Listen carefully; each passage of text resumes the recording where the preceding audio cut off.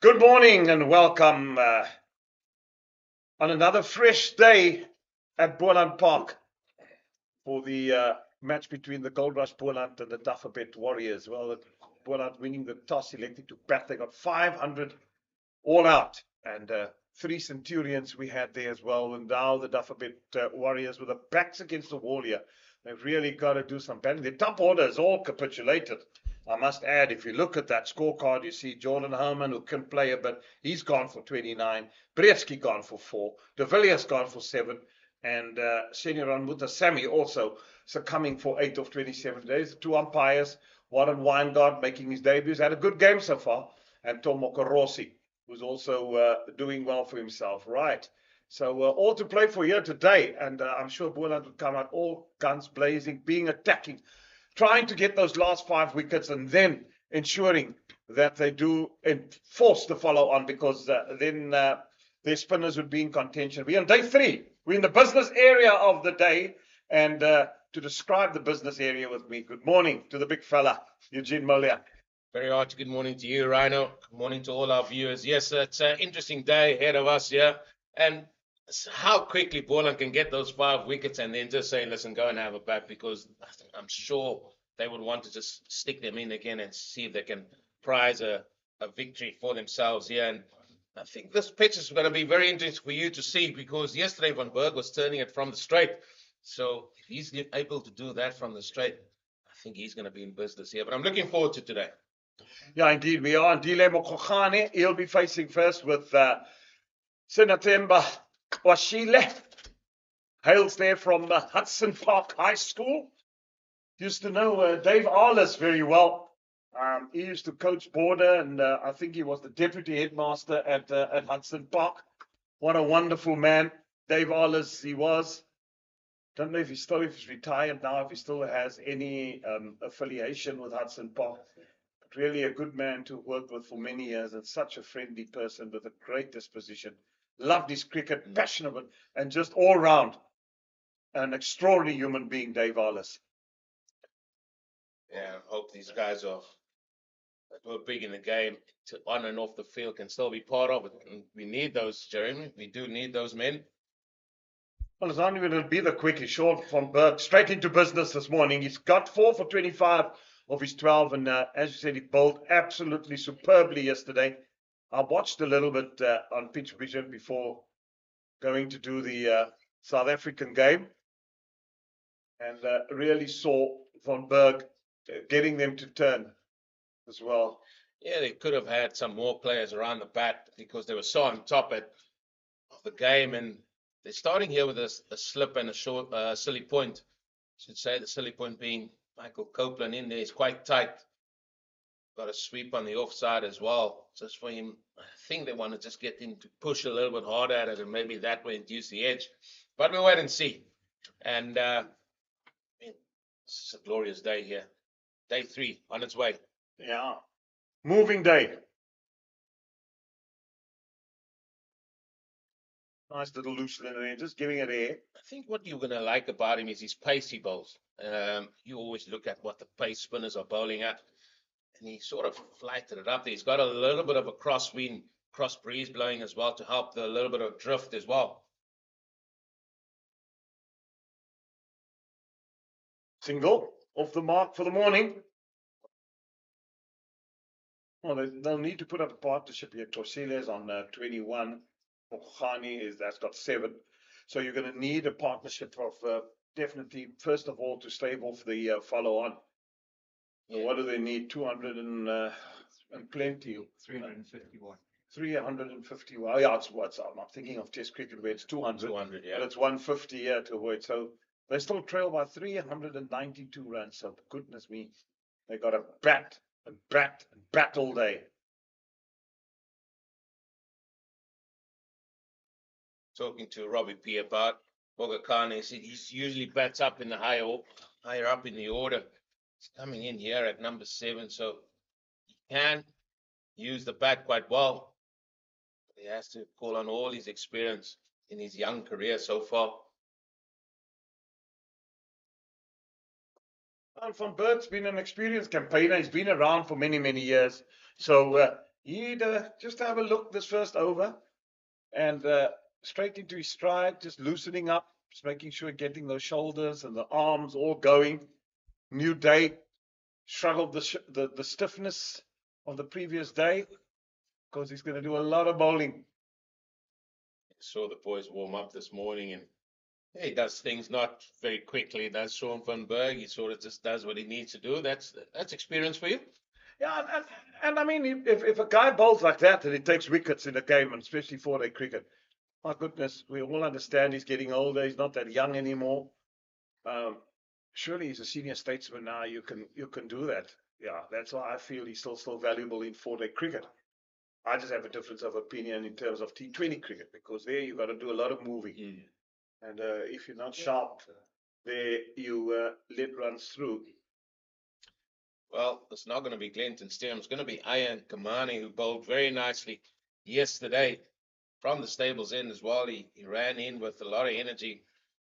The only sort of downside to his bowling is the amount of no balls he bowled. He just got to get his foot behind. We've already seen a wicket off a no ball in this match, and you don't want to be another one added to that list. Yeah, it's inexcusable for bowlers to bowl no balls. I mean, really. They should be running a lap of honor up to the Taal Monument and back when they do that.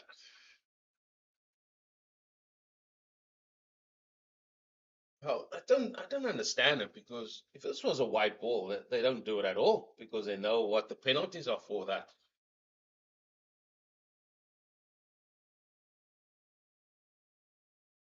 Immediately, you should be your run up. I mean, you should mark that out beforehand. You should be warming up as a bowler. Make sure you. But I just watch when they warm up. That to me is incredible. How far they overstep the mark.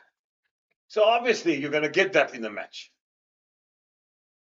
They're measuring it out with measuring tapes and all sorts, maybe a string. Back in the day, you just said stride it out. You can forgive your stride pattern not being the same as what it was yesterday, but I don't think a tape measure stretches or start on the leg side again. Yeah, unless you take a bit of cotton here, that stretches. Or wool. Oh, dear. Used to get guys walking out there, they run up just with the size of their feet, 1 foot the next, and then they still bowl no ball. Say, you're wearing the right size shoes today. Yeah, and I tell you what, with all the marks out there that they make and the paintings that go on, I thought it was Picasso. You got to have some sort of finesse to that. It's not just about painting a line, Jeremy. Oh, well, I always thought it was. Nah, I knew it. You got to have some finesse. You're right. Just dabbed onto the offside. Used to have the old Y that looked like the South African flag. That was my one. Well, what happened to the good old days? You had the round little marker, and you used to just scruff the grass, put the marker in there, and off you go.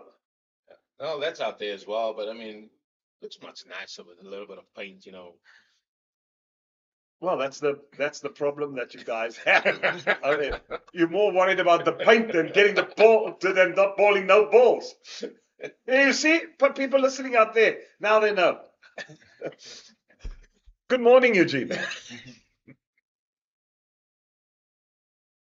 He's eating his straps straight away. I've been on the offside. Sort of a standard field this morning.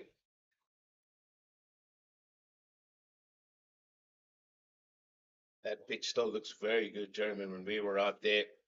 Yes, with the sun baking on and the breeze blowing. Could be drying out a touch more. Still a good pitch to bat on. Yeah, it is, definitely. But the ease, as you said, the east turn, good.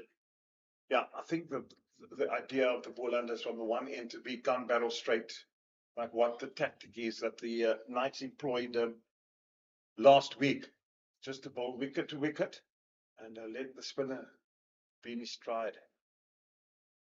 So Boland, how many spinners have they got in here? They've got potential three. They've got Van Berg, they've got Copeland, who bowls offies, and they've also got, I say, call him the golden arm, Aviwe Makajima. He can also turn his arm over. But they're part-time spinners, aren't they?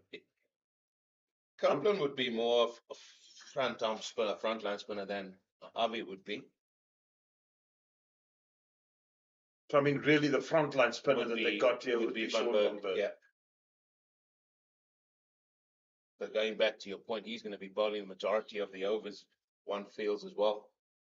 And how the captain, Clyde Fontaine, uses him today. I think for starters, I think he's bowling from the right end. He's bowling from the end where he's got a lot of success yesterday. He said, picked up the 4 sticks. He bowled well. Yeah, so you'd want him to bowl. If he gets another wicket or two, you're into the rats and mice here then eventually. So, yeah.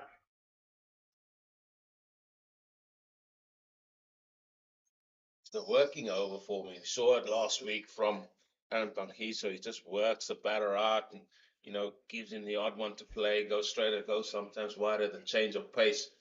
We've seen the leg spinner now with his craft.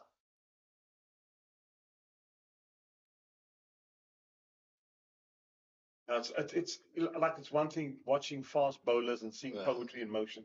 It's another thing seeing a leg spinner. I mean, I could just spend hours watching how they go about their business, how they go about their work. I mean, and Shane Warne, wasn't he just the exception? Love to watch him bowl. Leg spin. Sean van Berg is another one. The other leg spinner, I just loved watching to bowl. Talking many moons ago when I was a youngster, was to watch Dennis Hobson. Yeah. Into that southeast at Newlands. Oh my goodness. I mean, he used to bowl Western Province to victory on the last day when Barlow declared. Absolutely magnificent. How he got that googly to go. How he used the southeaster. Yeah. Remember at the back there? Yeah. There was no stands. There was nothing. There was Castle Corner. It was open. People used to light their fires there and their Scottelbraais and used to be packed around that area. So when that southeaster howled, boy, I mean, no concrete buildings. I mean, the Oaks had all the plank seats. The Oaks, the Willows, and the Plains. And nobody wanted to bowl into it, except Hobson. Yeah, Hobson bowled into it. And the Roo always came from the Wynberg end. He had the breeze behind his back. And he was lightning quick. Big G. So if fast bowlers poetry in motion, you were speaking very highly of the spinners there now. And you can't be saying that. You can have that conversation with James King when he comes on. But you must speak more about our fast bowlers. Please. Just keep the poetry in motion. I like that. You should have stopped there. Yeah, no. Fast bowlers are. I was just to see when Donald, Steyn, and Rabada, when they get into their stride and they're doing their business. My God, it looks like a horse running the July. Alan Donald at his absolute peak. He was. Yeah. I mean, that spell against Atherton there in England. Yeah. And Boucher dropped the catch as well, and this put more sort of blinkers on. Yeah. The one was too against Atherton. I mean, the little Jack Russell, he just stayed in. He got hit all over his body, but he just managed to stay in with Michael Atherton. What a game it was. I tell you what, there's so many good memories and things that you have, and watching a guy like those 3 fast bowlers South Africa's had, they were absolutely full. I mean, I always used to say when Steyn's heel used to kick up against his hamstrings, you just knew. You just knew. Would have liked to have seen more. I know he struggled with injuries, and Van for me had a really lovely action. No, he was quick. He was quick as well. Yeah, I saw him at the academy, and I'll never forget when Hilton Ackerman phoned Dr. Bacher, and he said to him, I reckon you should come from your office now. I've got the next best fast bowler that this country has seen, and he's the best. And I remember Dr. Bacher leaving his office and going to the Plascon Academy that was at Rao, I think, where they had a Rao University, and saw him for Gum. He played he was bowling at 150, 155 kgs per hour. Guys at provincial cricket, I tell you what, they were scared to face him. That's how quick he was. And what a pity that so early on he had the femur problem. I mean, he would have been right up there. He does commentary, Xhosa commentary, Super Sport with us now. But my goodness, what a humble man, and just never speaks about himself, just loves the game. just does what he has to do. And another just a fantastic person, Mfuneko Gum. Very, very fond of him. And yeah, I think he, when you speak about that injury and you speak cricket to him, it's nice to have his views, his input about the game. And it was just such a pity that he got injured so young in his career. He would have had over 300 test wickets had he gone the whole hog. Catch it. Oh, that was in the air. perilously close.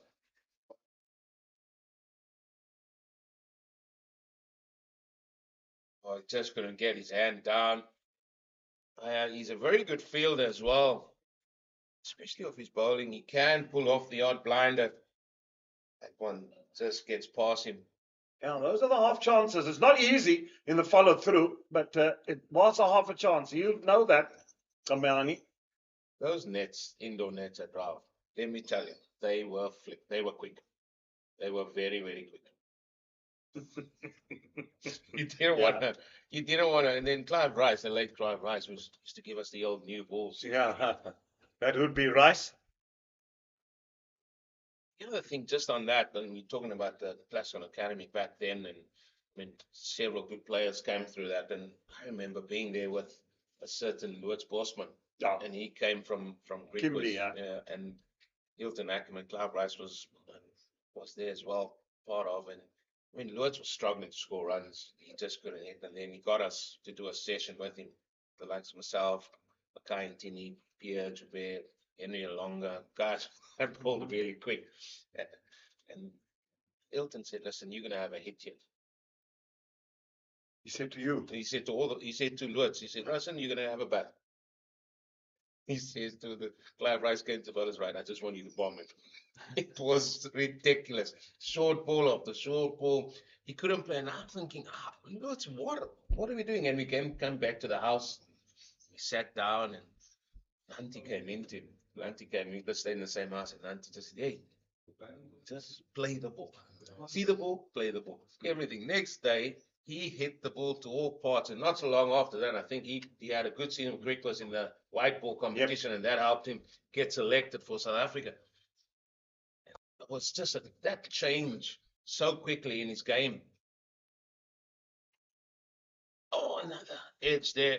That's going to go to the third man, but for a couple. Yeah. But we spoke about this morning, and how important that part of development can be. That was in the winter with Plascon Academy around with several good provincial players as well, young and guys that have played a few seasons as well, and that just helped a lot. I mean, guys have went on. Nick Beheer went on from that academy, represent South Africa. And how many more didn't come? And how good was it? Because, I mean, if you look at that academy, the coaches that were available there, I mean, really, it's. I spoke to someone this morning and just said that the modern day players sometimes say, who are those guys that have done it before? My goodness, in Australia, they hero worship them. They believe, I mean, the West Indies, they still talk about those who have done it.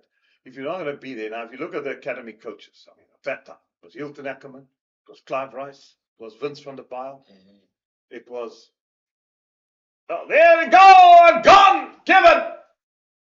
Oh, 6 wickets down, Van Berg bags his 5th, and now I'm afraid the Warriors in all sorts of trouble now. Yeah, needs the man, Sheila, that's got to depart there. A Michelle there for Sean Van Berg. He's bowled well, striking early here inside the first 15 minutes. 6 down, and the Warriors, they are in all sorts of bother here at Boland Park on day 3. Well, the next man coming in here, you said the right, that's advice. Well, they've got to hang around for a long time. Now it's a matter of time, not so much scoring, it's a matter of time and batting time. And just to get back to that story, because she left parts to, you look at and then they had Vincent Barnes came in there eventually. Then you had Shukri came in came in there, Russell Domingo, those young coaches and all that. And I always remember Hilton Ackerman saying to me, this guy Domingo, which is to say, and I mean, Hilton was very fond of Shukri too. They had a very great relationship, the two of them. And I know Shukri has, but he always said to me, this Domingo guy is going to become a very good coach if he keeps at his job. I mean, he's coached South Africa. Yeah. Hilton, he rated Shukri Conrad as well. So there, Shukri's coaching South Africa. So a lot of, and Hilton, you can say I mean, the stories, everybody keeps on saying, gee, what's the stories at the academy? And that is what I so wish can happen again. That the place, the high performance center in Pretoria becomes that again.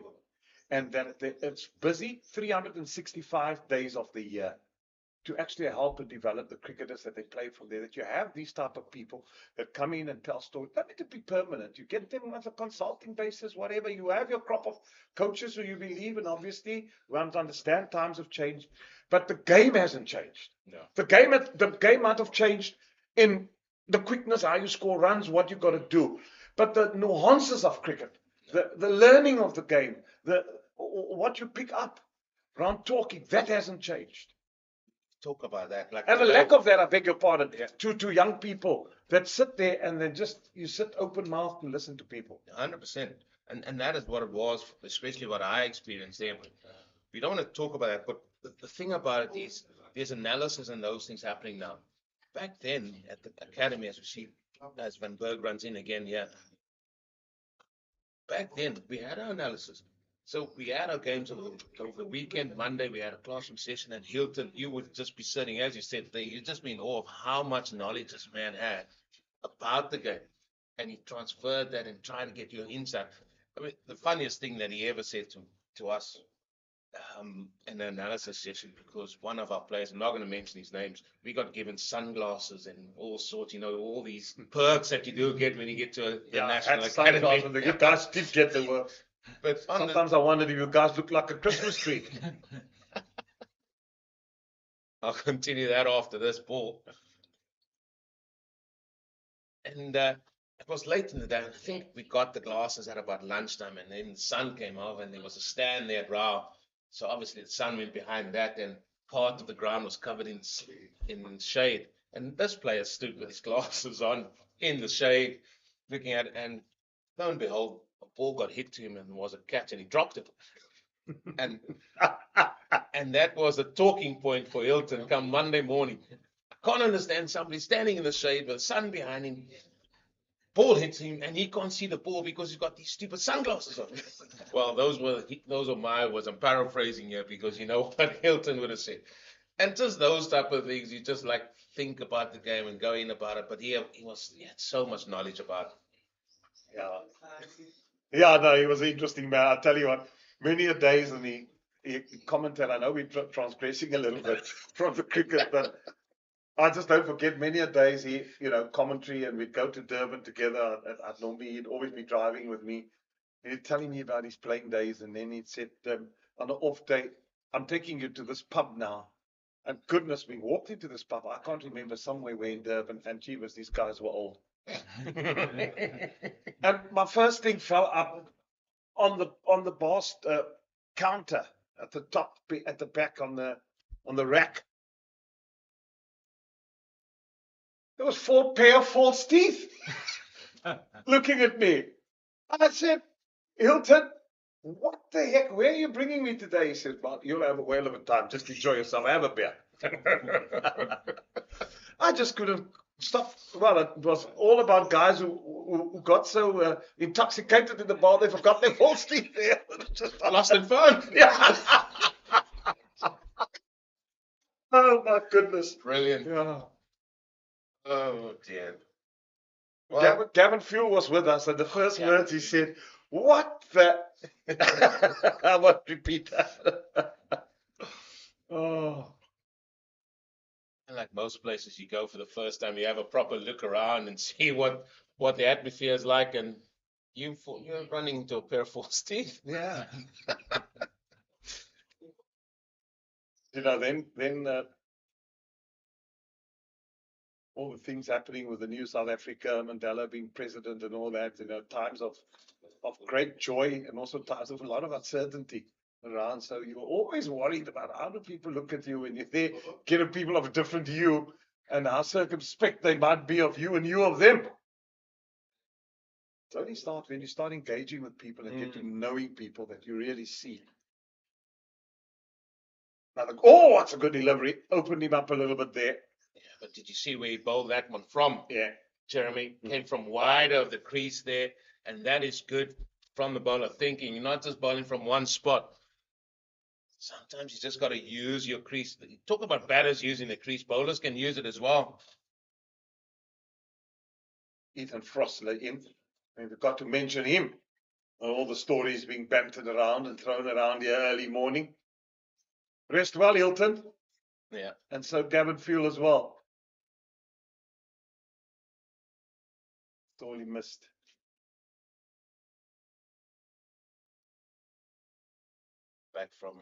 Back on his usual point of delivery, Ian Kamani. That's what I wanted to ask you. One is not that close to the change room. You only see the players and all. Are there still characters around the game within teams? I think there is. I think that's the most important thing. Yes, your playing skills are there. Bring that to the team, but obviously your character and personality off the field, you got to have that person. And I keep saying it when I come on comms. Whenever I see Keith Dodgen, he's got that. He looks like somebody has drunk about 3 or 4 Red Bulls before you even talk to him. He's always a live wire. This man running in now, Ian Kamani. He looks like somebody that can really get a change room going. Aviwe Makajima. There's definitely still a few.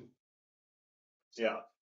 There's definitely a few. The thing is, especially the ones that we played with, Neil McKenzie was one, but he was captain of the Lions at the same time. And, you always had to have that line of respect as well. Like, look here, he's your captain, but also listen, he's your buddy as well. And he was good at that. I still think he's one of the better captains that I played under.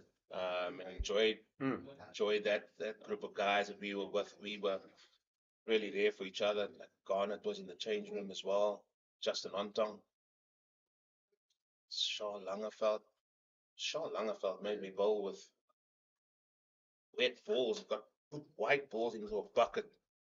Because you know how the IFL gets the old dew factor there and late in the evening. And he said, listen, I'm not going to have any complaints about or excuses about bowling with wet balls. And you got to practice bowling with a wet ball. And that's what he did.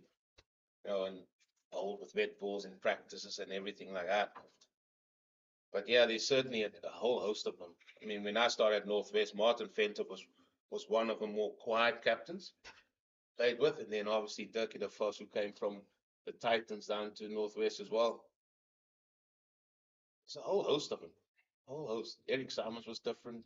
Craig Matthews was different. When just seeing these players that I used to look up to on TV, now I'm sitting in the same change room as them. What did that feel like the first time you encountered this? Coming from Hanover Park. I remember coming in the hood. Well, we spoke about Ali Bakar early this morning, and I just came back from a SN 19 tour, and then I got the call as well, and they had an exchange program with MCC. So I think Jeffrey Tuyana was also on that program, if I can remember. So you go to England.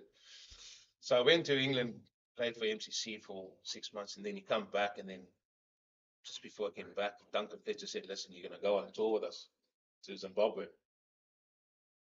Sweep shot. Well executed. No man there, but I'm sure Sean Van Berg wouldn't mind that. He's got a few men around the back.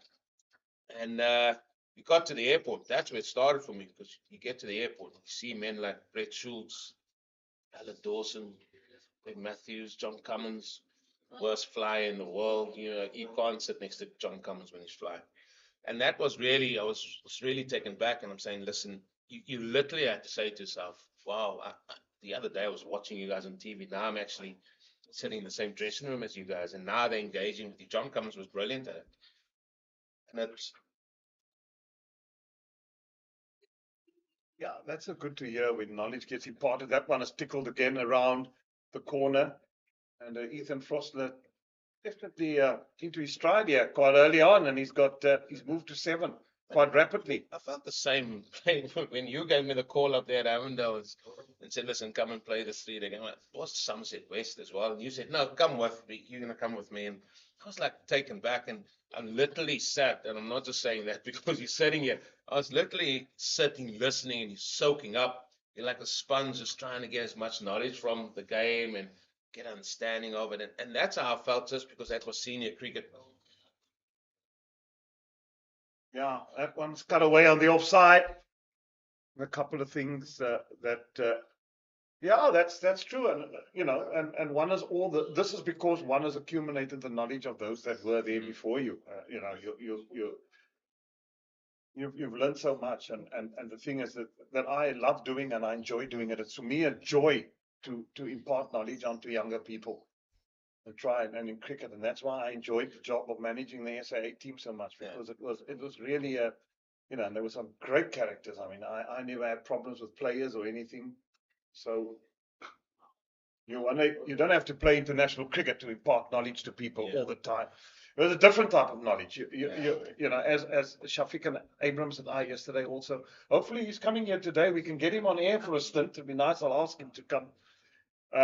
He said, Rhino, we all knew our role. You managed to that level. The others coached. We selected. So everybody knew their roles. And when you put it all together in the pot, that's how you impart to the players.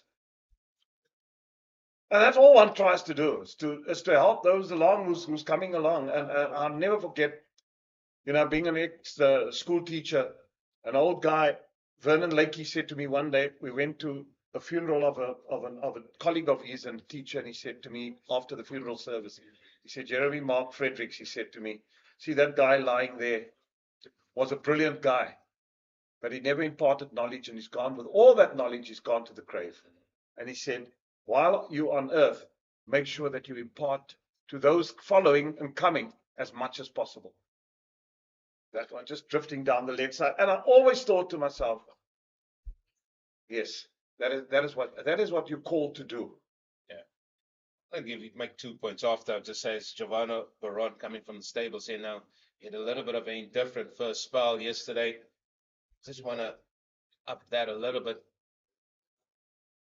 I want to say a couple of things on just those points that you make there, Jeremy. First point is, and because I'm in that school environment as well, and you being a teacher, is in the coaching environment, if you've played the game or been around and they know about you, they've sort of been a little bit more accepting about, oh, okay, yeah, you know what he's talking about. I always thought, and this is how I went about it, like anybody can give you any bit of advice, no matter who you are, where you come from. You got to have the respect to accept that, and then you use that according to how you feel or how that advice could best help him. Don't just say, no, you don't know what you're talking about. And I feel that sort of lack of respect or disrespect is I see it so often, especially in youngsters who they only listen to certain people. We listen to everybody, as you just said. We couldn't stop listening to people. And I think that is what, I mean, I'm doing it now. I'm getting in commentary and stuff, or we get some help from you because you've been at it far longer than we are. And that is important. I remember doing the Irish, Ireland, South Africa ODI, and after every day I phoned, it was during COVID, I phoned Shukri. I said, Shukri, listen, what did you think? On the leg side again. Yes, he is trying to get it a little bit straighter, just losing his line. And that's what I do after every day. I like go through my notes. What could I have done better? If there was a little bit of a game, I would listen to myself. And someone always said, once you get into commentary, you're gonna no matter what sport it is, you're gonna listen more to the commentary than watch the game. And I thought, wow, it's actually it is something there. But yeah, there's a lot of advice. There's a lot of advice out there, Jeremy, and I think it's how you accept that advice and be respectful about how you accept that advice. That's very important. Yeah, and you've got to decipher what is good for you and always take the advice. I mean, the one bit of advice I always take, I mean, I've been doing this for 30 years. The one thing is, every time I go on air, I have a bit of jitters. Really? Yeah, and I wrote to Bill McLaren once, and he replied back in a letter to me, said, about commentary. He said, the day you stop getting nervous is the day you take your bags and you leave the commentary box. I still get excited, no matter whether it's an under 10 game that gets played. And the big thing is to prepare well. You know, we've spoken about that. And that's what makes, I mean, we've got some wonderful broadcasters part of. I was lucky. I mean, I was schooled by Trevor Quirk, Robert Jackman, Mike de Villiers, Quote Revere. Those are the people that schooled me. I was since 1974. I was an ardent fan of Gerard over the years, and I was 8 years old when I said I wanted to become a broadcaster. Really? Yeah, I promise you. Wow. That was, yeah, and after school, you know, there weren't opportunities because of the laws of the land, and people of color couldn't become commentators. So, yeah, I ventured off into the teaching profession. But the break came in 1993, 94 when I was at Free State Cricket, and spoke to Trevor Quirk, and he got me in, and then just paddled around the corner. Well, ladies and gentlemen, I can tell you, he's still a teacher, whether he is on comms, whether he is on the golf course, or whether he is emceeing at golf events. He's still a teacher, because you don't want to be making a noise in the back of the bar while he's on the podium and saying, listen, trying to do his bit, and then the odd man shouting at the background. How do I know this? I was privy to that. Oh gosh, you're embarrassing me out here. I mean, this dark skin is blushing now. Well, we better get on to what we're seeing today, Jeremy. The mountain ahead of the Dafabet Warriors. It is enormous at this stage here. Yeah, I think Robin Peterson would be a little bit disappointed how they went about their business properly in the first inning, bowling wise. That's for starters, to allow Boland to get to 500. But Boland, I mean, they've all credit to them. They've come back nicely from being slaughtered last week, and they've got themselves in a very, very, very good position today. So all the odds stacked in your favor that you would say if you can get these wickets before lunch and make them follow on again, because you don't want to give these guys a day to bat. If you look at this batting line, I mean, you look at guys of the likes of Senioran with the Sammy, Jordan, Herman, Jean du Plessis, Matthew Bretsky, and even Satime Koshile, but they got the ability to bat all day. So the sooner you wrap up this innings and ask them to follow on, the better. Just remember also, you also don't want to be bowling until 4 o'clock this afternoon trying to get 4 wickets, because then bowlers are going to be tired. You know, they're not going to have the same effect. And then you got to think, whoa, do we bat again for a little while or what? So if you want to be in the game, my team talk would be, I've been this morning, by lunch, these guys have got to be gone. They've got to be batting again. That would be clear instruction. I just feel if I look at that field placing, still they got the leg slip in. I still feel a short leg, to me, and Silly Point is a vital fielding position in terms of spinning in the ball. You get the inside edge of the bat, the outside edge of the bat. My forward prod goes to a Silly Point. The short leg could be business when there's an inside edge. Never mind whether the ball, because if he bowls the googly, the one that goes the other way, there's also business. Thank you, Eugene, for your insightfulness. I really enjoyed the first 35 minutes chatting with you, and from one pearl of wisdom to another pearl of wisdom. It's the Cape Fox.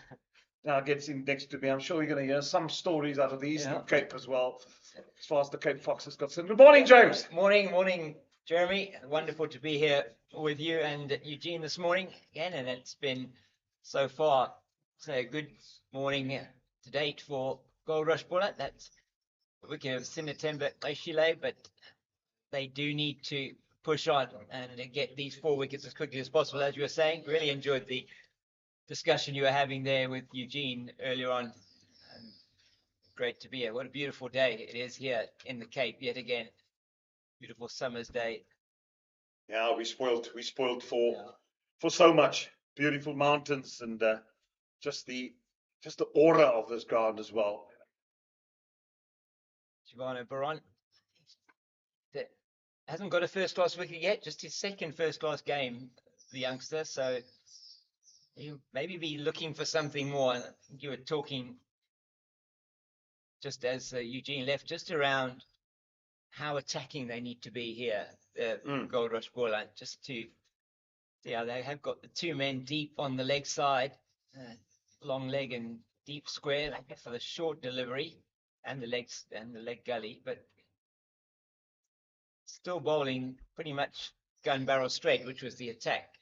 Where the attack has worked very well for Kamani, but I think he was just able to get the ball to yesterday, just skid on, and he was always trying to hit the top of off stump, which was where he got the success. It was that session when Kamani and Van Berg were bowling in tandem that the Warriors lost all those wickets in quick succession. Top order just completely decimated. Yeah, nicely played. Getting into a good position. Yeah, he's looked pretty good so far, Ethan Frostler, hasn't he? He's, just his second first-class game. Asked to open the bowling with Juan Olivier on day one. Had been a grind for the Warriors bowlers, as you said, just not taking the opportunities that were given to them.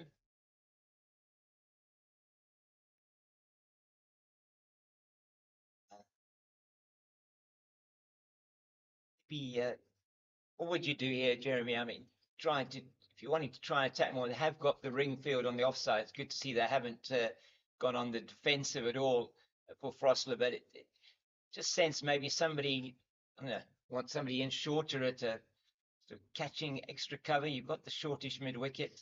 Yeah, I'd have a short extra cover in, definitely, and maybe just another slip. I take the man that's short and the leg side. Yes. I put him at a short cover, bring the extra cover and put him at slip. And then say to him, right, because you shouldn't, that's setting a field for bad bowling if you've got a guy short on the leg side. Say to him, right, I want you on the line of stump. Third and fourth stump. That's where I want you to be. And get him to drive. Yeah, that will open up that slip area there for you. And down, as you said, it's now number 8, Frostler. No real record in terms of what he's got with the bat. Andile Mokhakane can hold a bat. He's yet to score a first-class century with an average of around 20. So he's certainly got can bat, but just sense something could happen any delivery here with Sean van Berg bowling. Oopsie. Just don't take a tumble, Sean. Could have an earthquake. All smiles. Yeah, he's also a wonderful character. He is, yeah. Sean van Berg. He plied his trade across the country, hasn't he? Yeah, some of the titles to the Free State. Yeah.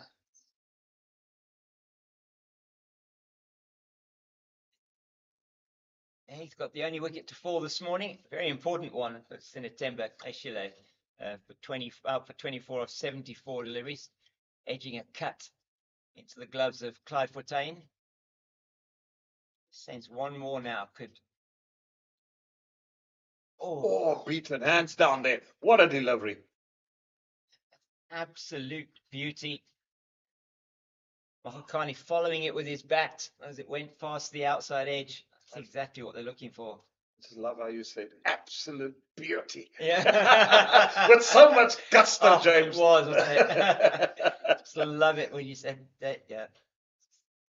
The question gets asked. Oof. Is there bat on it?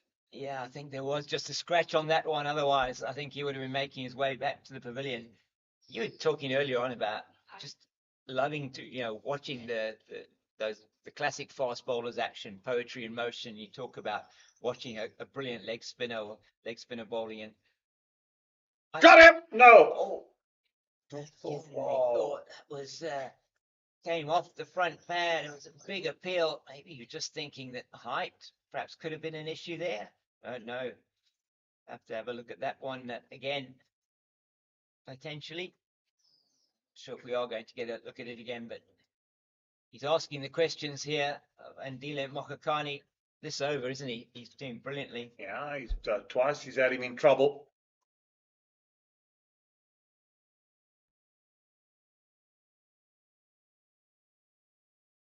You wouldn't mind that, Sean van No. Berg. Not at all. He's bowled a couple of really, really good deliveries in this over. He's getting purchase off the surface. We saw yesterday, nothing really from the Warriors spinners necessarily, but later in the day, Van Berg just getting some really good movement. Oh my goodness, that's a dangerous shot. Yeah. You're going to sweep against the spin. Well, he survived the over. But the other thing that's also good, James, is the patience that's being exhumed by Sean van Berg. He's just patiently going about his business. Yeah, you were saying about earlier watching fast bowlers. Yeah, and I mean, just and looking at a particularly a wrist spin bowler and the craft that they have. It's just you were talking about the late Shane Warne. I mean, I didn't ever have the privilege of watching him. I think in the flesh necessarily, but it was just the ability that even a Sean van Berg, you look at his experience, 490 odd wickets now in first class cricket, and just look at the craft and how he bowls, how he sets up the batter, and he's trying to set up the batter, and it's just wonderful to see. Oh, yeah, the big thing he also said once, I had the privilege of working with him on broadcasting as well and Super Sport, and he always used to say to that, and he asked him so many, because I mean, here was this pearls of wisdom. Yeah. And, you'd sit at night having a beer or over a braai flakes, and you'd speak to him about, he'd just tell you stories about different, and he just said, youngsters must just bowl. Yeah. Said he only learned later on in life to bowl the flipper, and he got the top spin and whatever. But he was that one is just nicely off the edge of the bat's going to run down to the third man area. And he was just saying, the more you play, the better you get. And I just thought it was so, that's what they all say. And I mean, Terry Jenner was his mentor. I had the honor. Also, we one night were at Barry Schulthammer's house with Robert Jackman and all the guys, and Warnie was there, and so was Terry Jenner. Oh, great. Met him and could speak to him about where did he find Shane Warne? What, it was just, I mean, we got the whole day. We'll speak about it as the day goes by. But I mean, it's just fascinating to know. And he was telling what a mischievous young boy Shane was, and but he could see the potential at a young age that this guy could be something special, and then decided just to, besides him playing for St. Kitts and where he played, Melbourne area, and our mom and dad used to take him to cricket, read his books, read his autobiographies. I mean, if you want to have more insight. I mean, he was the greatest leg spinner ever to be produced, ever in the world has ever seen. Yeah, no, there will be probably none other like Shane Warne that we're going to see ever in cricket, probably in the future as well. Just an incredible talent. But as you were saying there, I mean, just those words from Terry Jenner about the more, from Shane Warne about the more you play and the more you practice and the more you work at it, the luckier you get maybe. Not a bad delivery there from Giovanni Baron. It just, you've got to work at it. I mean, as much as the natural talent that you might have, or you identify as being a natural talent, nothing trumps hard work in terms of getting to where you do get to. And I mean, you'll probably also remember, I mean, Darryl's brother Ralph Cullinan, very good cricketer. Yeah, very good cricketer. And he also, both of them coming from Queens in what used to be called Queenstown, and I'm not quite sure what the name is now of the town, but Queen's College. Yeah, he's in Queenstown. And they same place where Tony Gregg hails from. Yes, that's right, Tony Gregg. And just saying, I mean, Ralph was Ralph had such an incredible amount of natural talent as well. I mean, Darryl worked just so hard at his game. Nicely driven. That's a good shot. But fuller delivery, got the foot to it. This Frostlers looked quite polished here this morning. Yeah, they've done well, these two. That partnership now goes up to 20, and it's come in reasonably quick time. Into now the 8th over, so it's been a little bit faster than the first few overs were this morning. very good to see him being positive. I think that's what you'd want if you're Robin Peterson.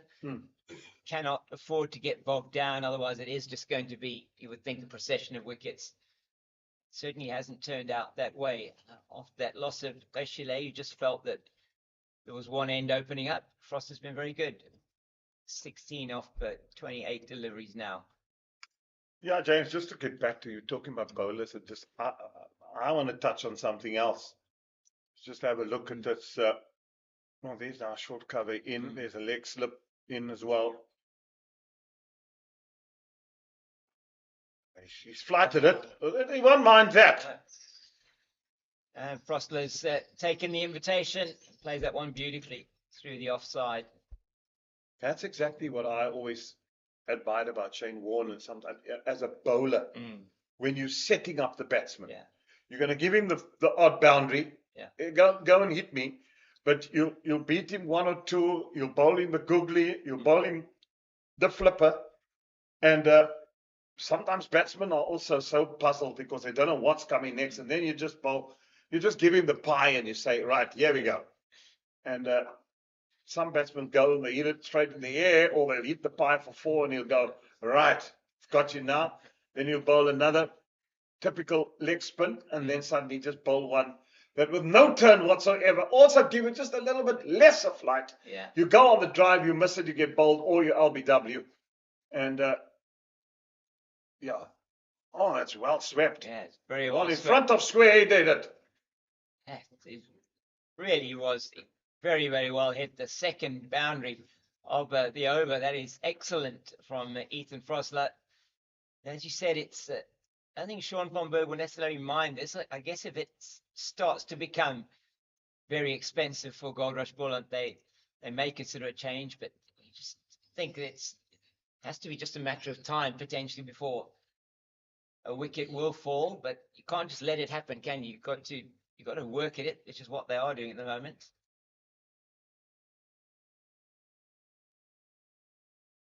Another single. Very accomplished. Ethan Frostler. Been impressed. What I've seen this morning. Yeah, and Mitsu 25 off 32 with 3 fours. So he's played his shots, hasn't he? Which is what I think has been very important in this situation. In the first sort of half an hour until the wicket fell, it wasn't really anything much in anger from the batters. They weren't given too much to hit, but they seemed to be a little bit becalmed. And Frostler's just brought a little bit of impetus into this. Oh, it's just now fielding change here. The leg slip for Mokokhane is now at a silly point position. So what has he got in store here? Is he trying to draw him forward, get the outside edge? Yeah, he's giving it flight. You see how the ball just drifts with the wind as well. Just the guile. That's lovely to see. I was watching Semran Mutasamy on day one as well, when there was this breeze coming across the ground. Just that drift was absolutely lovely to see. He wasn't getting any purchase off the surface. It's not losing his footing there again almost. Yeah. Yeah, James, so that build up, you sit and you watch batsmen bat and you just know something at some stage is going to give you. Either he's going to release the pressure or he's going to get out. And that to me is always so. Oh! That is another tremendous delivery from Sean van Berg. He did get punished a little bit in that over, but he's probably not going to mind that. 19 overs, he's bowled 5 maidens, 5 for 49. And it is 142 for 6 after 56 overs, starting the day on 107 for 5, the Warriors. And it's going to be Giovanna Baron to continue from the stables end. And just a question here about the approach from a Goldrush Boland point of view. And they left, so no Sia Mahima in this team this week. And we've seen only Sean von Berg in action. You were asking earlier on, Eugene, who does Goldrush Boland have? Well, certainly they have 2 off spinners only to be able to bowl some more spin, and it perhaps does leave them without an option there. Not having Sia Mahima in the team, Giovanna Baron was favoured ahead of him in this lineup, but the wicket certainly not looking like it would take a huge amount of spin, and has not it's done something now with Sean van Berg yesterday and into today. He's been getting some purchase. The faster bowlers have toiled hard on this pitch and not really got too much reward. Yeah, but that's the job probably that they got to do. Yeah. You know, that's to make sure that they keep up their end, and that allows then Sean van Berg to bowl extensive spells. But it'd be worthwhile for all the captain also. I mean, Sean van Berg has started bowling at 10 o'clock. It's almost 11 o'clock. It's 5 to 11. It would be worthwhile saying, right, let's get the quickies to operate from the one end, and say to Copeland, I mean, Copeland really wants to become an accomplished cricketer. He's been battling also with bat in hand as a batsman. And if he's dying off spinner, work at your off spinner and make sure that so that when you fail, you've got that all-round ability. This is sometimes I just wonder how hard do these cricketers come, some of them, well, the coaches says, and come to the nets. Do they just do that, and do they just do enough to keep their place in the team, or do they say, I'm going to go the extra mile? Do they sit there? That's where you've got to plant that seed to them and say, listen, but don't you think that is an option as well? Yeah. Make the play. Bob Woolmer always said to us, if you really want to become a very good cricketer, out of the 3 disciplines of cricket, you've got to be brilliant at 2. Yeah. So if you're a good bowler and a good batsman, it's a bonus in a team. Yeah. So you've got to do 2 of the 3 disciplines. So that one's pulled away, and he always said, either be an exceptional fielder and a good batsman, or an exceptional fielder and a good bowler. Never forget, those were the advice that came from Robert Andrew Woolmer, always to us in the change rooms at Avondale. So, yeah, so to me, I just don't think that cricketers must just concentrate. I mean, you look at Jock Cullis. I mean, he was just in incredible. 3 departments. You could catch, you could bowl, and you could bat. And how he could bowl and how he could bat. I mean, incredible stuff, as you say. Guys like Ricky Ponting says that he's the best all-rounder the world has produced. I know people talk about Sobers, and he was magnificent as well. But I think it's different eras. In the era, Sobers was the master. In the era of Cullis, he was the best, and there hasn't been better since. No. There was nobody in his era that could really touch him. I mean, the number of runs that he scored for South Africa, the wickets that he took, I mean, just absolutely incredible. And as you say, always could rely on him in that slip cordon. As see, the wicket walkers are out again today. It's the coaching staff of Goldrush Boland, just Henry Williams, Ezra Poole, and Jude Solomons, and Henry Davids, Henry Williams, and I wonder if his birds are flying this morning. I wonder. The big bird man, Bolly, Henry Williams. Okay.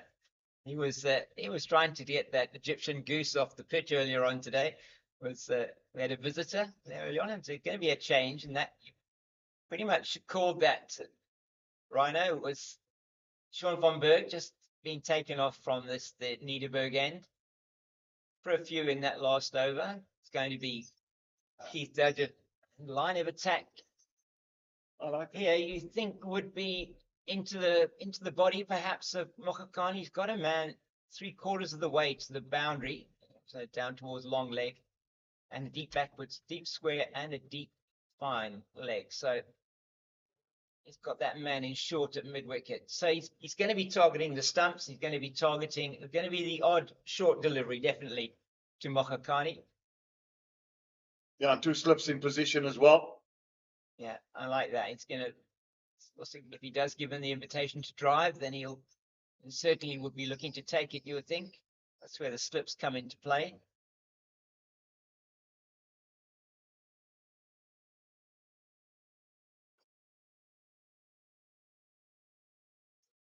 There's big, strong man, Keith Dodgen, a great acquisition for Goldrush Boland. Eugene was talking about him earlier on. You were asking, I mean, from a change room point of view, you get the characters in the change rooms and who are the people that can lift the team, and certainly you feel that he is one of those. You were talking about some of those characters that earlier on. I was as a very young lad. I'll tell you after this. Sure. Oh, is nearly the plan worked. Yeah, that's exactly the trap that was set, and he went on the pull. Man, nearly in business at that 45 position.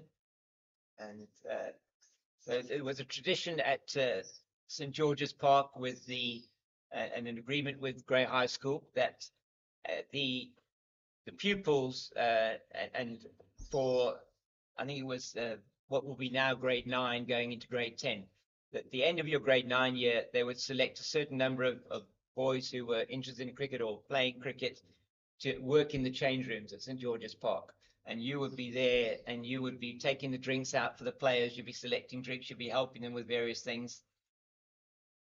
Well, that one moved significantly off the seam past through to Clyde Fortain. And it was quite amazing. So you had the opportunity. I was blessed to have that opportunity or given the opportunity.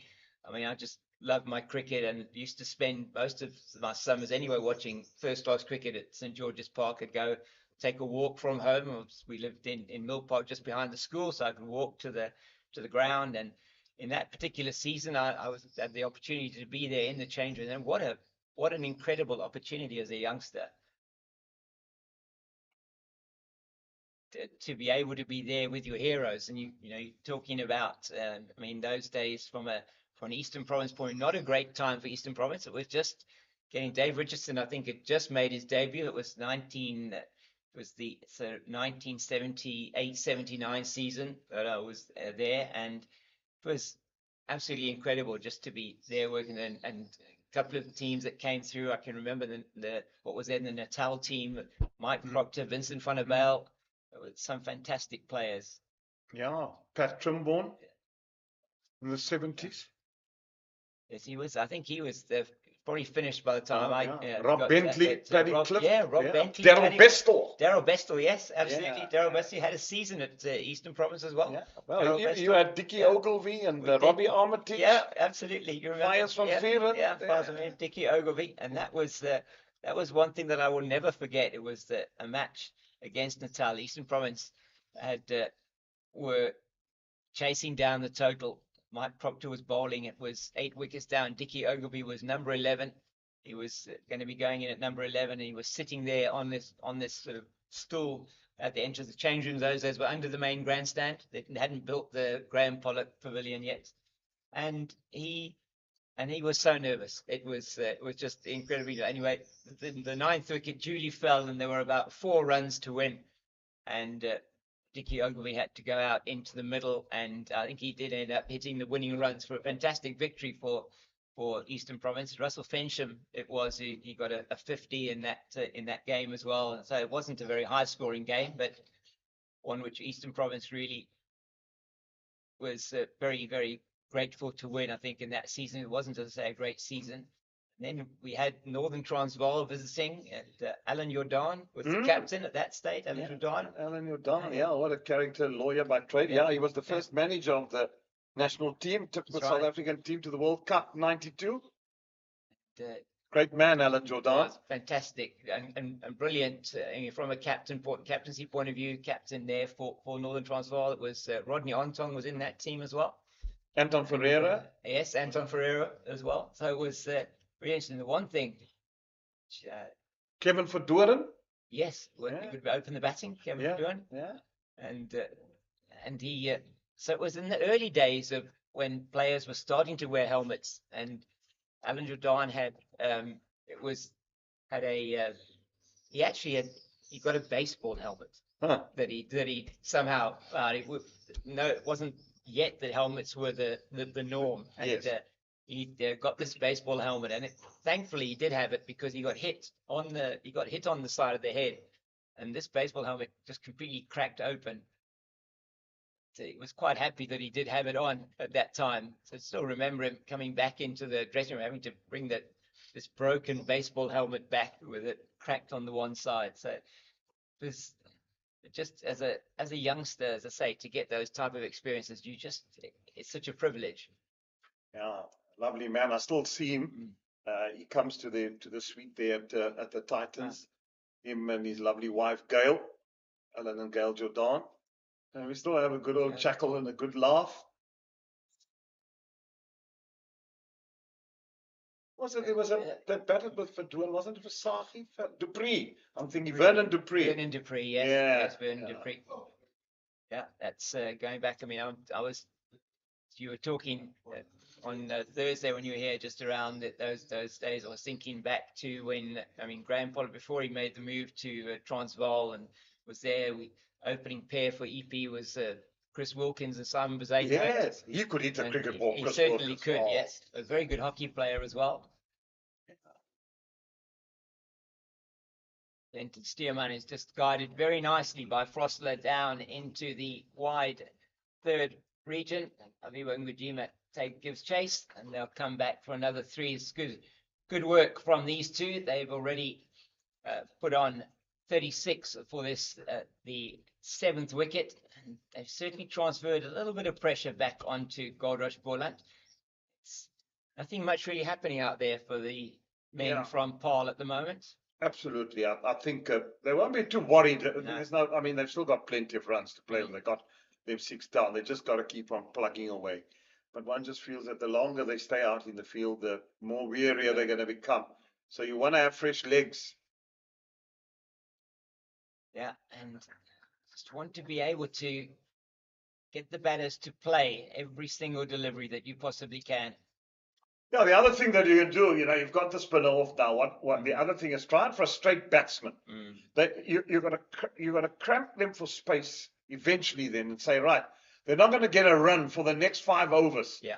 So you're on the single. You're on. If you're going to go over the top, if they get it for 4, yes. Yeah. And sometimes the choking mentality does work, and it forces batsmen into error. Oh, that one bounced from a length, and there was a little bit of movement as well. That was a bit of zip from Glenton Stearman there. You want to see more of that, James? Absolutely. We saw that one was the one that got Peter Milan in the first innings was very similar delivery, just more in line with the batting. Just couldn't get himself out of the way of the delivery, and so there is something there. There's a spot there, perhaps on the wicket, that you do get a little bit of zip. If there is something there, then Glenton Stearman will be wanting to try and exploit that. Keith Dudgeon to continue from the Niederberg end, and 149 for the loss of 6. They're just 1 run away from their first batting bonus point. 2 bowling bonus points already for Goldrush Boland.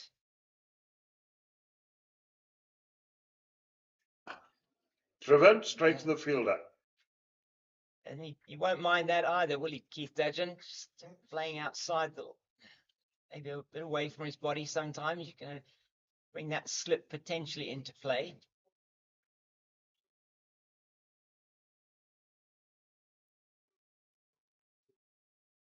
Had an interesting chat with Grant Rulison yesterday morning, just after his century on that first day.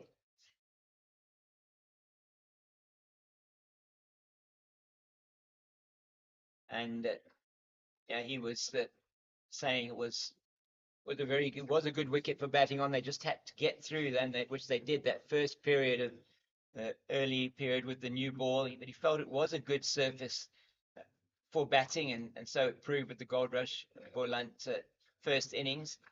And I think it's, he may not have been with his decision. Perhaps there was some talk they may not have been that happy, but it was a good innings. They used the opportunity of a very good wicket on that first day to get a really good total.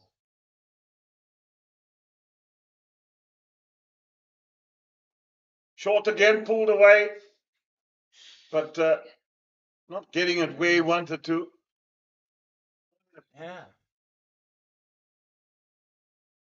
The short ball. There's a man that square up the umpire. Then you got your fine leg on, and then you got a man that square leg. He's halfway. He's in between. Yeah, he is. It's for that one that maybe loops up a little bit off the top edge. It's not going to go all the way down to the men on the boundary. Well, he'd be aggrieved if it goes off his head. Yeah, he would. Another good delivery into the body on Keith Dudgeon. To see what the plan is here, Rossler has played a couple of shots, cross back down into that region backward of square on the leg side. He's got the ball, he's got the field for the one that's also outside the off stump. He's got options in terms of where he wants to bowl and how he wants to set the batter up. And that is well left. Yeah, was very well left over his shoulder, just directed a little bit too much down the leg side. Yeah, that's the right delivery if it was on target and was actually going towards him. And this one he could just bob and weave out of the way because wasn't going to trouble him in any event.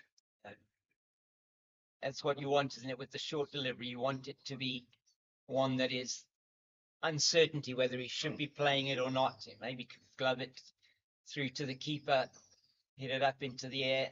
It needs to be directed more into the body of the batter. Short of a length again. It's the end of another Dudgeon over, 149 for loss of 6. Yeah, it's drinks time. It will be at Boland Park on the third day. Just maybe a time to have a good old drink and then just to regroup and say, look, guys, we need to try and in the next session up till lunch, try and get those wickets. So, 351 runs, the Dafabet Warriors still trail by the 149 for 6 and still in all sorts of trouble here. Well, I'm going to take a welcome break. Thank you very much, Rhino. Lovely to be on air with you again, and we'll be chatting together again a bit later.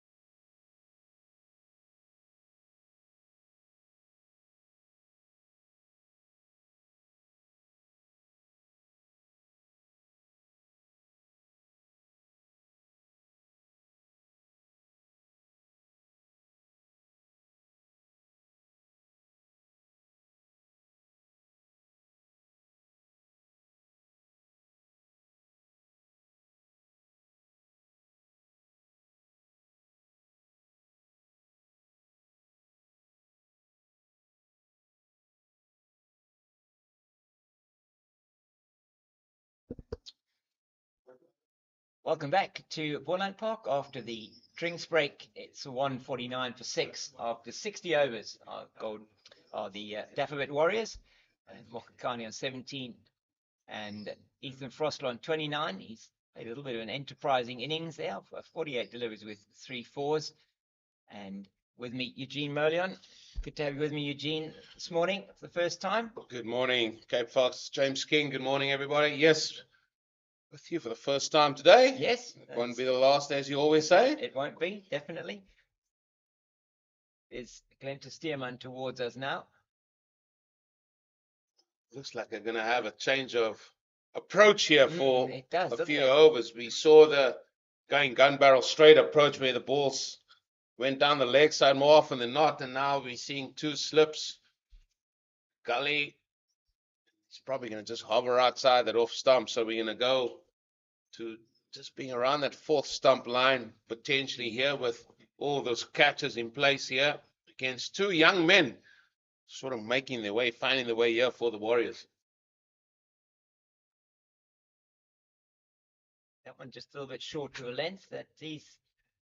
Sean von Berg was very good first up this morning, and they're getting the very important wicket of Sinetemba Ashile, and that was when the score was on 113. These two have put together a partnership of 36 so far for the 7th wicket, an important partnership, just taking time as well out of the game.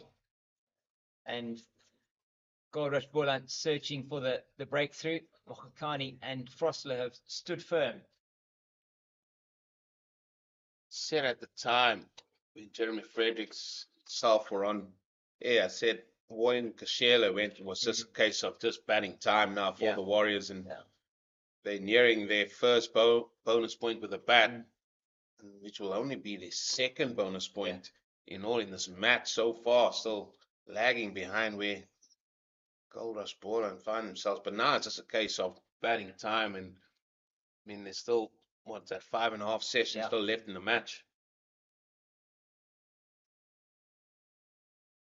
That one, he's not going to be worried to play that. You just sense he's got to be in that really tight to that sort of 4th stump line, doesn't he? Because if he's going to let him leave, I know it might dry up the runs, which is one of the things that we're discussing that could well happen. And it then might be forcing them into playing shots that they might not want to, but you still want to give yourself a chance of getting the wicket.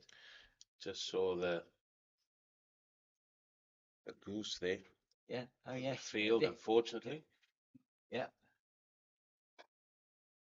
Just hoping there's not balls on sort of drivable length here. No, because he is in the very good position of short cover there.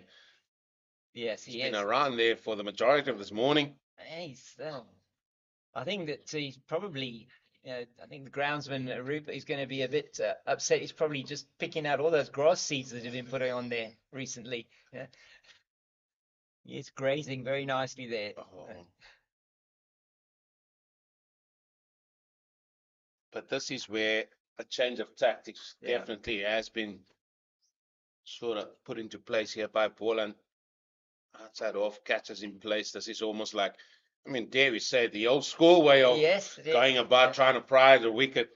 We've seen many a different thing in we have the amount of days that we've been here at Boland Park over the last 2 games. Yes, and now they're trying something. They just dry up the runs a little bit, get the guys thinking where's the next run going to be coming from. But I mean, maybe that's part of it. Certainly would be wanting him with that type of field. You're wanting him to play at the ball outside the off stump. Certainly didn't have that many that he needed to get in behind in that over. And the attack by Dutton is quite different. I think this will be a little bit more switch and music time here. Definitely. He's got a 6-3 leg side offside field, and now bringing in, looks like they brought the goose on a length. Yeah, they brought the goose on a length. I've got him on a length there. Yeah. Oh, no. I think they're hoping there that Frosler feathers an edge through to the keeper. Anyway, it's so you're going to be Dudgeon to continue. And The Cape Fox, he does it again. Frosler on strike. And it's about the same time last week Mm. that after speaking to some of the bowlers there, and they were talking about the ball reversing a little bit, Yeah. and this ball is 61 overs, and some changes say old now, and it looks like there is a tendency that the ball is reversing a little bit. There was the one delivery that we saw from Keith Dudgeon that did actually move off the seam and managed to sort of swing a little bit away that went through to the wicket keeper. Another good bouncer, and still hasn't had one signal for the over. He's got it on that right sort of eye line. He's putting in the effort here. Just needs to get it maybe just a little bit closer to the body of the batter. Dealing with it really well at the moment is Ethan Frosler. I've been impressed with how he's gone about his work today. Well, you've done it again, James. You've done it again. You've put it out there in the universe. But he's looked very comfortable. 29 of 51 deliveries. Oh, yeah, I did do it, didn't I? Sorry about that, Ethan. Here we go. Yeah. Barrage of short balls followed by a length ball outside the off stump. Yeah. She had a waft at it. Eyes might have lit up there. Yeah, he hasn't had anything to hit, has he, yet in the over? And that one was just out there, just inviting the drive, and could quite easily have got a touch through to Clyde Fortain. At least they're thinking here, aren't they, Goldrush? And they're trying something different. They've got dried up the runs from the other end. That's another short delivery. Don't have to worry about, and that is the one for the over, signaled by umpire Tom Mokorosi. He's going to come around the wicket by the looks of it now. So again, it's going to be at the body, and why not stick a leg slip in there, man? Maybe just fending off. It goes a little bit finer. Yeah, he's certainly got the field packed on the leg side if the batter wants to take him on. And he's moving the man from sort of a cover point now down to just in about 10 meters in from the boundary at backward point. And it's full delivery onto the pads, and another maiden over comes to an end. So we've had 2 overs since the drinks break and no runs yet from the bats or any extras in that time. So just a quiet period after the drinks break, just putting together and putting their plans in as Ron Rulofsson is chasing that Egyptian goose out off the square. I think that's probably a good idea. Oh, he's going to find his way to come back, I'm sure. Gonna have to, maybe we need to call him, we need to call him Garfield Goose or something. You know, like we got Harry Hardy at Newlands, so need to have. It looks like he's a resident here at the moment, enjoying his time out there. He's keeping umpire Tom Mokorosi company now at square leg. Whispering sweet nothings in his ear. Definitely. How about whispering death? And yeah, he's. Yeah, so Clyde's just trying to get this offside field a little bit spot on that. Just by the outset, looking at this field, Cape Fox, that he's going to be the length of Stevenson is going to bowl the ball a little bit on a fuller length, trying to pry the ball to go away from the right-hander with all the catches there. And it's sort of been his modus here after drinks. Either from the crease again that time, and he's using and calling on all his experience here. We saw Aya Kamani use the crease quite well when he was bowling. Yeah, I thought that was a really good spell first up from Aya Kamani. I think that was a good decision from Goldrush Boland to bring him on first up. He really has in this match been able to get that ball going gun barrel straight, targeting the top of off stump or middle and off. He's been very economical as a result of that. Oohs and ahs. Oohs and ahs again. In fact, it's been a while since they've been on that 149. It is, yeah. They were on. I think I won it for an over before the drinks break. They've been on it for now 2 overs and 3 balls after the drinks break. And the modern cricketers, they want to feel bat on ball. They want to be able to get runs. They want to be able to keep that scoreboard ticking along. And Boland have just dried that up at the moment. Just been told 22 dots, 23 dots, in fact. So there we go. 23 dots in a row, that is, consecutively. Just as I say that, ball number 24 brings a single. But it has been a good period of sustained pressure as the 150 and the first bonus point does come up for the Dafabet Warriors. 150 for the loss of 6 after 62.4 overs, and it's been 21 overs. It's taken them exactly to get from that 100 to that 200. It's played out by Foster outside the off stump. Just goes to the man at extra cover. That's Michael Copeland. We were saying maybe be good for Michael Copeland to have a bowl here. I mean, off spinner, probably would regard him as I would say a better off spinner, but he's a better option perhaps for them with his height than maybe an Aviwa Mgijima. Just give him that option because he hasn't done well with the bat. We know he struggles from that aspect. And just to give maybe when you've had the end of Dudgeon's spell, perhaps from this side, just give him an opportunity with the ball and see what can he do. I just look at, our Proteas test side as well, and if we play one spin in the likes of Keshav Maharaj, and who do you throw the ball to? And they often throw the ball to Markram to say, listen, can you bowl some offies as well? And we've got probably the same here. And I mean, as you said it, I mean, they must be listening to you, okay, Fox, because I mean, you even said which end, you predicted which end he's going to come from, and we're going to have Michael Copeland come in. And I'm with you. I think this is not a bad idea for Copers now to get a ball, just to get a little bit of confidence for himself as well. Because maybe a good spell here might feed into his batting a little bit. Maybe not in this match because Goldrush Boland are well and truly still on top here. But there's an interesting haircut. Yeah, I mean, he does have a. That is. It's really that's quite some. I mean, he's got that.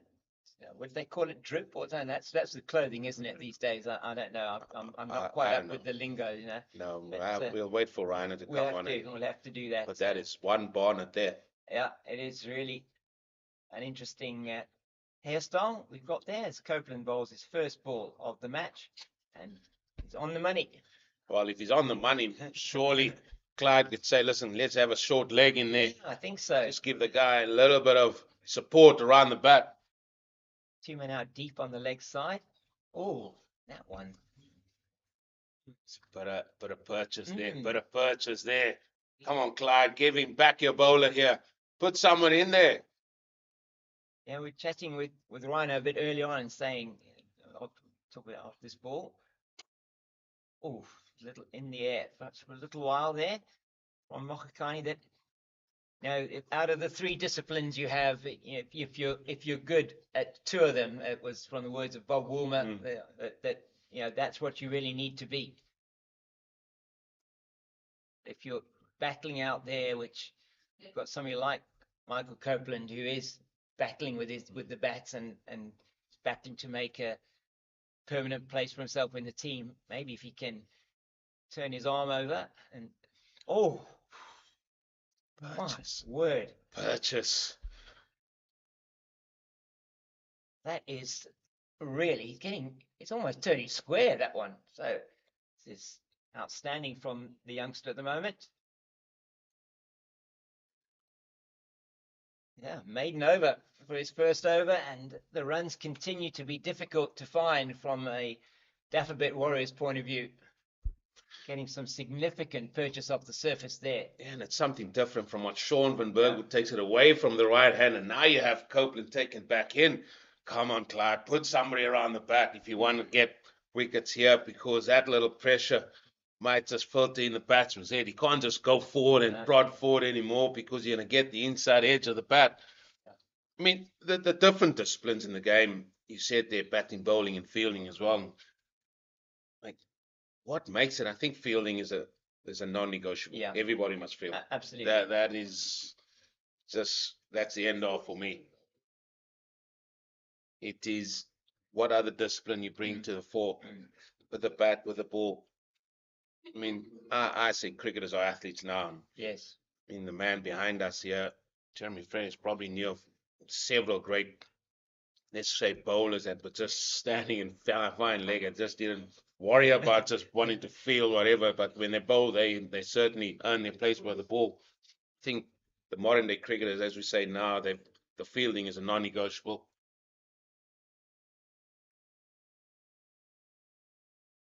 Maybe just a possibility of height there.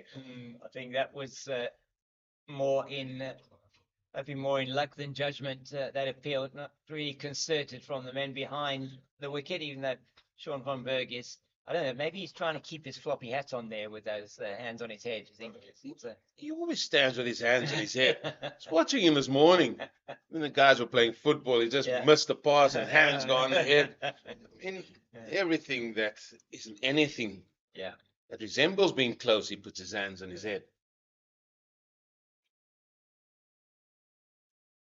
Angled again with the outside half of the bat down to, what is that? No, it's Ayat Kamani at backward point.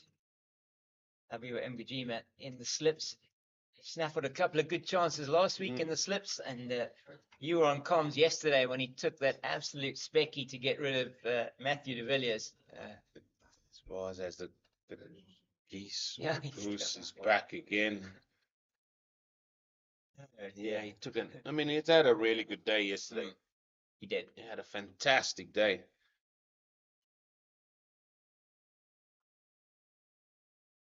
Just straying this time, Glenn to Steerman down to Dudgeon, played at long leg, and they just trundled through for a single.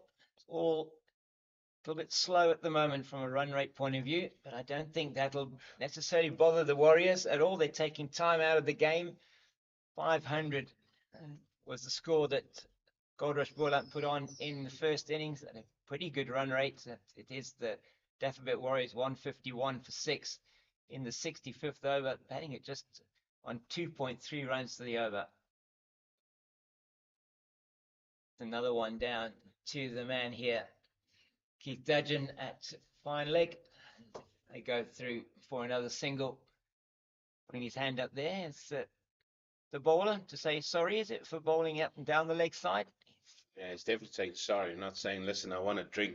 No. It's bowled a couple down the leg side there. Just nicely played by both these men. Mokakane and Frosler off the hip. Brings Frosler back on strike. He's played nicely for 30. Yeah.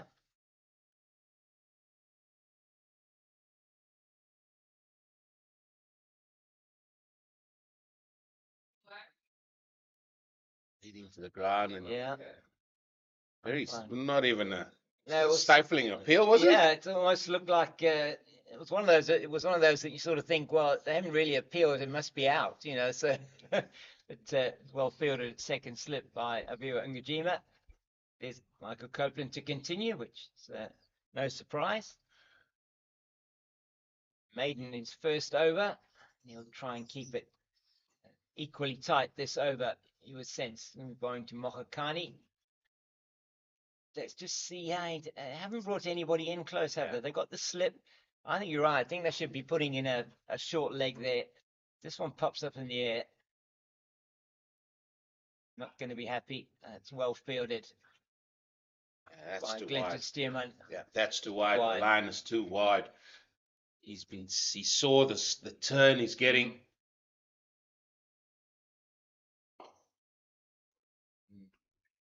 That's better this time. Better line from Michael Copeland. Having a good hair day by the looks of things. So,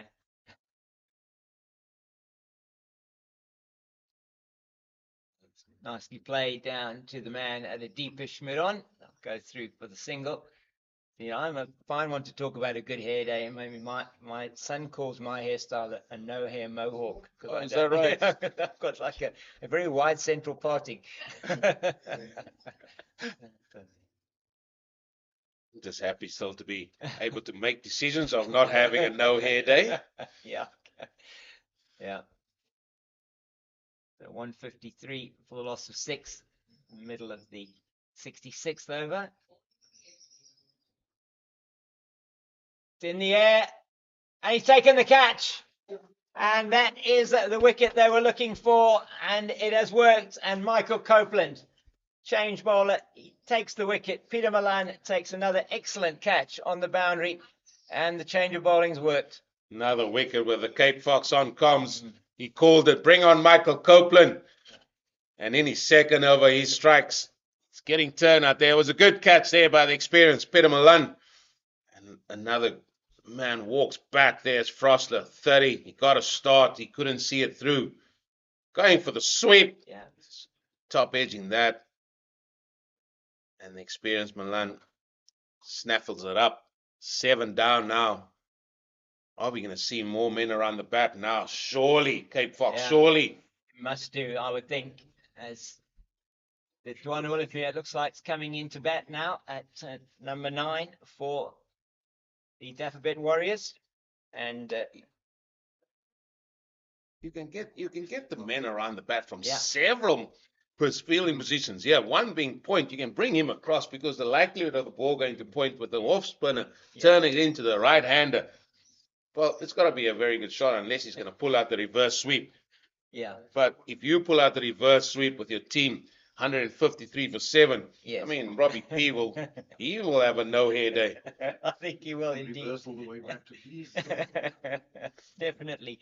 It's it's going to be interesting to see now. Dwan Olivia coming to the crease, and his figures is 47 matches, 60 innings, 452 runs on an average of 11 with a highest score of 60 not out for the Warriors against the Dragons. And that was, in fact, last week in Mabeka. So somebody coming into bat with at least a bit of batting pedigree from last week and maybe feeling like he's in a bit of form.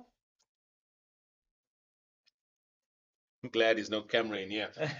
So, yeah, he's got a bit of form, as you say, from last week. But now I'm more interested in what Clyde Fortuyn, the captain of Goldrush Boland, is going to do here. He's got about 35 minutes to go to the lunch break. I mean, I know a few captains that will just say, right, we're going to, as they say, put the foot on the throat and really just they are doing that. Angle them as we see. Short Kaplan, leg, that's Kaplan coming in. Yeah. I mean, Copeland have been under the helmet all day long in this inning so far, and surely he must say, listen, can I also have somebody under the helmet? He's got one now. I would like to see a leg slip as well. Yeah, he's just got that man, hasn't he, at 45. In fact, it's not quite at 45. It's like a short, long leg. Sounds like a weird position, but he's sort of in a no man's land there, and that's the end then of the 66th over. And it is who's going to be continuing? It's going to be a change of bowling, perhaps from. No, it is still going to be Glenton Stearman, is it? From the stables end? Yeah, still just making his way around. No, in fact, it's going to be Aya. Aya and Kamani is going to come in. I like this, I must say. I think it's good choice in terms of the fact that he has been bowling wicket to wicket, and we see the field changing as well as a result of that. And certainly that bowling change, Michael Copeland, has worked for Goldrush Boland, and they'll be looking now to see what they can do to prize out the last few batters here of the Dafabet Warriors. No doubt he will be bowling wicket to wicket here. It'll be almost time that we're going to have Jeremy Fredericks back. I'm going to give him a little bit of heads up. And we've been talking about sort of players from yesteryear and been doing well. And the question I'm going to put to him is, who he found being the most ruthless captain. Captains that didn't take any nonsense, even from their own players, and sort of looked at the situation like we have here and say, right, listen, I just want to just clean it up for me. Just go out there and, no nonsense captain, as I say, and just said, listen, come on, boys, we better than this. We need to be just ruthless in our approach. Sure, there's a whole host of captains, I'm sure, that he have seen and who expected so much from his own players. So, and that is why I'm fascinating to see. And Clyde Fontaine is a very young captain as well. Yes. And he also has to put his sort of mark on it, and that's what every captain is told. Listen, you got to do things how you feel at best to go with your gut, and that's what made Graham Smith really successful as well. So, in his development as a captain for his province here at Boland, it's going to be fascinating to see how he goes about this passage of play. That's good from Kamani on the money, just making sure that he keeps them quiet. It's been a period of play from the over before the drinks break and through the drinks break, and now to 66 overs when it drinks, 149 for 6. And we really haven't seen many runs, have we, in that period? So how many overs? 6 overs. Yeah, as well. They've got 2 wickets, and this is why I love the red ball game, and it's all about being patient. It's a game of chess, and you sort of got to prize the wicket out because it is first class cricket after all. Oh. Yeah, that one just a little bit too short from Kamani and signaled wide. Trying to bring that man in play. That is at this sort of interesting sort of 45 position, halfway between the wicket and the boundary. And still got 3 balls to bowl in this over. 3 balls to go, 30 minutes to the lunch. We know what the Warriors would want to do. Stay out there as long as they can.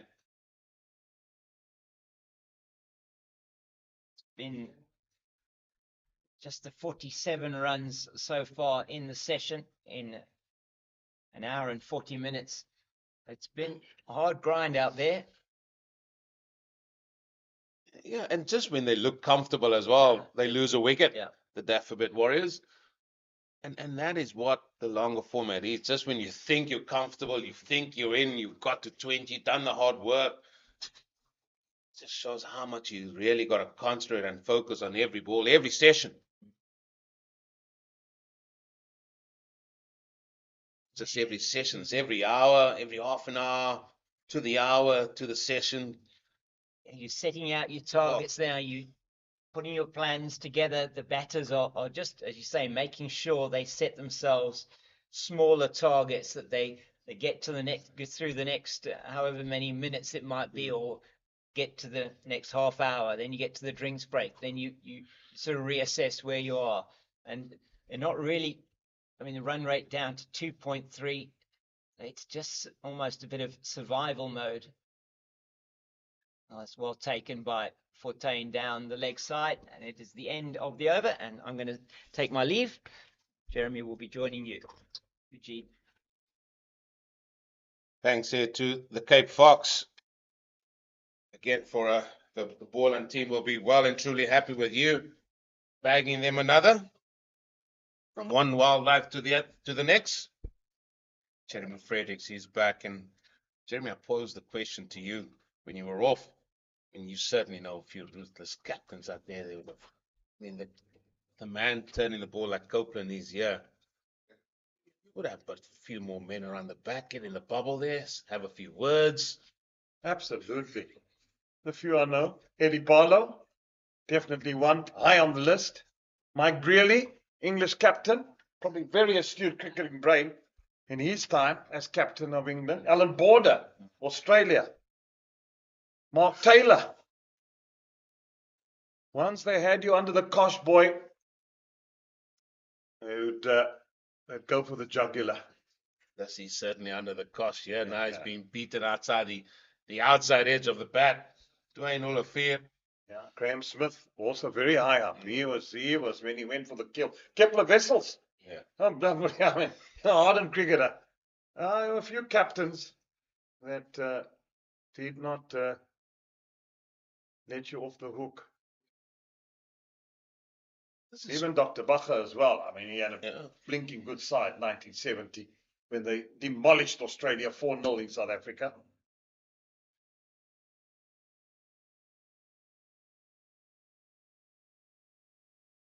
It's good from Copeland. This said how important it is for him to come on just to get confidence and maybe can sort of transfer that into his batting. He started well with the ball, bagged a wicket there the previous over. Modern day captains are ruthless. I mean, with his whole disposition, I've never seen a guy with a disposition, but gee was he ruthless as well. I think was Mahendra Singh Dhoni, India on top. Come on, you don't get a better captain. They're calm as hell, but I tell you what, fire like a tiger inside. I was going to say that he never really showed any type of emotion. No emotion. Never showed emotion. That's what I thought. What made him so great, and I think that's what makes a captain also so ruthless. Doesn't show emotion. You don't know what's going on upstairs in that mine. 154 for 7. Yeah, and captains are born. They're not just they not just. You don't go to Pick and Pay and off the shelf you go and there you are, captain aside. There's got to be thought process. There's got to be some level of maturity. There's got to be some level of intelligence to be a captain. Because you've got to manage people. That's true. So you can't just come here with a worm mentality and think, all right, here we go. Doesn't work that way in this game.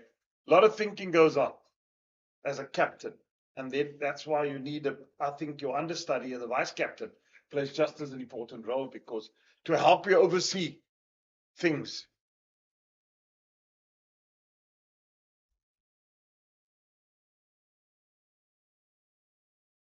Well, we've seen the man go out to the point boundary because they feel that Mogakane, he's playing the bowling at the minute far better than Dwayne Williford, and they want him on strike. And I still just wouldn't give any runs away. And that's just me. That's just one more ruthless captain that comes to mind: Clive Edward Butler Rice.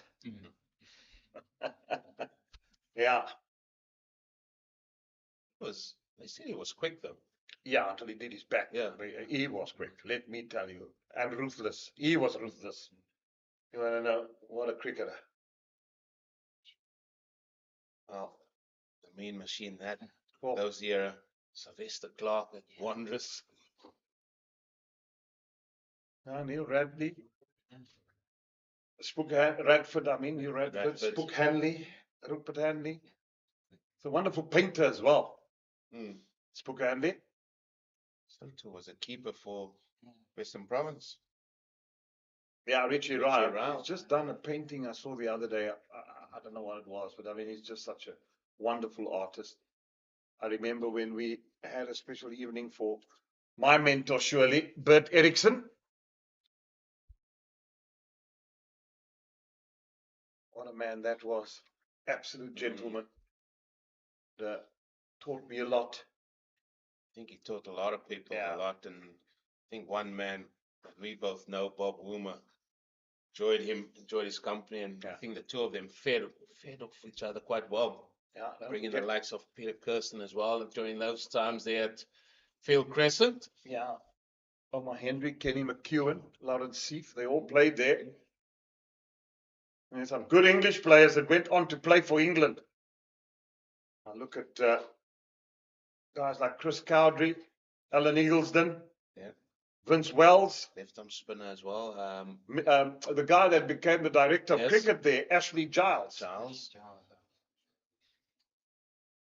He played here as well, didn't he? In the Boland? I think he did. Yeah, he did. I just get the nod of approval from Mr. Hudsonberg there. He says, yeah, you're right.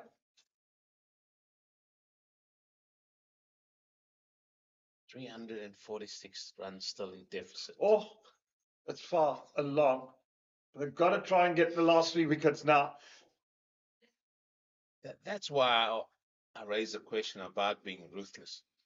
And you got what, 20 or so minutes left, and just give it all. You got 40-minute break there. You can have lunch and chill and get another shirt on, get a shower, whatever the case may be, to freshen yourself up again. When you're on top, you just got to try and be on top and just really strangle. Just stop the runs, easy runs, make it easy. Yeah, no, I think captains are sometimes what I've seen the last 2 weeks here, doing a bit of this 4-day stuff. The captains were too much snowball and donut captains. A cup of tea. Very friendly. Come on, sit down, enjoy yourself. We're going to trundle along. Instead of just going, shove the shovel underneath their noses and say, right, up yours, and I'm going to give it to you. Snowball and donuts. Yes. Tomorrow's Sunday. Yeah, well, Sunday, yeah, every day, but the way I see when you're on top and captains are far too generous.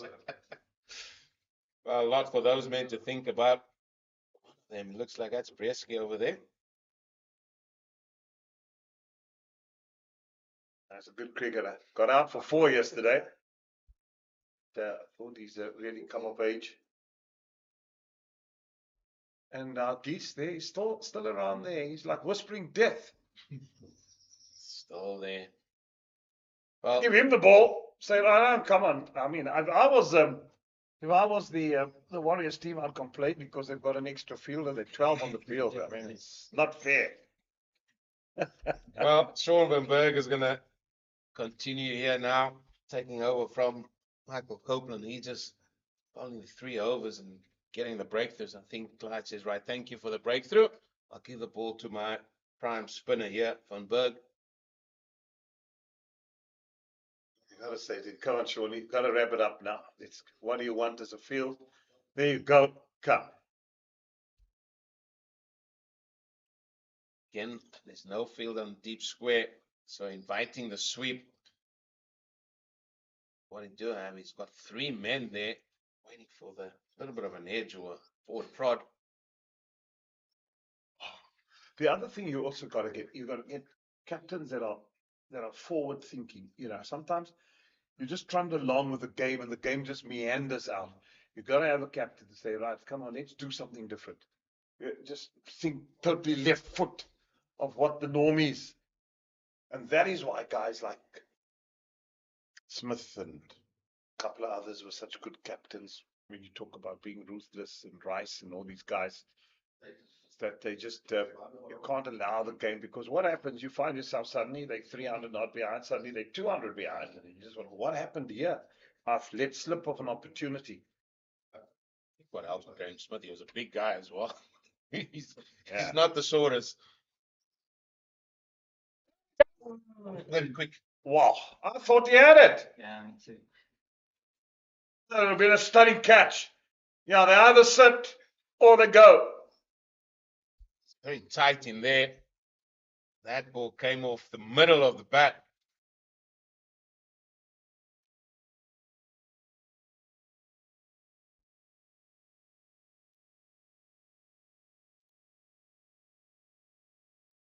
Oh, he's beaten him. Lovely bowling this. No fair. You just keep playing the line. That's what you got to do. Don't go chasing it. And when you get the edge.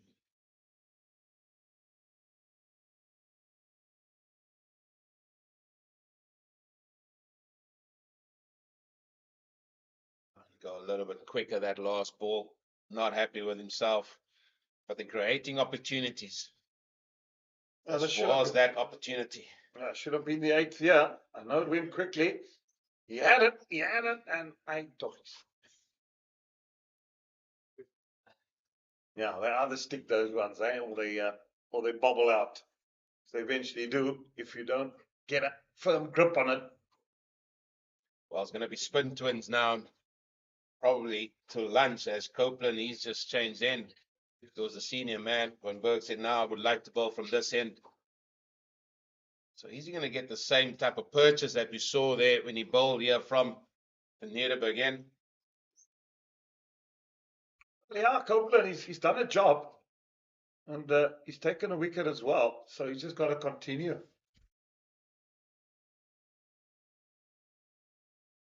I know where you're showing and pointing towards now again. Mr. Boland. Just keep Yeah, your done. keep your cool. Guess what? There's a guy at point on the boundary. Well, yeah, you just try the lefty Adams tactic here and just give it a air and say there. Swept fortuitously for one. Well, Jeremy, I'll ask you this. We've noted this at, what is that, just gone past 10 to the hour here. And I want to see how many times Ayakamana is actually going to touch the ball at point on the boundary with an off spinner bowling into him. That is the question. And the question is, use your fielders. You don't have many. Use your fielders to give you a chance to bag a wicket. And that's why I'm saying you're into the rats and mice now. So you might as well just try and give it air. I'd float it up there. Say, come on, have a go. You're going to hit 1 for 6. But eventually, look, Sean van Berg's ball beautiful. He's got to keep his prep. Copeland's done nicely so far with ball in hand. And now and then, I'll just say, try and flat one above the eye line. Like that. Yeah. Batsmen get greedy. Let me tell you, the tail, they get greedy. They're going to go bang 1, bang 4. Next one. Good night, goodbye. The eyes light up when that ball gets above the eye line. Yeah, absolutely. I mean, that story never changed. No. That story has never changed. Since the beginning of Mother Cricket, and it will be there till perpetuity.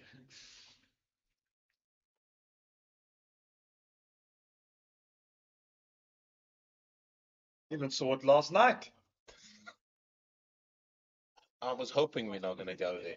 No, I just said saw it last night. I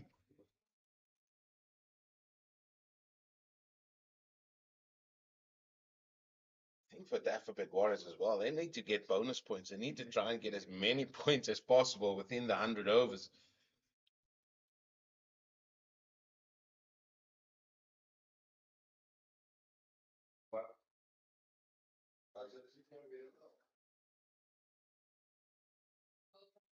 So he's going to have 5 balls here.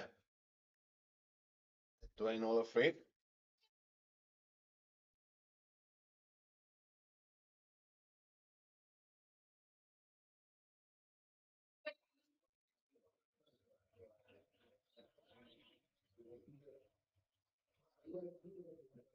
Going to the stem, I'm going in at a short cover catching as well.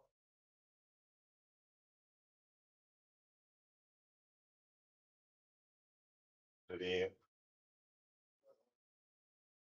So one you're talking about there, just getting it a little bit fuller. That's what you're talking about. That's when the eyes light up. You think it's a full toss, ball tips a little bit on you.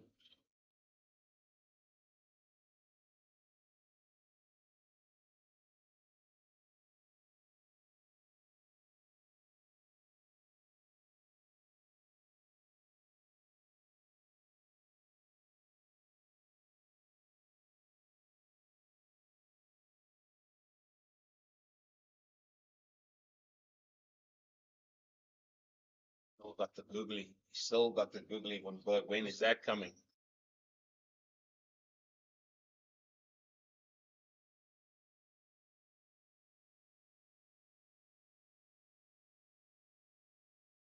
It's me at for 1.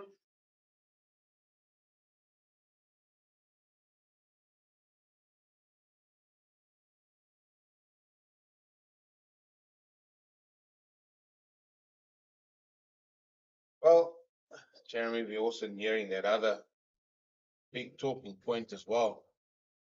Will they be taking a second year ball? Wouldn't doubt that. Ball available. If you haven't hunted wickets by then. There we go. Yeah. Gone. There it is. There it is. Merry Christmas. Gone again. 6 wicket down. What a delivery. Forward prods, outside edge, slip in business. As easy as you like that from Sean van Berg, and good snaffle there at the slip. Dwayne Olivier, he could only just edge that there too. That man there, and that's the 8th man gone. Dafabet Warriors in all sorts of trouble. And I just thought there, just before that delivery, how would Boland feel about the situation, and would they just want to go into lunch having their team 8 down, or would they feel happy having it 8 down or 7? I think now they would be well and truly happy with their work in this first session on day 3. Yeah, they would be. They've got 3 wickets in the session this morning from up until now. Look, cricket's hard work. It's not just coming in and bowling sides out. There's a fight out there as well, as far as the Warriors are concerned. But that was a good delivery, just getting the outside edge. Everything with the tail is just a matter of time. Well, if he departs. Wilson with a catch. I mean, he's a keeper by trade as well, and he made that look extremely easy. And he's also having a very good game after his ton. Many Goldrush Boland player contributing so far. Still a long way to go. As you rightly said, Jeremy, this game, first class cricket, it's a tough game, tough learning environment. Rubenheimer comes to the crease now, averaging just around 11, high score of 36 not out.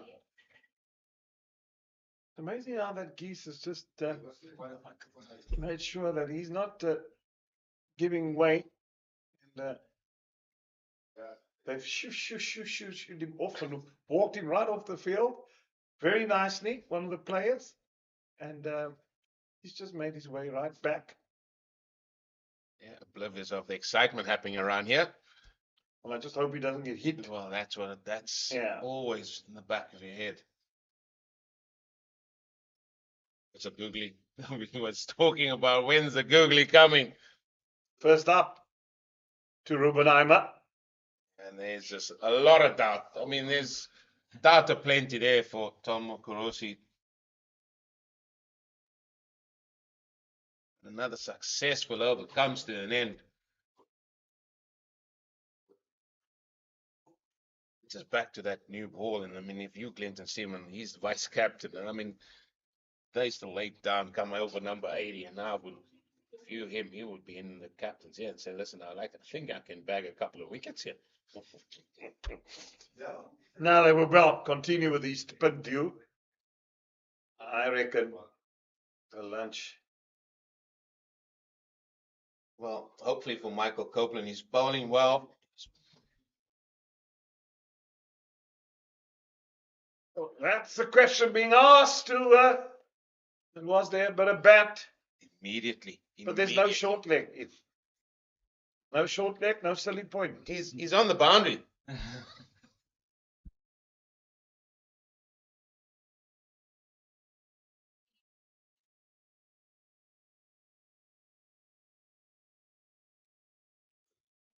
Well, that's the second appeal in a row. I just get them in around the bat.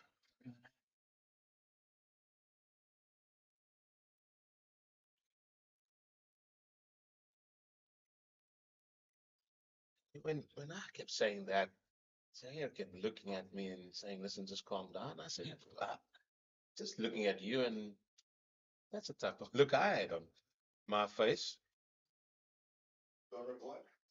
But that's why I asked a question about ruthlessness first and foremost from a captain's point of view. And he's in charge with the bowler, of course, about the field placing. I mean, what was that? 350 plenty in the lead.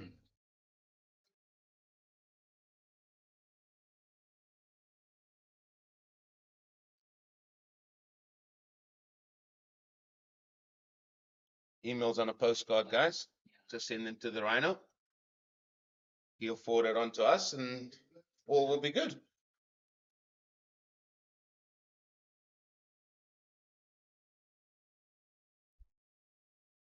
Well, that's to lunch. I'd love to. Oh, that's a nice little drift there. I like that. Just swerving in the air. He's done well, Michael Copeland, I must admit. He has. He's done a job. Definitely has.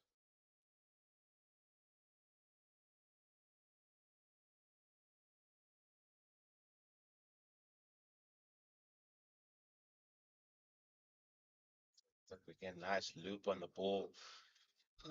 Now the over comes to a close. 9 minutes to go to the lunch break.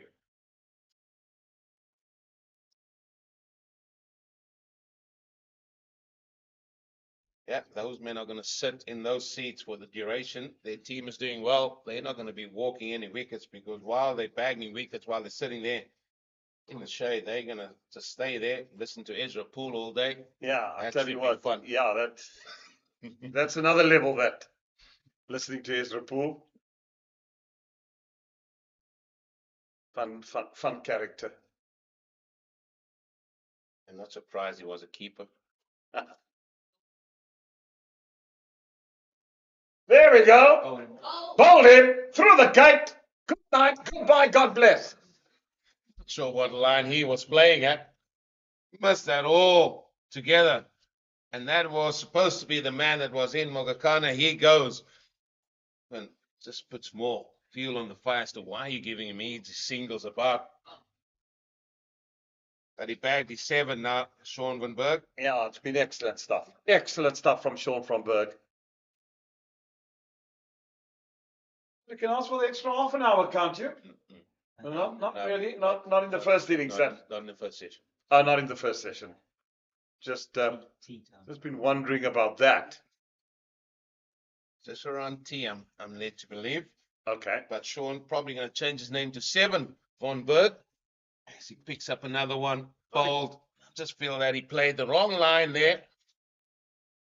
Hitting off stump and Well, we always say that once you start to the leg spinner playing the wrong line, you're going to get yourself. You've got to play the ball from whence it comes. You've got to read it. Make sure you read the googly. Read it. But, well, he tried valiantly. He got 24 of 105 balls. He was there for a long time. Played a frustrating role. Now just have a look at this again.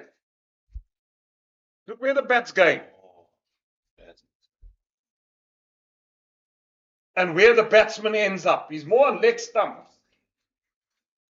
So he didn't have that off stump covered. So Van Berg could go through the gate. See Aplaiki now in with Rubenheimer. yeah. And it's all just what the decision of Goldrush Boland going to be once they prize his 10th wicket. Well, they got to bowl again. I tell you what, because it will be lunch. They got 40 minutes of a break. And then you got 5 sessions. And then you got 5 sessions. And that geese is saying, I'm going nowhere. I mean, he's taken a lot of time in the game. And someone should just pick him up nicely, put him in a box, and take him to the wine farm down the road. Can have a couple of glasses of wine and have a good snooze. I think that's what he needs, though. Yeah, he does. He's always in the firing line, isn't he? Yeah. Well, like he's now in the firing line to Sean van Berg. Yeah, I just don't want to be around here when he gets hit smack bang on the head with a cricket ball. It's not going to be a good sight. Sure, players are well aware as well. That's why they just trying to edge him off away from around the bat area. Must be around the action, it seems, all the time. Yeah. Oh dear, now. This is a lot of cat and mouse for sure here. Yeah, he's just pulled away.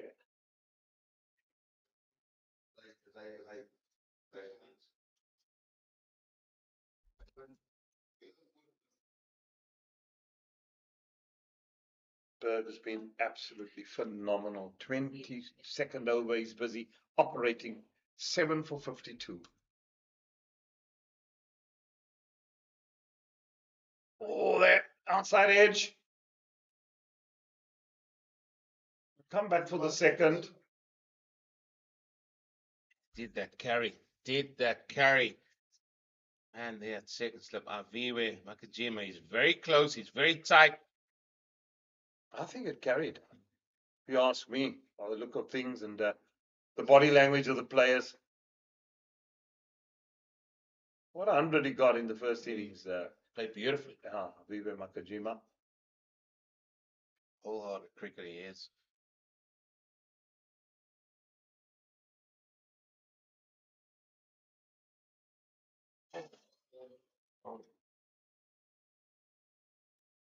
Question being asked.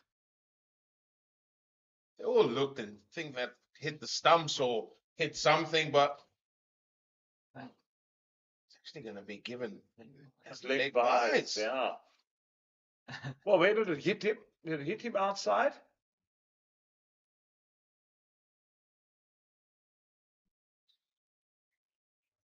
Well, first thing we have to look and see where that pitched, Pitched, yeah. And then where it hit him. and then where it hit him.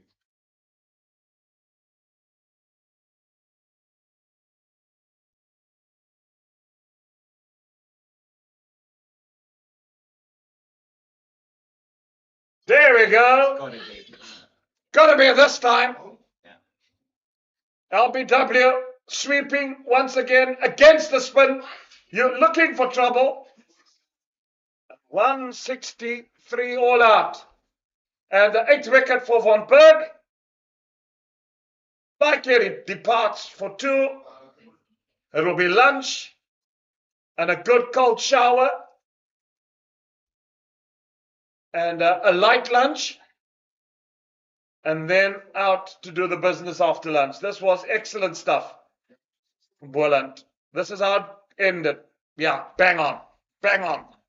One of the easiest decisions Tom Rossi had to make throughout this innings. And as you said, first innings come to a close with Sean van Berg, 8 for 54, 21.4 overs. And the batters there of the Dafabet Warriors, few of them getting in 30s, 29, 24, 24 from Frosler, Herman, Kishele, and Mogakane. Nobody going on, kicking on from their starts, chasing up to that 500 that Goldrush Boland set in the first innings. It's going to be lunch now, and when you join us, I think we all assume that it will be the Dafabet Warriors that will be continuing to bat and being forced to follow on. But we'll wait and see what the outcome of that is going to be after lunch. Well-deserved applause there for Sean van Berg as he makes his way off the field. Join us in about 40 or so minutes after lunch.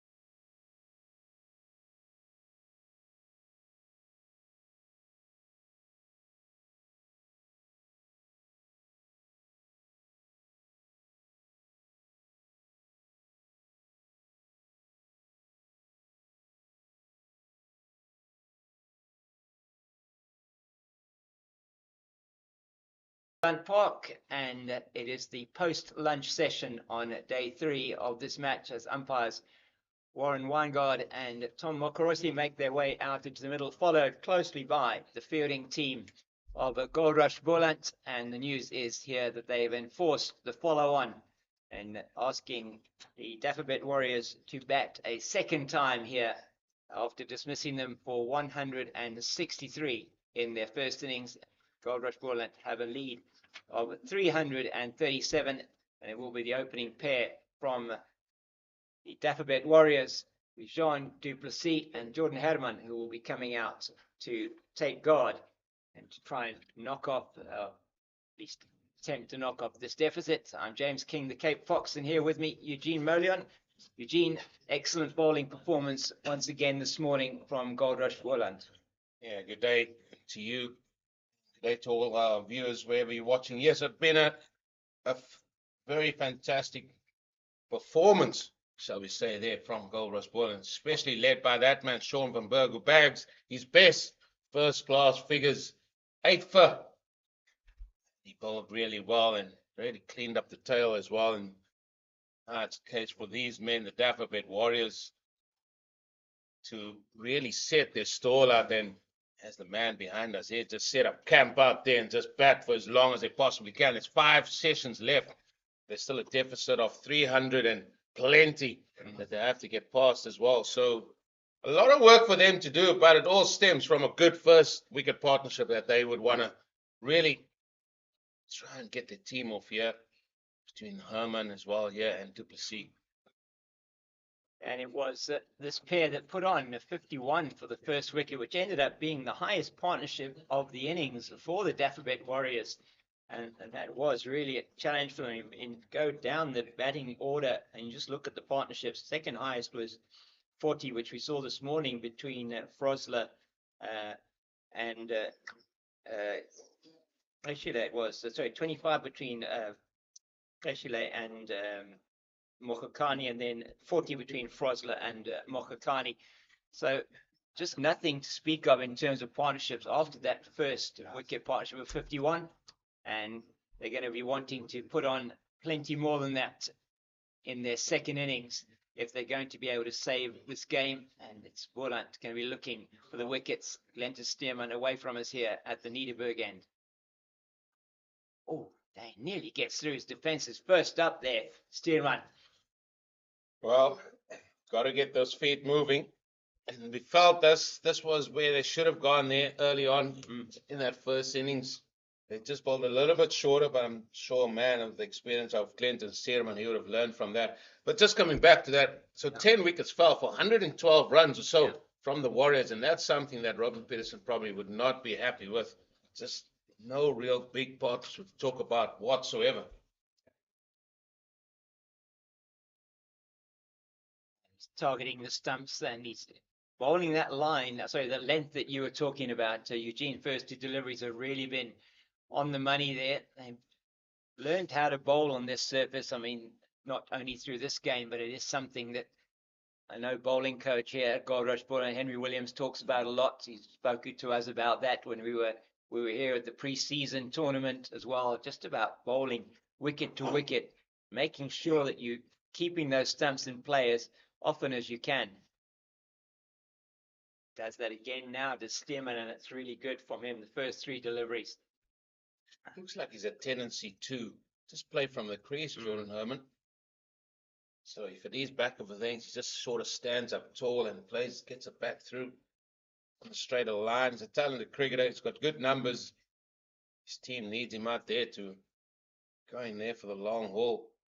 The first hour here after lunch is going to be vital, and then can he get it through to T? Firstly, this brand new ball, they've got to see past that.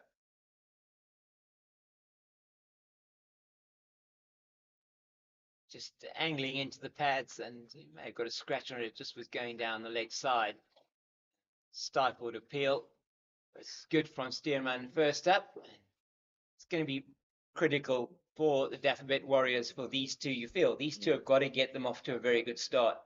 In a need to keep it out, just grind out there really. Just make sure you don't give your wicket away. Prize your wicket. it's imperative to start well. That's what I say. It's imperative that these two really do that for the Warriors. He's asked some questions that this over already, Stearman. He's made the batter play at every single delivery, which is exactly what he would have been looking for. It's excellent stuff from the paceman from Goldrush Boland. You always guessed that when the Dafabet Warriors lost their last wicket about 3 or 4 minutes before the scheduled luncheon interval, that it was going to be Goldrush Boland who are going to ask them to bat again. It's on the money, yeah. That brings about the end of the first over. And we can sort of look at the scores from around the country as well. We know that the Lions had a good victory over the Titans there. And then the Knights, who were seemingly in trouble, that's 350 for the all out. Thanks to the captain, who scored a double hundred there, Senekwane. And the Dragons are a little bit in trouble now in the second innings, 21 for 1. Matthew Kleinfeld there batting at the moment. A brilliant innings there from the Senekwane. I mean, they were in all sorts of trouble, the Knights, 6 down and still a deficit of about 100 there. And tail was marshaled with him first, Pangiso, and he must have got other assistance there from the tail. So excellent work from I think Malusi Suboto was with him as well there towards the end of that innings. So we saw the Knights last week here at Goldrush Boland, putting in a great performance to win that match, and looks like they got their noses in front as well against the Dragons. They're playing at home in Mangaung. The Mangaung Oval is this. Keith Dudgeon towards us from the stables end. That's again on that line and length, and just aiming to hit the top of off stump. Yeah, they've learned their lesson, and straight away fuller length as well. There's also schools SA20 happening here in the Western Cape as well. There's games happening at Paarl Boys as well, the finals there, as well as down at Bishop's. Looks like it's going to be a Bishop Sachs final later on today. Another excellent delivery, and Goldrush Boland bowlers have started off a lot better, you feel, in this innings, this bowling innings, than they might have done initially in the first innings. I know far better than they did last week against the Knights, where they certainly weren't targeting the stumps anywhere near as much as they have been in this match, overall in this match. So certainly been learning as they go along.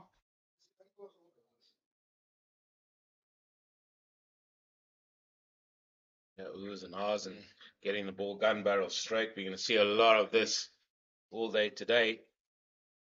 So how was that spell, though, from Sean von Berg? Absolutely brilliant from him. 8 for 54 and his best ever first-class figures. And that takes him to 495 first-class wickets.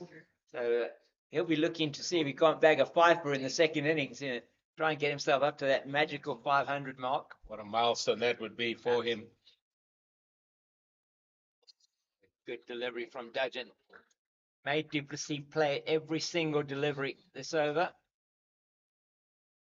Yeah, he's running in, doing what the captain has asked of him.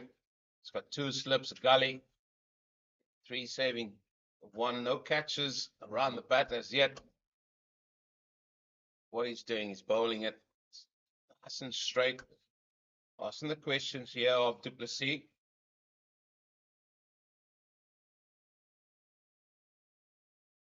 Oh, that one goes into the 4th slip region on the bounce. It's a brilliant stop from Rulofsson, and diving off to his left and tidied up by Ngajima at 2nd slip.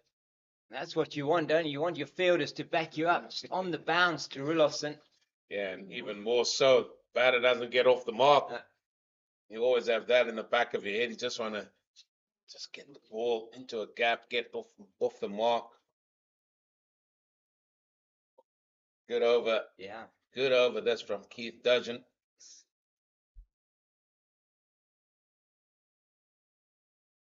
It's another one. It's just is off the mark this time, just tucking it into the leg side. Giovanni Baron comes around from mid wicket to field, and they're underway in their second innings here for the Warriors. Jean du Plessis will keep the strike, and he'll be facing Glenn Stearman beginning of the next over. So Eugene, what's the if now you're Goldrush Boland and you're coming in now? I mean, what they've done first up is that what you will be looking at? You're looking at targeting the stumps. You're looking at giving yourself the best opportunity to take a wicket. You're going to keep attacking, presumably. No, they've got the luxury of 337 runs to play with as well, and yeah, they should go and attack for as long as they possibly can. Brand new ball in the hand of the seamers, catches around and just make them play, and that's what we've seen so far in the first couple of overs. You also got in the back of the mind that you got to think the Warriors, after seeing one of the bowlers get 8 for, how are we going to play him? What's going to be our mantra going forward? Let's get past him.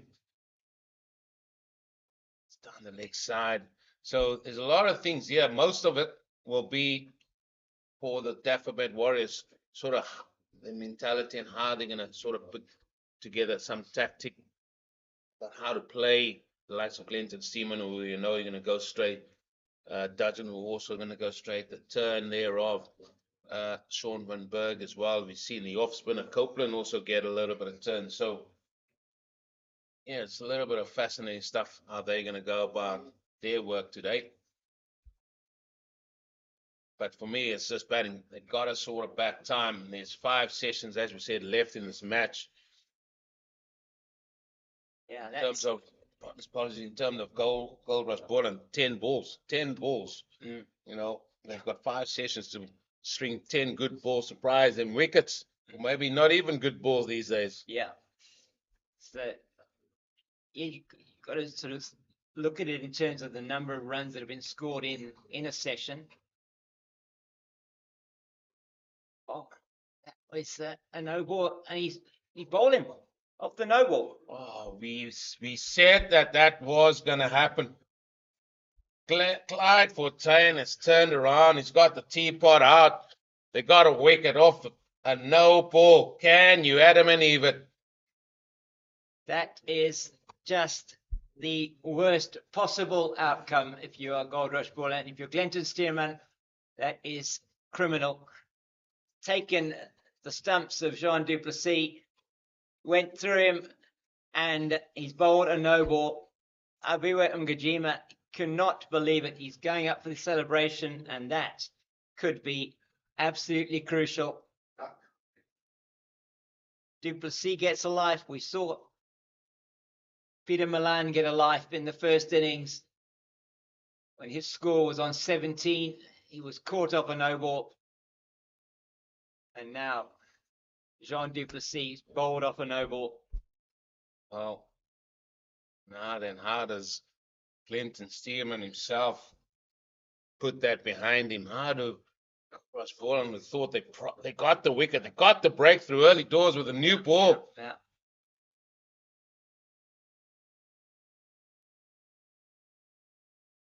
And could this potentially come back to haunt them? I mean, that would have been a huge blow for the Dafabet Warriors. It was a very, very good delivery. Not a legal one, though. Got through his defences, through the gate. Was middle and off stump were askance there, and it was just not to be for Goldrush Boland. Yeah, not that time.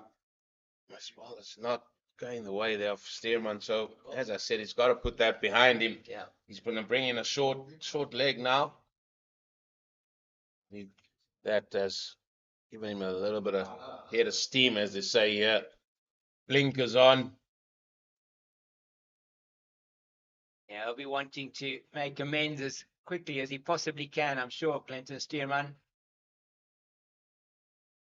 The damage has potentially been done.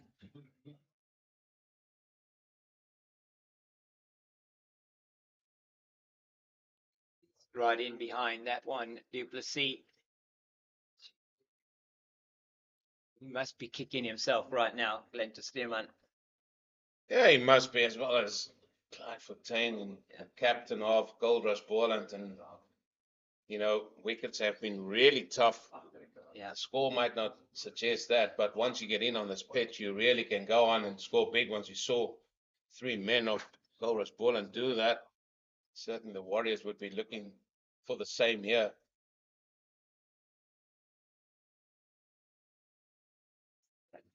Into the pad, neatly played and well fielded there at that short leg position. Michael Copeland. And it's the end of what could have been a successful over for Goldrush Boland. Still without loss. The Dafabet Warriors 4 without loss after 3 overs. Yeah, we thought it was going to happen. It could happen, and it did happen. Yeah. A wicket off Noble. That's twice we've seen that now in this match already. Yeah, quite incredible actually that we have seen that happen now twice in the match. It's just does happen, doesn't it? I mean, you put in maybe a little bit of extra effort. You're looking for striving for that little bit of extra effort. He got that one right in the spot that he wanted it, and got through the defenses of the batter, but it was not to be. And should be Keith Dudgeon. There's just something happening here with Jordan Harriman. I'm not sure physio's out, having a look at him. Yeah, he sort of called the physio over and just said, listen, can you have a little bit of look here, just behind my knee, it looks like it. He's going to face up here to Keith Dudgeon. He's going to come over around the wicket here to the left-hander. Yeah, we saw Stearman bowling around the wicket to the left-hander. Just felt that was probably the right sort of line that they would have been following. And looks like Dudgeon's going to be bowling over the wicket though, just from where he's taking up his run up. Never know. We'll see now whether he does decide to move over. John Duplessis is checking to see which side he needs to be of the wicket, and it is going to be over the wicket to the left-handed Jordan Herman. Well, they don't have to get 10 wickets. They have to get 11 now with that no ball. They do, yes. They've already got one. It didn't count. And, I mean, that one really, the score was on 2 without loss. Yeah, they crossed the left hand. If he's going to have nothing to do with that, wisely so, he's going to still try and get Herman playing at that one just outside the off stump, going away from him.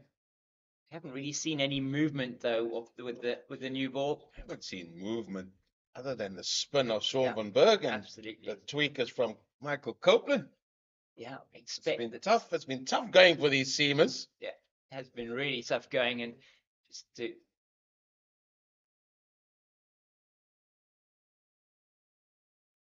oh my word. Just plays away from his body, has a feel for that outside the off stump, Jordan Herman, and that is not the type of shot that his captain and his coach will be happy to see him playing. Could have let that one go outside the off stump. See, now you said about how they go about it as well, and a guy like Robin Peterson, we would have said, listen, you've still got to be positive, you've still got to show great intent. Maybe that's it. That shot there indicates that maybe they are going to show intent here just to score runs. And with intent, though, in this sort of situation comes risk. And that's, I suppose, what you've got to weigh up one against the other. I mean, it doesn't seem like necessarily there's enough time left in the match for the Warriors. I mean, just saying a bit earlier on, it's going to continue with that thought, is around just the number of runs they're going to score in a session. And we've seen in the early session today where they were losing a large number of wickets, only 56 runs in that morning session. Oh, another one. He goes for outside the off stump and he misses it again. And this is good from Dudgeon and not so good from Jordan Herman. Is that probably, let's say you score 80 to 90 runs, and if they're getting on top of the bowling, they could score 100. We saw that from Goldrush Boland in the first innings. But at the moment, they're trying to make sure they can build a partnership. Probably not going to be given too much that they're going to be able to hit. the spinners may come on and slow things down as well. So let's say they score 80 in a session, they're only going to get ahead potentially after 4 sessions.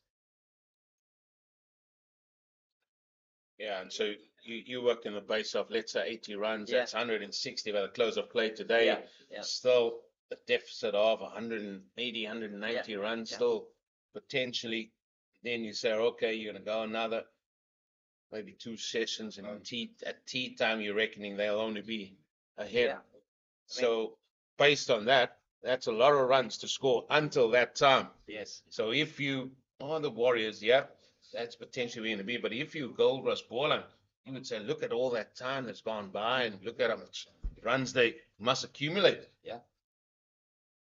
And then they still have another session in to try and bag as many wickets as they can that's left.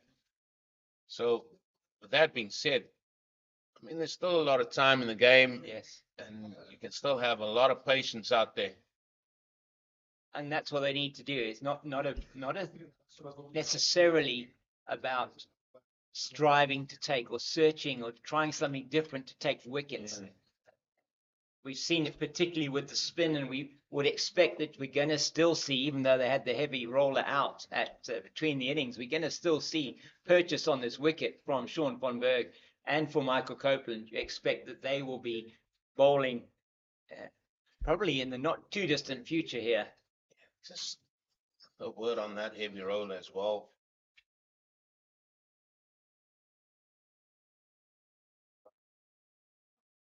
So the reason for the heavy roller, especially yesterday, day 2, there was a little bit of softness still in the pitch, and we saw a little bit of indentations where the ball had been pitched. But behind day 3, the sun's baked on it. The wind is also blowing across the ground, which also dries it up. So we just got to be careful that, it's good having the heavy roller out, sort of flattens those indentations as well, but it still can provide a little bit more sort of rough and, more assistance for the spinners as it goes on as well.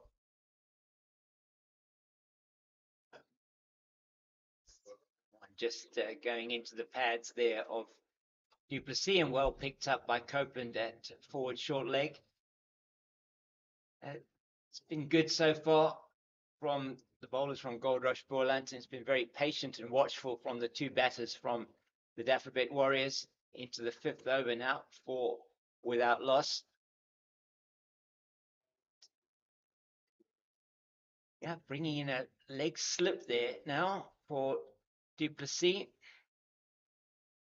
They'll be really mortified if this one goes through second slip now.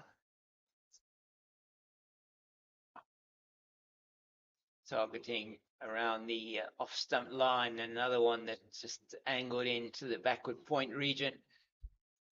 This is that Ayakamani. Yes, it is there. He's done the fielding.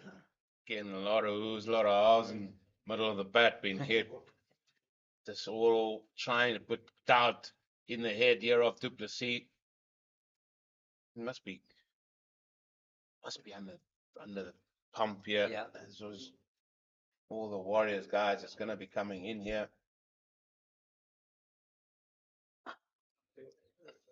Plays that one into the covers, fielded by extra cover, and they can't get the ball through there with that one. A couple of balls in the previous over Jordan Hammond was reaching for outside the off stump. So it's going to be interesting to sort of get an idea of what's going through the mind of the batters here. You would think they're just trying to get themselves in at the moment, just trying to get an idea of what is in this wicket, if anything, and see off this new ball. The excellent delivery from Stearman. Yeah, he's getting a lot of encouragement there, trying to raise his spirits as well. Keeping it tight. They just got to be mindful, the Warriors batters, is not to just guard there and just stay and occupy the crease. Yes, that is prize number 1, but you also got to keep the scoreboard ticking. Yeah. Because what we have seen is wickets falling in clusters. Don't want to put added pressure on that way, because you've gone nowhere in terms of scoring.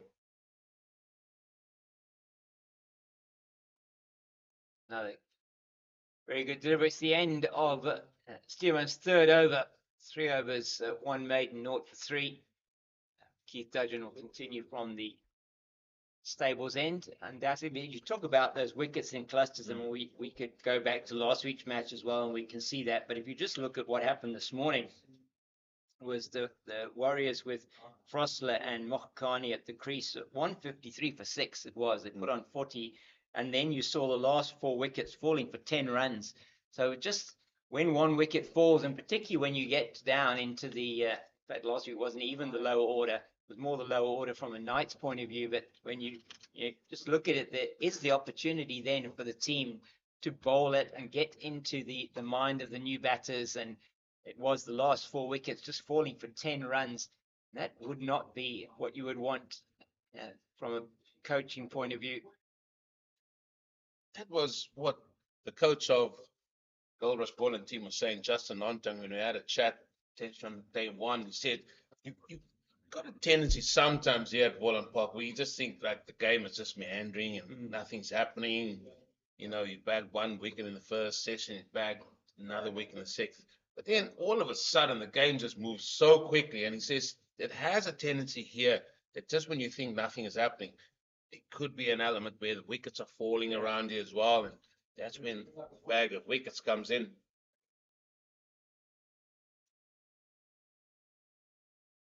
Just still in that line outside the off stump. He's got 3 slips and almost a 5th slip. So looking for that, maybe a bit of just indiscretion outside the off stump from Jordan Herman. He's bowling that line, asking him to drive through the covers if he wants to get any runs. Previous over, he had him fishing outside the off stump a couple of times. And he goes through the covers that time. It's in the air for a little while, but it's just some good work done there by Kamani to stop it going for a boundary. Just cleaned up by, I think it's Glenton Stearman there coming around to clean that one up. That was Baron, in fact. But Baron, sorry. How good is this? We haven't seen this from that first session on day 1 where we had 3 slips in the gully. Now we've gone back to that. I think Goldrush Boland, I've seen here, maybe a little bit impatient from Jordan Herman. Yeah, that ball also going in the air a little bit. Oh, yeah, with a good stop, as you rightly called there, Cape Fox. Oh, that's this time fullish, too full this time from Keith Dudgeon. He just missed his length, and it's really well played by Jordan Herman through the covers for 4. Probably wouldn't mind him having a drive outside the off stump, but that wasn't. It's probably his worst delivery of the second innings so far. And the first boundary up on the board for the men from Kabeja. It's 10 without loss in the 6th over. Sure, anybody with their weight and goal would put that away. It's a half volley of note outside the off stump. It's what do you want? It's well put away by Herman.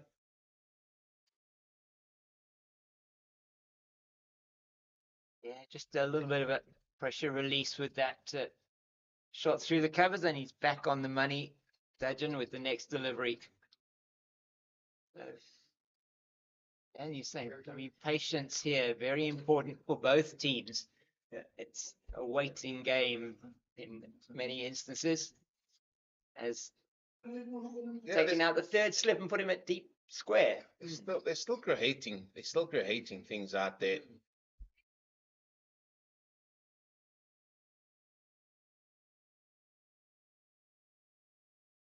Oh, what a delivery. What a delivery from Keith Dudgeon to end the 6th over. Well, he should have his hands on head. That was some delivery, beating the outside edge and getting bounced. Maybe it hit a divot. It might. Well, that was an absolute beauty. Just outside that off stump, just draws him forward, and may well have just clipped the pad on the way through. I'm not quite sure the back leg it looked like. And that will give the bowler some encouragement. Jordan Herman surviving that, and he probably can count himself quite lucky to have done that in that instance. So there's been something here for the bowlers. First up, we've seen some good accurate bowling, mostly from the men from Goldrush Boland. There'll be some gardening done now. I tell you, after seeing a delivery like that, we had literally just took off, and Oh, those divots again coming to the fore here. Yeah, could well be, as you said, that the pitch just and Grant Willison was saying this as well when they were batting on the first morning. It was that little bit soft underneath the surface, and that has caused those divots. And Stearman and Dudgeon looking to identify that as we do see a bit of a change to the field. The man in like a leg gully position. Leg gully, short leg, Yeah. fine leg. Yeah, he's going to be targeting Jean Duplessis Stumps. He's already got through his guard once this morning. This afternoon with it off a no ball, unfortunately for him. It's going to be the Stumps, Tape Fox, and maybe some short balls as well coming here. Could be chin music for him. There's one of them. He's one of them. Sometimes you got a tendency to read this before it even happens. You just look at the field and see what potentially could be happening. Yeah. You know, the batters are smart as well. Rhino would say, they look around the field and say, I know what you're going to bowl. Exactly. Happened to one of my mates up there in Northwest, Yanni Dreyer. Okay. And it was in white ball cricket and was bowling to the prolific Gavin Victor. Okay. Who was smashing the white ball to all parts when he got going. Straight. And he bowled the ball just back of the length, and Gavin Victor smashed it for 4. Bowled a short ball. Gavin Victor pulled it for 6. Bowled a Yorker. Gavin Victor managed to squeeze it out for another boundary. And every time he got hit, Gavin Victor said in Afrikaans, don't bowl there. When he bowled out back of length, don't bowl there. Short, don't bowl there. Full ball, don't bowl there. Yanni Dreyer turns around and says, where must I then bowl?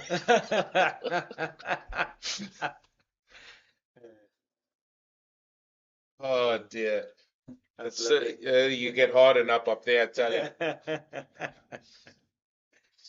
There was certain, I remember making my debut against Free State. At that time it still was quarter-final at Newlands. Okay. And a certain Kwesi Venter was opening the batting for Free State. Yeah.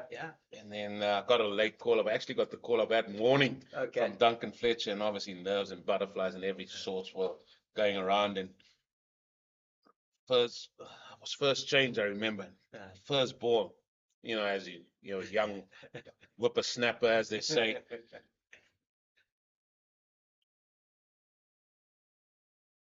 The first ball was a short ball, which Kwesi just ducked underneath, and you get the old follow through there to where Kwesi was standing.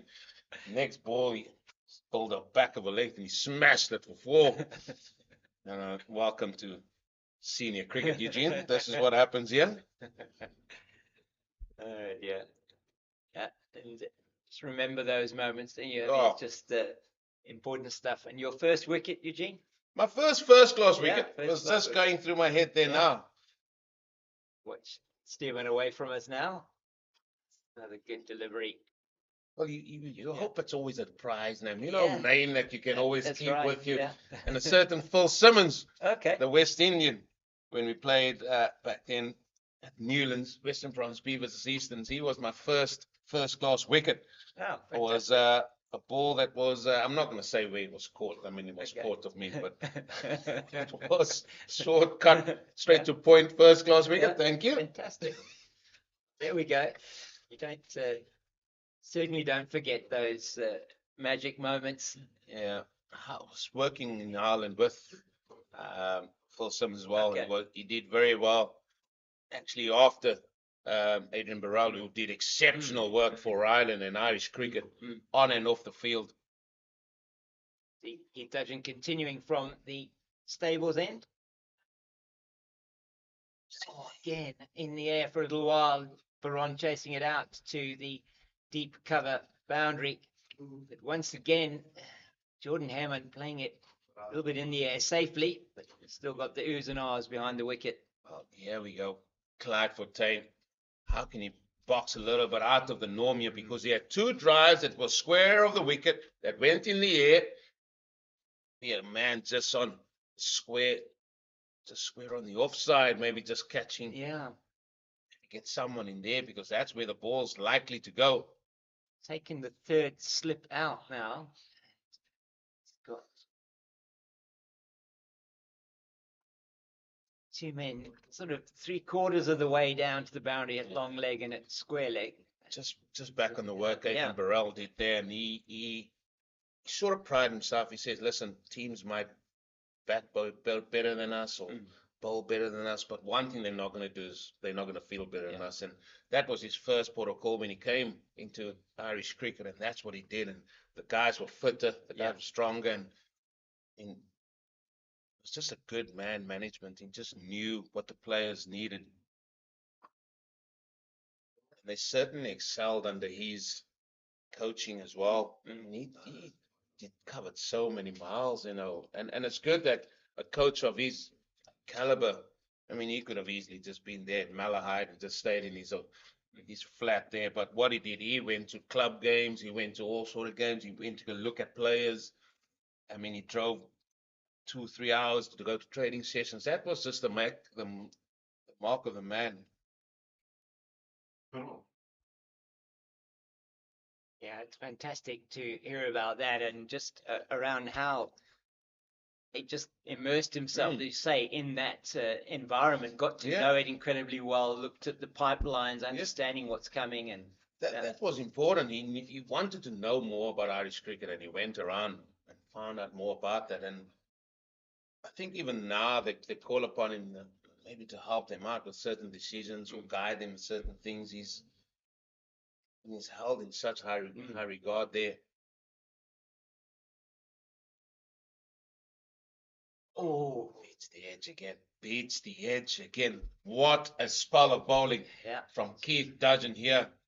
Has been really good. He's been played through the covers a couple of times, but he won't mind that. He has beaten Jordan Hammond. I think that is now probably the 4th or 5th time he's beaten him outside the off stump. Just unfortunate not to have got the edge.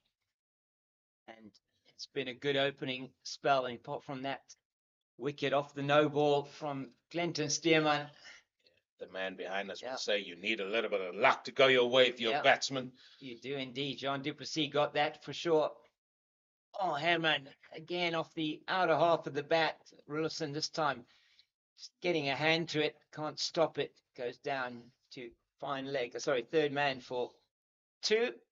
That's the end of another Keith Dudgeon over. It's 8 gone. It's 14 without loss.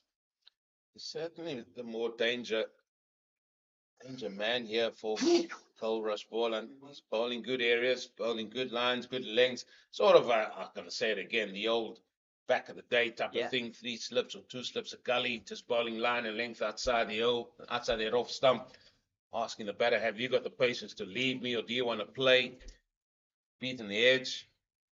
And I think what's been really good, I mean, so far from Goldrush Boland is they really haven't given them that much to hit. I mean, it's been good incisive bowling. They've been keeping their lines and lengths very, very steady. They've been on the money most of the time. So this one is just over pitched from Stearman, but it's really a push from du Plessis. I don't think they're going to turn for the third. They don't, as Keith Dudgeon very quickly gets that in after fielding it. So just probably a little bit full on that occasion from Stearman. We haven't seen him really err from his line and length yet. Got to agree with you here. I reckon Sean van Berg, after the spell of Clinton Stearman, get him on harder ball. Definitely. And sometimes the seam does stand a little bit prouder than normal, but why not have a crack at it with the newish ball? Here's at the moment, I mean, we're seeing here that whilst they are you got a couple of runs there, they haven't rotated the strike necessarily. Not seeing too many singles coming through here. There's not got Stearman who's been bowling mostly through to de Villiers. You've got Dudgeon who's been bowling mostly through to Herman. So just giving them the opportunity to just keep plugging away at a single batter here. Yeah, you like the right and left-handed combo, but if you don't get them to do their right and left-hand jobs, then it's a little bit difficult. Yeah, exactly. What I have seen day 3 here, and maybe it's because the pitch has dried up a little bit. There's a little bit of movement off the seam here. And that one sort of jagging back there to the right-hander.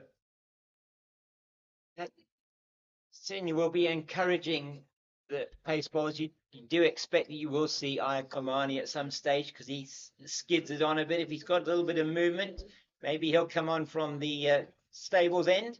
Get them all from that end. Yeah, and then Get the ball to Sean van Berg's 8 for. I agree. Play it down the ground, and that's in the end good running between these two, and will, for the first time in quite some time, be the left-handed Jordan Hammer is going to be facing up to Glenton Stearman. He's going to come around the wicket to the left-hander. Yeah, different approach here from Glenton, but just a little bit on Sean van Berg. He needs 5 for, as you said, for 500. 5 for 500 wickets in first-class cricket. Went up to 495 with those 8 that he took in the first innings, and he, no doubt, in this season will be passing that 500 mark. Whether he does it in this match or not, we'll have to wait and see. Doesn't want to wait too long. No, he doesn't. I mean, you would think he'd be coming on. I agree with you. He should be coming on after Stearman's spell, and this may well be the last over. Just floated into the pads almost of Herman. He doesn't make anything much of that.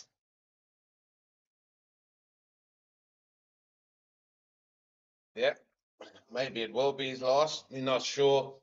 But it has been a good spell, and they haven't allowed the Warriors to go anywhere. The run rate hovering under 2 runs to the over.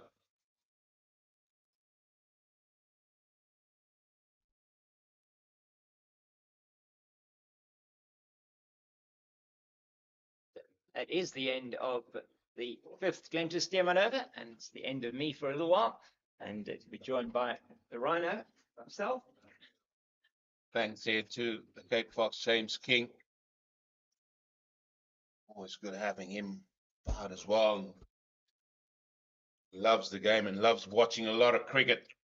Just like this man sitting next to me. The Rhino, Jeremy Fredericks. Very good afternoon to you, sir. Good afternoon. Yeah, I think you got me on the nick on time to come on air. That chicken pasta nearly put me to sleep. Yeah, listening to you guys. I'm glad it was the pasta, not us. Oh dear. The time of the day, and that's 32 degrees in Paarl. Had I had a glass of red wine or white wine, I would have been the goner. Does that feel? Weekend vibes, as I say, weekend vibes. Well, what a situation the Warriors find themselves in here. Mr. Fredericks still 300 and plenty behind. He's back to 320 runs. Still 10 wickets in hand, but that's not the case. It's about setting a platform for the rest of the team here. The wicket's still good. However, these 2 men, Glenton Stearman and Dudgeon, have bowled really well this afternoon. Yeah, they've had a good spell thus far. 9 overs. They're into the 10th now. Dudgeon there from the stables, and he got a couple to move a little bit, and he beat the bat here and there, and especially Jordan Hammond. They so much that surprise wicket to get. But these guys, I'm sure Robin Peterson is going to say, guys, you got to pitch your tent there and bat for 2 days and see where you can resolve, because there's only one of 2 results likely here. It's either Boland wins outright, or the Dafabet Warriors can enforce a draw. But it'll be interesting to see when Sean van Berg gets into the attack. Isn't that just marvelous stuff on 494 wickets? He's bowled well. He's certainly has brought about a difference. Yeah, we talk about having some people in your armory. We spoke about fast bowlers. Somebody that bowls 140, maybe 145. But the art of leg spin, I mean, that's just beautiful. Once he gets going and he's seeing his work, his craft, I mean, you certainly want men like that in your team, in your armory. Absolutely, no doubt about that. Such a valuable. Oh, that's well driven by Du Plessis. It was full and it got the treatment. Yeah, half volley. That gets put away by any first-class cricket batting in the top order for sure. He's enjoying his second knock here in the second innings because he was bowled off a no ball by Glenton Stearman. Now can he certainly capitalize on that? I have no sympathy for bowlers who bowl no balls and takes wickets. I mean, you shouldn't do that. It's just not on. Not when it's difficult to get wickets in the Yeah. first place. Absolutely. If it's on the green, sort of mamba, as they say, where the ball's moving around. Ball again, oh, the geese. Goose got in the way there.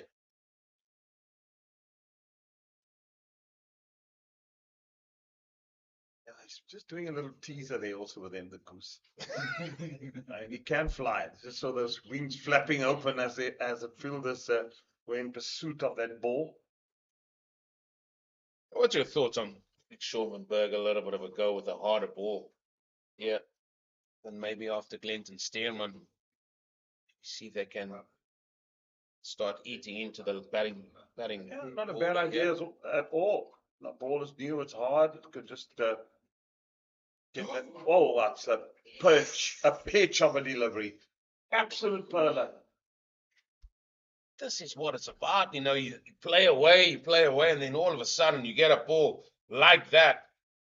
These du Plessis as well as Herman that has got balls that really just stood up. And again, all the divots been coming into play there, just stood up and held its line. Beautiful delivery.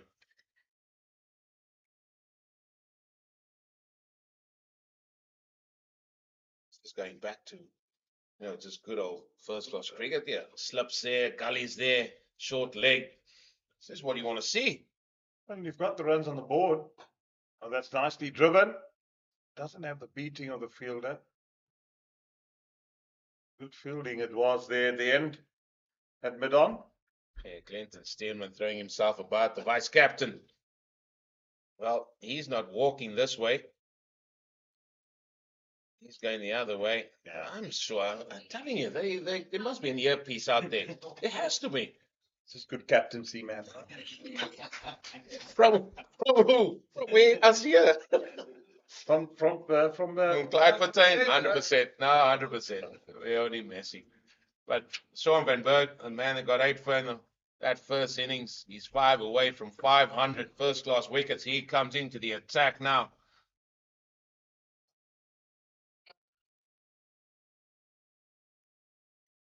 Everybody seems to get excited around here. Even the scorers next door are here. The aura of excitement. Von Berg is back into the attack. Really nice. That's about they get excited with 8 for and happy days. Yeah, get him back on. Get him on. Yeah, get him on. And then he doesn't take a wicket, and as soon as they write you up, they write you down. Yeah, that's this game of cricket. You can be 0 today and 0 tomorrow. Okay. You should be playing for South Africa tomorrow. You don't take no wicket. I told you should never have been in the side. Well, Jeremy, it's just the slip that's anywhere near the batter. Got 2 men on the cover catching.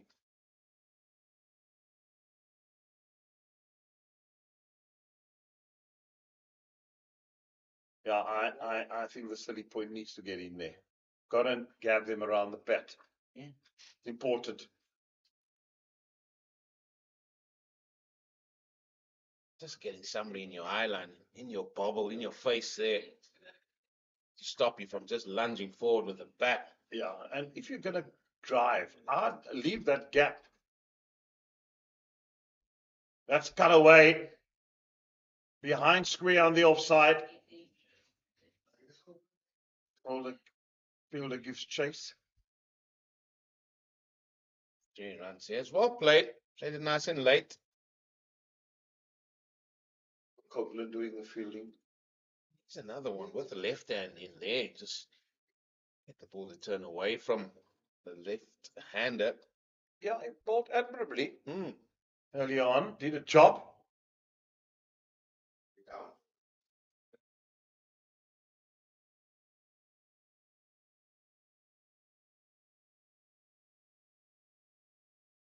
just seems to have subsided a little bit. There's still a bit of a breeze, but not all that much. Bold. For some reason, the breeze dies here after lunch. Yeah. In my area where I live in Plumstead, it's a beautiful morning, but the breeze starts to come up after 12. For what reason, I don't know. But yesterday it was certainly blowing. I got home.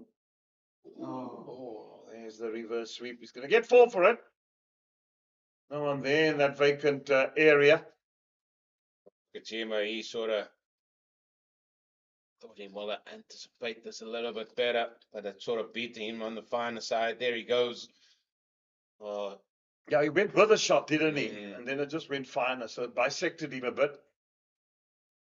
Hated that breeze down in your neck of the woods because Victoria Cricket Club, Chaka Road, is not too far from that. And tell you what, after lunch, it's going to be who wants to bowl into the breeze. He said, what breeze? It's a gale out there. It's not a breeze. So now you're living in the northern suburbs and you suddenly now... No. No, not at all. But a certain man that we both know used to sit just next to the side screen and shout, don't respect. What did he say? Just respect the breeze. Respect the breeze, young man. Don't be fighting it.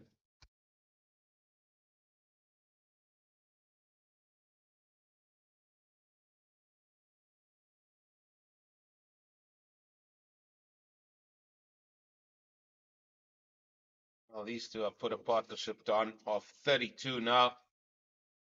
11 overs. Again, we've seen this that happened in the first innings where they put on 51 for that first wicket. Then after that, it was just a cluster.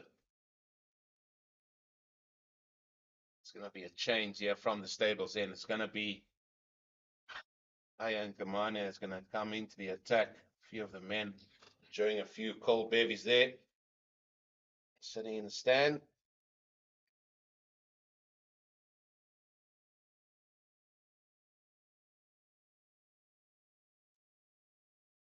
So he's going to come around the wicket here to the left-hander. Looks like he is. Might just be his day too. Never know.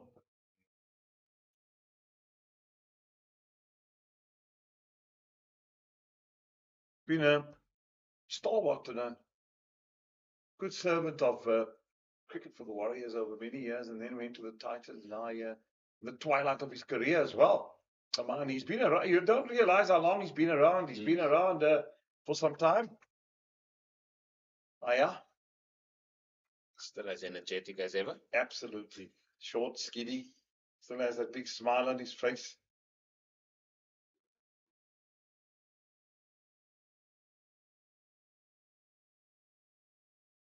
Oh, they all come down to Cape Town eventually. Yeah, the mountains. The mountains bring them down here. The beaches. Mountains, winelands. This time of the year,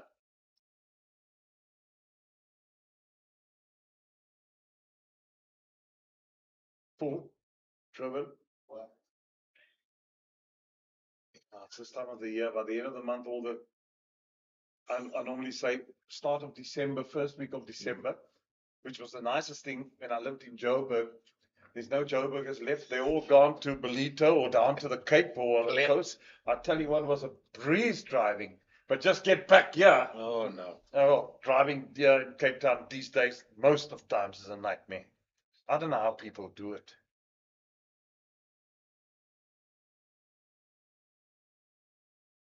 I had to come to Paarl the other morning. It was a Thursday morning. Yeah, this morning was a breeze driving from Plumstead. It drove me mad. I hate sitting in traffic.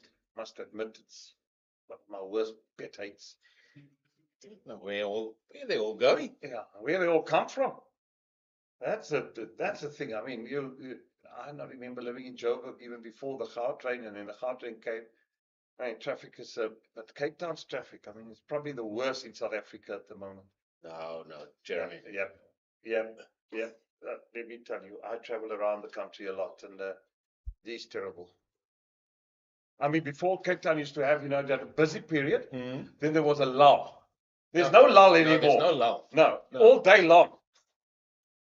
I mean, just you drive around this neck of the woods, just go down the road past Bostonmere towards, what's the place called there? Paarl Valley. Paarl Valley.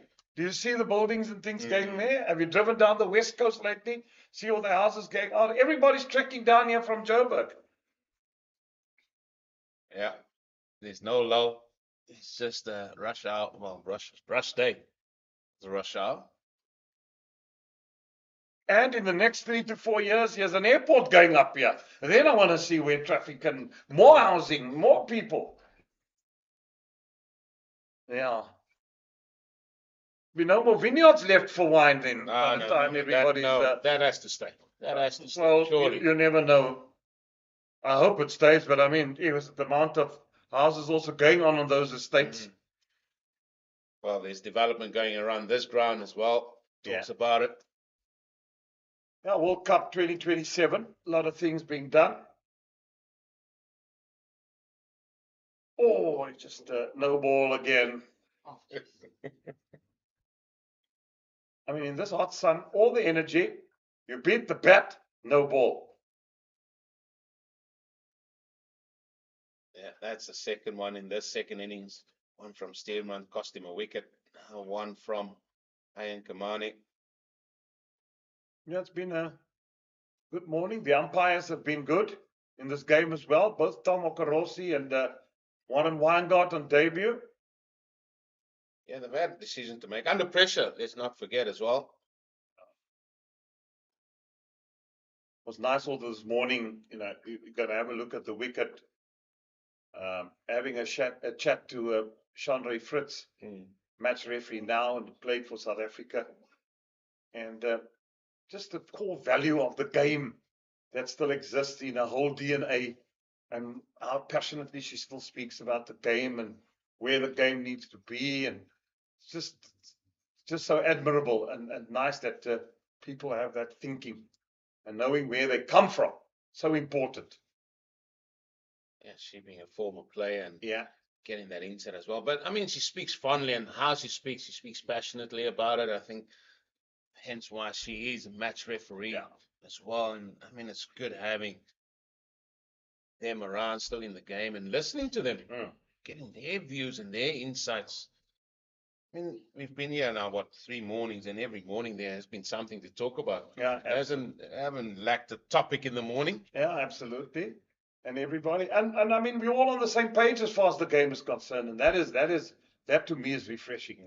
That we all think the same. We all want cricket to flourish. We all want cricket to do well. And I always say to the guys, even at Super Sport guys, don't say, if South African cricket struggles, we're all in it together. From umpires to match referees to commentators. If it's an appeal for a run out, but I think he's home safely. Just that fraction of a second there. So everybody makes part of the body of cricket, and we've got to make sure that we get the right product out there, and that's so important from grassroots level right up. Good decision. Good decision there from umpire Warren Weingart. Another one. Another good decision. I'll ask you a question here, Rhino, just on Dafabet Warriors here, and just watch this ball here from Sean van Berg. Nicely driven again. Get a single. So, if you Dafabet Warriors, and I said this about Peter Milana and Rulofsson when they came to bat in that first innings and that first session, how important it is for them that for their own bit of confidence to get through. How important is this for Dafabet Warriors? For the likelihood of them staying here in Cape Town and going on to Newlands to face Western Province next week to put in a good performance here in the second innings just for confidence and sort of getting them something to really work about during the time that they're here and then going on to Newlands as well, because batting is all about confidence as well, and you want to sort of carry that. And we've seen they've been bundled up for 160. So how important is it that this innings here that they really do get that confidence back in their batting? Well, the message is simple. And the message from Robin Peterson should be simple. I mean, last week they had a near win. They were 2 wickets shy in the end of winning. So they would have come in here with a lot of confidence, seeing that Boland lost last week. But the message is quite simple. Bat until tomorrow evening, 5 o'clock, and trek to Cape Town with a draw. That would be my message if I was Robin Peterson. They know what to do. Session for session. You make sure that you bat. Don't get too ahead of yourself. Boland's looking for 10 wickets. Don't make it easy for them. So, and you say to these two openers, if you can go through to drinks today, then you plan from drinks to tea, from tea to the mid-evening session, and then to end of day's play. If they go down and say, like, by tonight we've only lost 1 or 2 wickets, that's it, maximum. You know, come back tomorrow and bat, because as I said, there's only 2 results that is possible: either a draw or a Boland victory. Yeah. And transfer the pressure back. Just remember also, the longer you keep Boland, they've been out in the field. Yeah. So the longer you keep them out there, they're going to get tired. Yeah, 73 overs in the first innings, and then now 13 in the second already, and that's going to be even longer. But you also said that there's still good batters still to come beyond this, and guys that can bat for long periods of time. So it's not going to be easy for Boland to get wickets. But for me, it's all about that confidence as a batting unit that they need to take, as you said, after a near miss yesterday, needing 2 wickets for a victory. I mean, that would have bolstered them as well, confidence-wise coming in. Now coming here against Boland, first innings, 163, chasing 500. They just want to get back and just also get that rhythm of, look here, I need to bat longer in partnerships and everything else. The other thing as the batting team, that another no ball, that you also got to say to the batsman, just don't get into a negative mind frame. Yeah. Because if you're going to get into a negative mind frame, you're going to have a ball with your name written on it. See ball, hit ball. That's got to be the attitude. If it's a good delivery, each one on its merit. But if it's and also take your singles, run hard, rotate the strike, look at each other, talk confidence to each other, see the measure of the pitch, and try and make sure that you get these fielders out here as long as possible. But batting is of positive intent as well. The minute you start getting into that negative mindset, all those demons come, and that fellow comes and sit on your shoulder. All sorts of things go through your mind. Yeah, and what better man to have in your corner, Robin Peterson? I'm sure that positivity would have come through. Yeah, he's an excellent coach. He would have looked past what happened in the first innings. He's right. You guys have got a second innings here to make it right. Go out there, be positive about your mindset, your attitude, your intent.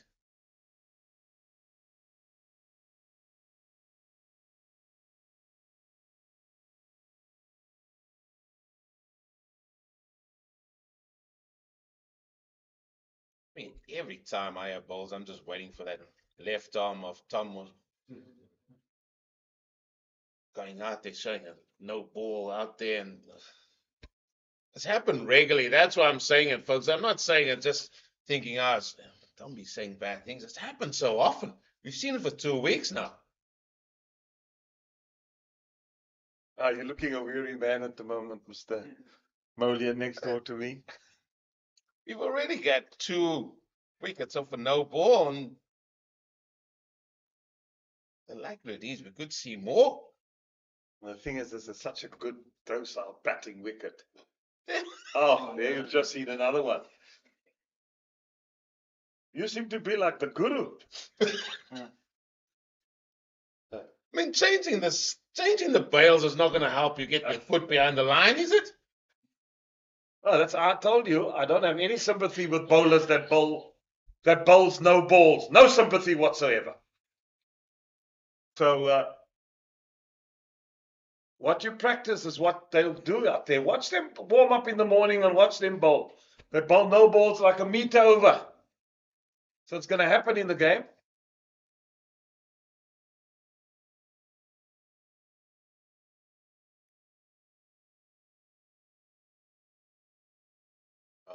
I don't know. What was your you were a manager for many a team, many yeah. What was the fines for a noble wicket?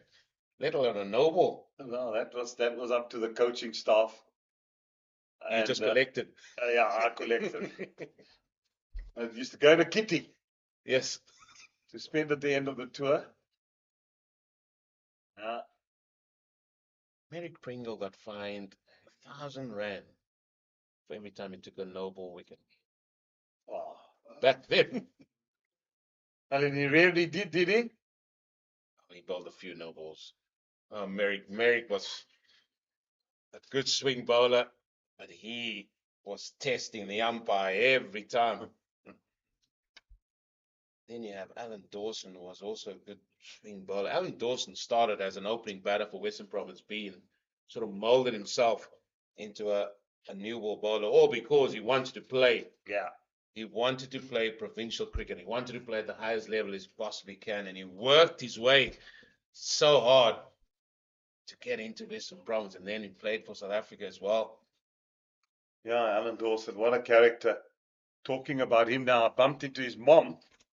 What a joyful and cheerful old lady.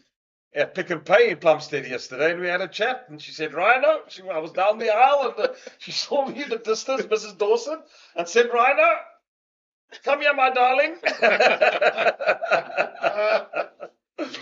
Yeah, what a character. Yeah, and also his brother, Barry. Yes. Alan's brother. I'm right in saying he was part of the Commonwealth Yep. cricket team that time, yeah? Yeah. Won gold. Yeah, and Hong Kong Sixers, Yeah. didn't they? Yeah, also. What a character. Horticulturist, and very fine one too, indeed. Alan Dawson. That's another topic. That's another overcomes to an end. He could tell you what blade of grass was out there. Yeah. And then there were other men like was that one of the Hendersons? I think it was Claude? I think it was James this time. James could look at something that flies there, and it was Lloyd Ferreira, in fact. He sees a bird flying across, and he could just say what it was. And I'm like, what? Even he studied birds. Batters looking at birds and all sorts, and that's that bird, and I can see the way it's flying. It was unbelievable, Lloyd Ferreira. Yeah. Played he had Boland as well before he made the trek down to Western Province. The ball extremely hard, did Lloyd Ferreira. Yeah, I did.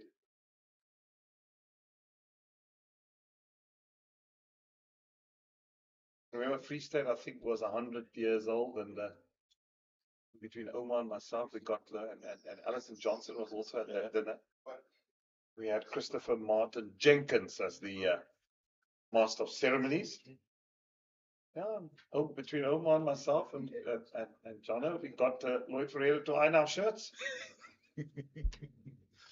Full toss, driven, single. I suppose that's the nuances when you're an old, experienced cricketer. You got the youngsters, come on there. And the old shirt. Well, 100%. You were, as I said, you were involved with a lot of teams. Some of the chats that happen around, especially when your guys are batting and then you see the guys sitting and talking all types of things. Lloyd Ferreira talking about birds. But there are other players that be talking about other things. And when I came back to South Africa now and was coach of UCT, and you sit in the dugout with your players, and the old chat would be about the bowlers, or that place that just opened down the road or whatever.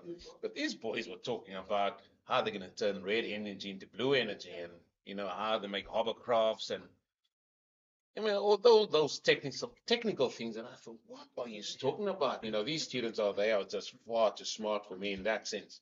Well, the game has changed, hasn't it? Because the muck that gets spoken in between as well. That there are some intelligent cricketers in between, accountants and chartered accountants and CAs, and that was paddled around. One. But then you get the pranksters. There's plenty of them. Oh, goodness me. I heard the story about, I don't know, in India, that Fani de Villiers and Pat Simcox got hold of some fish and put it in the air conditioner. And they left it and that was in Gary Kirsten's room. And they couldn't understand where the stinky smell was coming from all day and for days. Can you believe fish rotting in an air conditioner? How do you think of things like that? My goodness. You know that the aircon will be used every minute of the day in India. So why not store it in there? Yeah, the drinks is being called 43 without loss. First session negotiated safely by the Dafabet Warriors. Well, no danger here at Goldrush Boland. No, they've got plenty of time left in this game. They're still 300 and plenty behind the Dafabet Warriors. We're going to go for a little break. And when you come back, Eugene will have a welcome break. And maybe myself and the Kate Fox.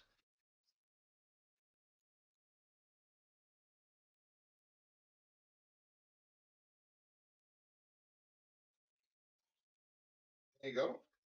Yeah. A breather. A little bit of a just a Just a breather. tad. just a tad. Just a tad. It's a tad. Yeah.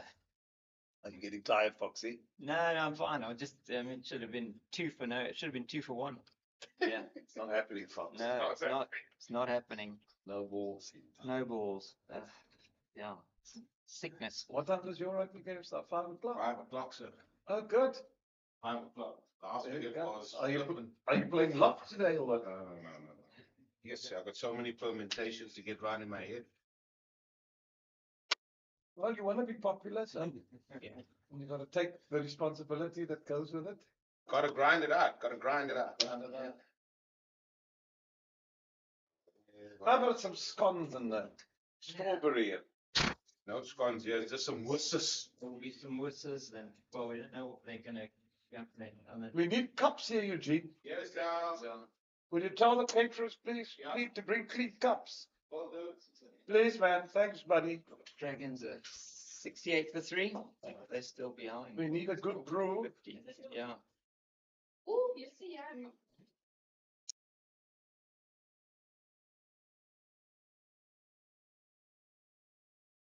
Yeah. Just got to keep batting. That's what they've got to do. We shall fix. And oh yeah, that's here. That's great.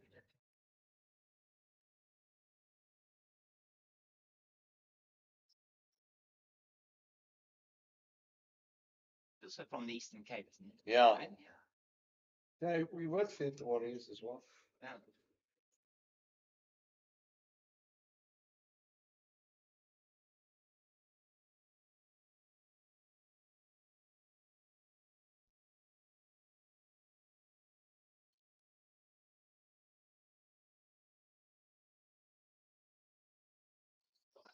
No. Because they apparently they can still hear.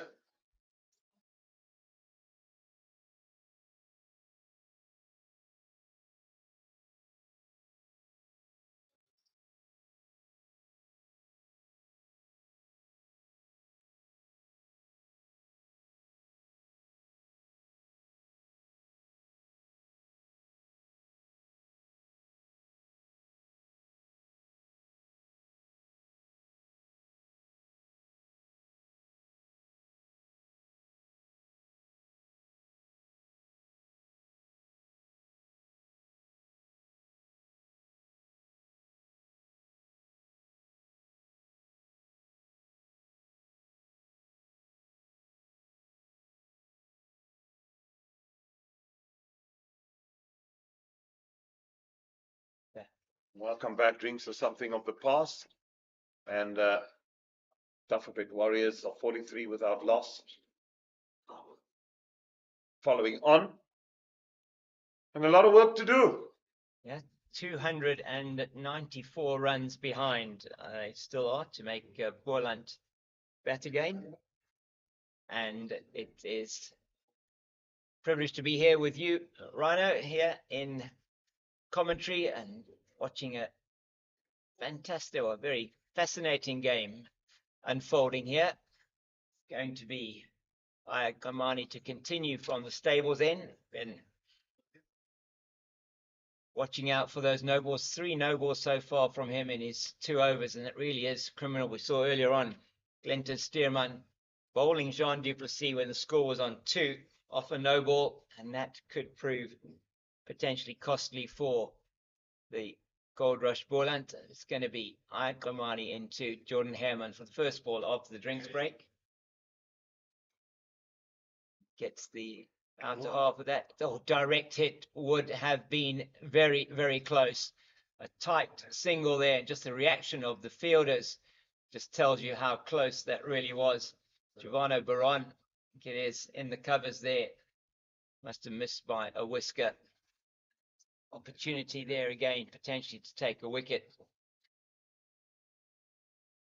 And they don't need to take those necessarily those risky singles, these two. Trying to rotate the strike, but you've also got to bear in mind the match situation. 293 behind.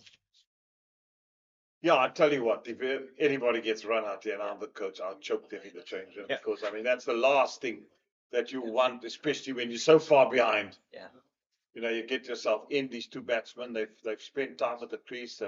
Jordan is there, 20 or 50 balls, 19 of 43 balls, Jean the du Plessis. Yeah. So they've done the hard work. The last thing you want them to be run out now. Yeah. Now just easily go through for a single this time. Out into the deep where Michael Copeland does the fielding. It's been Sean Fromberg not been as incisive with this spell so far. He hasn't really been allowed to necessarily get into his work that much. Herman and du Plessis have been working the ball around a little bit and giving him then the having to bowl to the left and right hander. Yeah, and they have been watchful. So, Yeah. you know, and I also feel that I don't think that Boland have been attacking enough. I mean, guys around the bat makes batsmen think. Yeah. So they've allowed them that freedom. So the batsmen have taken the ascendancy.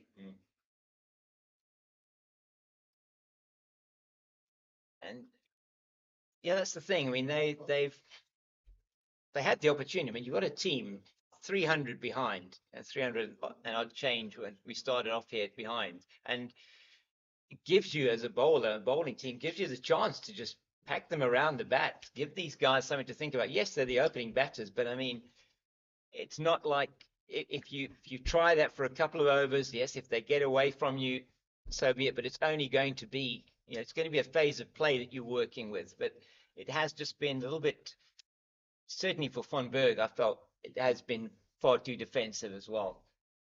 Something that they could do. Releasing the defense like that, Yeah. and being a bit too conservative, you open a bit of a door for the Warriors to say, well, okay, not putting us under pressure, so we're just going to bat easily. You guys got to win the game. We got to stay here for a draw.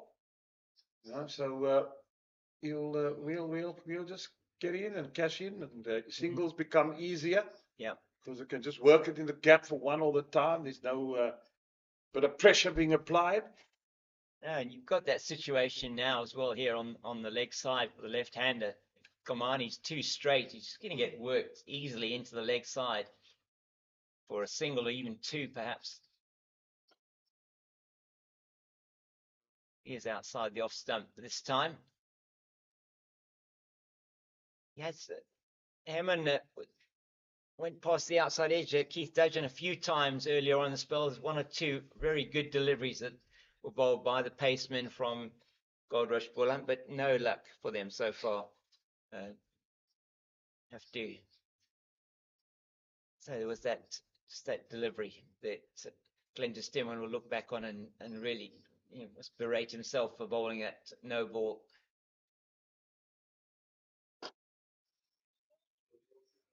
Straight back to the bowler this time. The end of Ayat Kamani's third over, and it is 3 overs, no maidens, 0 for 7 for him, 45 without loss after 16. Yeah, just opportunity for Jordan Herman here and Jean du Plessis. And Herman, we saw last week, get a very good 99 in the first innings. Didn't bother the scores in the second innings there in Quebec, but got a very good 99 in the first innings, and he certainly can bat for a long time. Excellent average. I mean, just going into this match, it averaged just over 50 in first-class cricket.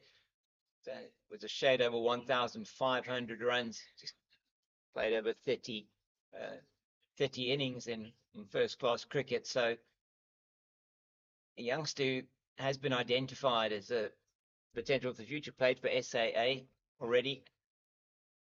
Going to be one bird to continue to proceed. Just pulling away as Clive Fontaine does some changes. Just pushes his mid off a little bit further back.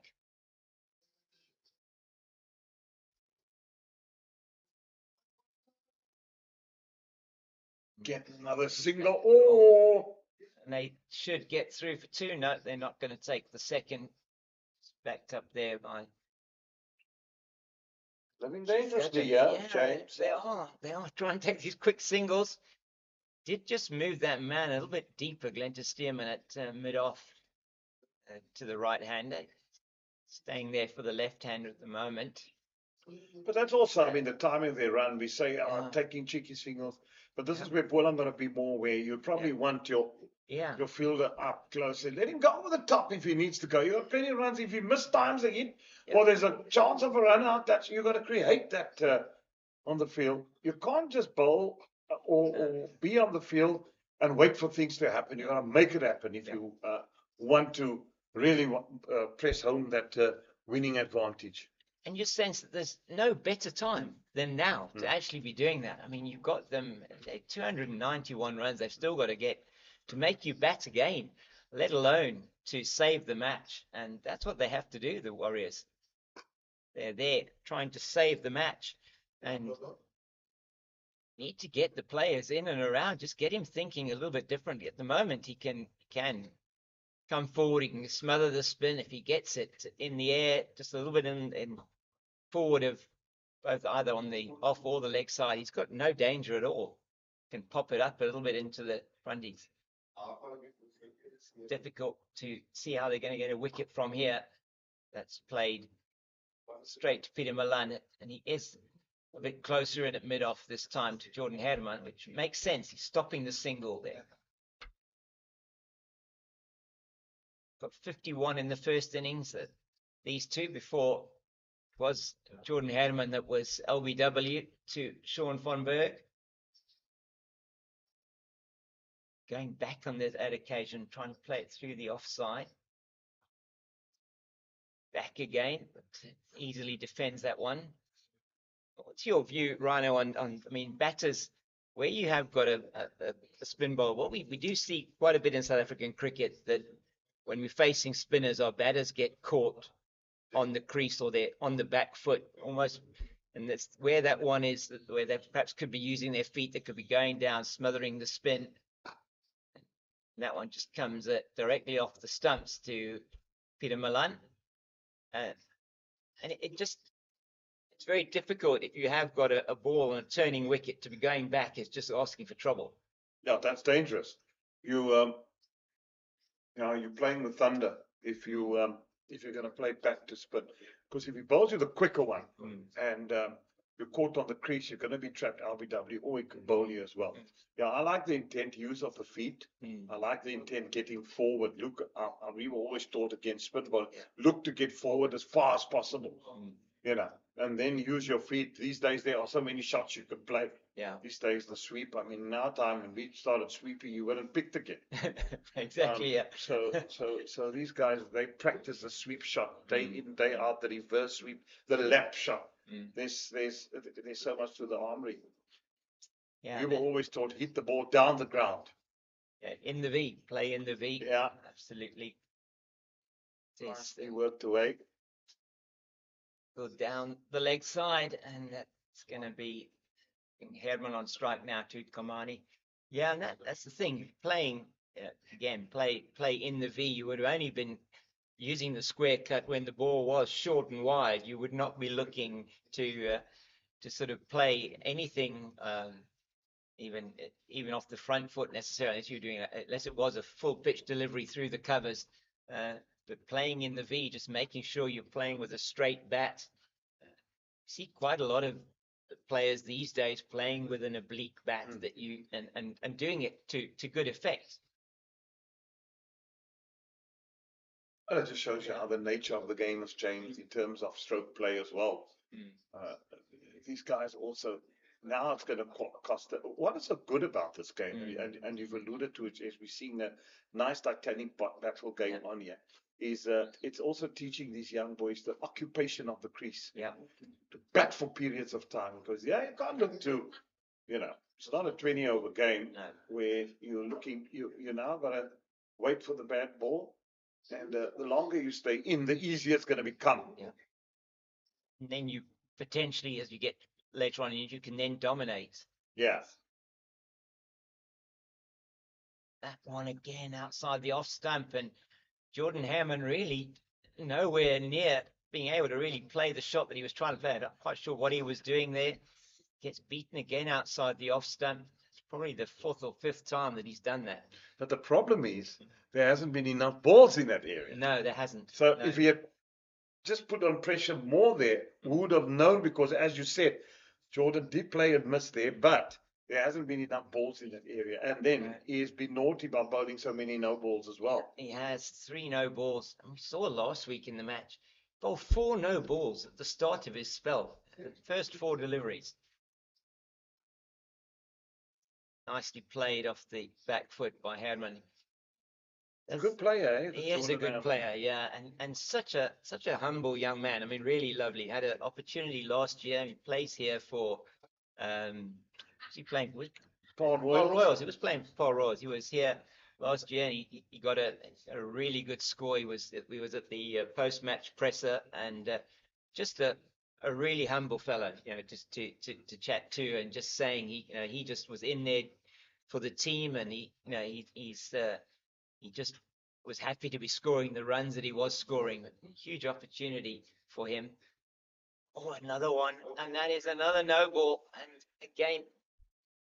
Does he play for the Royals? And I don't know if he played. Sunrisers, I think. Sunrisers. Sorry, Sunrisers. Didn't play for the Royals, but it was here against the Royals. He got if he got 100, he batted incredibly well, and he was at the post-match press conference, and just really it was good to hear. Really grounded. He's talking about, so people asking him about his future, and he said, he's taking it one game at a time, just doing what he can do out in the middle, and I think really good work from Robin Peterson to pick him up there out of where he comes from in the northwest, bring him down to the Warriors. Yeah, that's the ability Robin Peterson has, just to identify young players and say, bring them through. That's the, I always say that should be the job of any coach at a franchise, is to, I always say the trophy cabinet will look after itself. Yeah. So your job is to develop young players, bring them through. And the aim of every coach is to prepare players to play for South Africa. That should be the motto of the coaching staff at all franchise level. And when you do that and you achieve that and you have a pool of players, then the trophy cabinet will look after itself. I know everybody wants to lose Trump, but I think the bigger picture to me is always to say that my job as a coach, it's a good delivery. It was a good delivery. And well in this over, I mean, the no ball accepted. It was a good over, 4 overs. No maidens, 0 for 9. Kamani's kept it tight, and he's bowled those 4 no balls. I mean, how much better would his analysis be looking if it wasn't for that? But getting back to your point, I mean, if you just look at some of the players that have come through now in that Warriors setup, in the Dafabet Warriors setup, players like Marco Jansen, he's now obviously back with the Northwest Dragons, but certainly made his name at the Warriors. You have players like Patrick Kruger, who came down from the Free State down last season to the Warriors, and he's just gone from strength to strength in the white ball format. He's now playing for the Proteas, and there are a number of others that you can look at. He's the 2 King brothers that he's now got down there. They're really looking good. CJ King and JP King. Are you an uncle there? No, not at all. No relation. But Von Berg continues. Where were they at attack. school? They Those were at kids? St. John's. St. John's No, in Johannesburg, Johannesburg. in Yeah, Houghton, yeah. yes, St. John's and Houghton. So the two good cricketers produced by St. John's, an outstanding school again from a cricketing point of view with a great heritage. And Von Berg away again. I think that one, that catch, Gavin Kaplan, he's hobbling around a bit there, maybe on the knee or on the leg. So Yeah, it was firmly driven, wasn't it? Yeah, it was firmly driven. So those two men are there to stop that one, and perhaps if he just has to reach a little bit for it and plays it in the air. I would like to see somebody close in to the bat. It's particularly for the right-hander, I feel. That one is a loose delivery down the leg side, and it's been punished down to the boundary for 4, and it got what it deserved. It was wide down the leg side, and Jean du Plessis is not going to miss out, and that brings up the 50 for the Dafabet Warriors. It's 52 without loss. Busy with the 19th over, 116 balls with 4 fours, 52 without loss. Herman on 20 and du Plessis on 26. Yeah, he's done well there to just the full delivery on leg stump almost. Didn't have time to dip, turn, or whatever. And the shot was on. These two have gone 1 run better so far than their partnership in the first innings. Dafabet Warriors doing well, this pair at the moment. They're going to just need to keep focusing, as you're saying, set small targets. Going through the next half an hour, they can get through to tea without losing a wicket. They'll feel that they're very much in with a chance of definitely saving the game.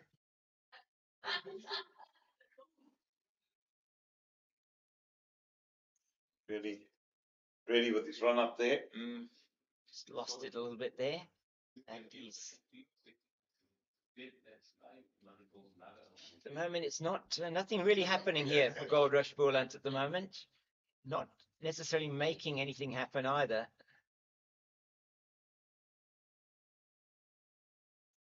Haven't seen necessarily, although it's been good batting. I think they've been able to come forward and smother the spin. We haven't really seen anything that has turned viciously from Sean von Berg. We'd expect that it would be giving him some assistance as to what he got in the first innings. That 8 for 54, his best ever career figures. So, another good delivery on the money there. It says end of his 5th over. No maidens, 0 for 18. Just been a little bit quiet since the drinks break. These two just trying to make sure that they are keeping their wickets intact. Could be a change of bowling potentially from the stables end. Looks like it's going to be Giovanni Baron coming on to bowl. So they're rotating their pace bowlers from that end. How long at least? I would have maybe just, I know they had Gamani, just maybe try Copeland again. Yeah. He was effective before lunch and he kept things quiet. He picked up a peg. So I would definitely have been tempted to bring him on that side as well. Yeah, me too, especially with the left-hander there, getting the ball to move away from the spin away from the left-hander, and they're giving Giovanni Baron that protection of that man at backward point. Got 2 men out on the boundary on the leg side, forward is square and it's long leg. And what he's asking him to bowl, probably gun barrel straight. It's played to the right of the man and mid-off for a single. 53 without loss. So Glenton Stearman, he normally doing work there at mid-on, or mid-off to the left-hander, mid-on to the right-hander.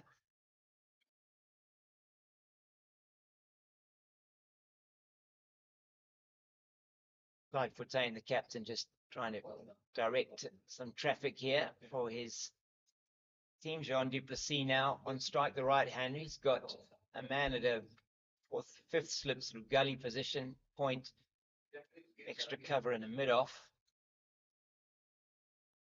Going to be bowling into the pads or direct or sort of straight to Jean Duplessis. He's got the field set for that on the leg side. Man sort of that short sort of catching at short square leg position. He's sort of short mid-wicket. It's more like a leg gully. So he's coming around now to leg gully. Abiwa Ngujima.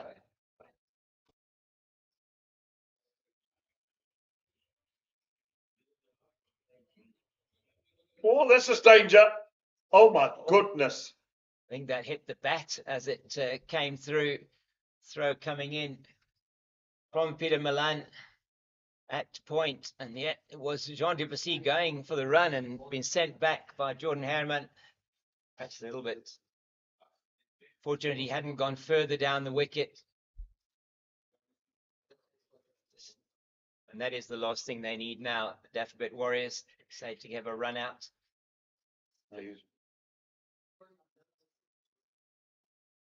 So right there. It's the last thing you need. Yeah. Jeremy, it's the first time you'll be seeing Giovanni Baron. We had a bit of a look at him last year, played in one first class match for what was then the Paarl Rocks, and now Boland. He was part of the T10 tournament, pre-season T10 tournament. He was amongst the wickets and he was amongst the runs there. He's getting the chance now in the red ball format again, which can only help him in terms of his career. Yeah, I saw him a bit this morning. Young man. Still got to figure out what to make of him. The more you see him bowl, the more you'll be able to formulate an opinion. It's like he hasn't really got anything that is on offer to help him here on the wicket. You did see him from this end. He got one or two to move away with the older ball in the first innings, but he's been asked to bowl pretty much gun barrel straight here to the right-hander. He does that again, and it's just perhaps too much leg side tickled into the leg side, and that's Copeland doing the fielding there, not before they get through for two. Yeah, I think I'd like to see Copeland coming on here, maybe just to have a bit of spin from both ends, get some men around the bat, give them something to think about. They certainly haven't been attacking enough, particularly when Sean van Berg's been bowling.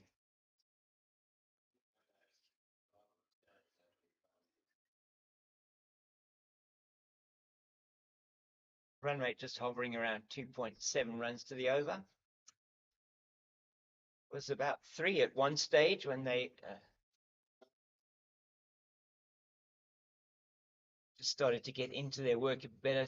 Van Berg, after 2 overs, I think he conceded already 10 runs, so he's started to keep it a bit tighter now. Yeah, it's going to be a lot of bowling for the spinners. It is. I was thinking it could be a very long afternoon. We're going to need to be getting a couple of Red Bulls for ourselves, I think, here if it continues this way in the afternoon. I could rather do with a whiskey, James. A Red Bull. I don't indulge in those stuff. No, neither do I. So Red Bulls and powers and all that. No, thank you. No, not for me. I'm afraid that if I were to have anything with a significant amount of caffeine in it, I think I'd be bouncing off the walls here. So it's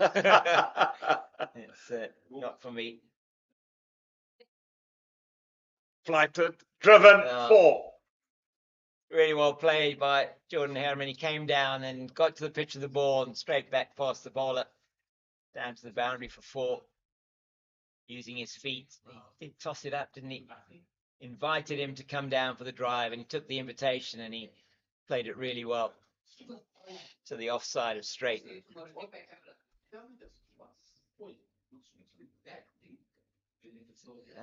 59 without loss. Dafabet Warriors. That's exactly what they would have wanted in their follow-on innings. Coming up to close to half an hour to go before the tea break. This time cut away again. More runs. Going to get to the boundary, is it? Yes, it is. It isn't stopped there by Sturgeon, I think, chasing it down there, and it gets down to boundary 4. So back-to-back boundaries. Sean von Berg kicking the turf. He overpitched the first one, the second one is too short, and any good batsman should do. He takes full toll of that one. Absolutely, James. You know, present opportunities like that, got to cash in. Yeah, up against a man who took 8 for 54 in the first innings, completely destroyed the batting lineup of the Warriors, and in the second innings, still searching for that breakthrough. Sean von Berg.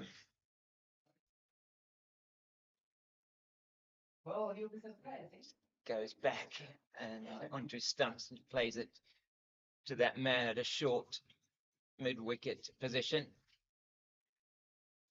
Yeah.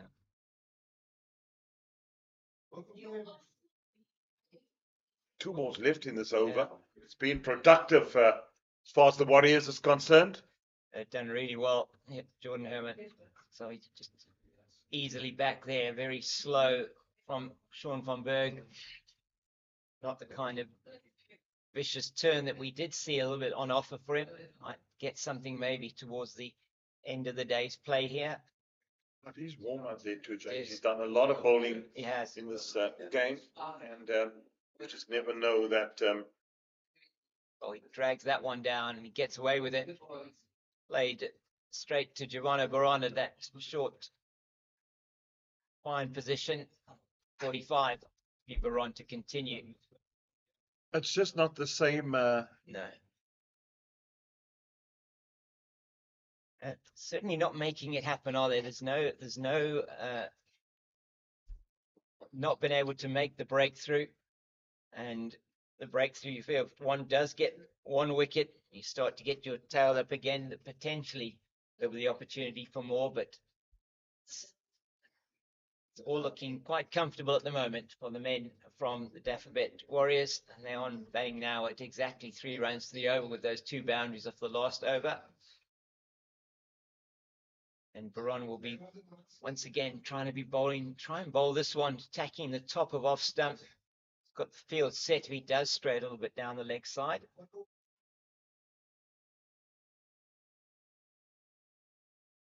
Nicely in behind that one, Jean du Plessis. Top score 204, Jean du Plessis. Made for these previous province, the Southwestern Districts, or Garden Route Badgers. Scored a very good 120 last season when he was on loan here at Goldrush Boland, Yeah. against the Lions.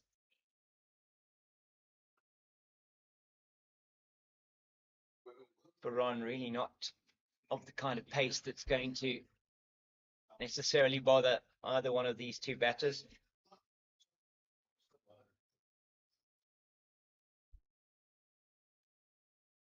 So normally now is a good time to take in the scenery and see what's around here and have a look at the. Yeah, we've already seen some of the bird life here with that Egyptian goose.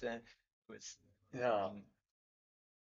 As it's decided now to disappear and have an all afternoon nap. I think so. It was interesting to hear yourself and Eugene talking about Lloyd Ferreira and being a bit of a bird watcher, or a twitcher as they call them, and our fellow commentator up there in the north, Ken Boland, he's a bit of a twitcher. Myself, I do enjoy also having a look and seeing what types of feathered animals we do have around here. It's nicely played into the covers. Milan does the fielding. There is no run. And yeah, something to keep you going when there's maybe a bit quiet in the today's play. And it was very interesting. I was last December. I went up to Johannesburg, just spend some time with the family up there, and it was just before Christmas. And Ken was man alone. Ken Boland sitting at the Wanderers, a match between, I think it was.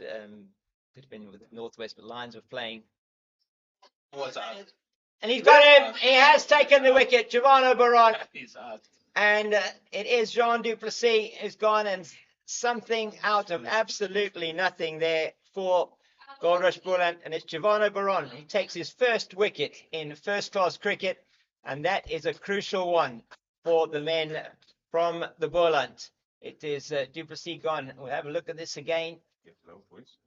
And yeah, it did keep a bit low, and that certainly, you feel, a good decision from umpire Tom Mokorosi.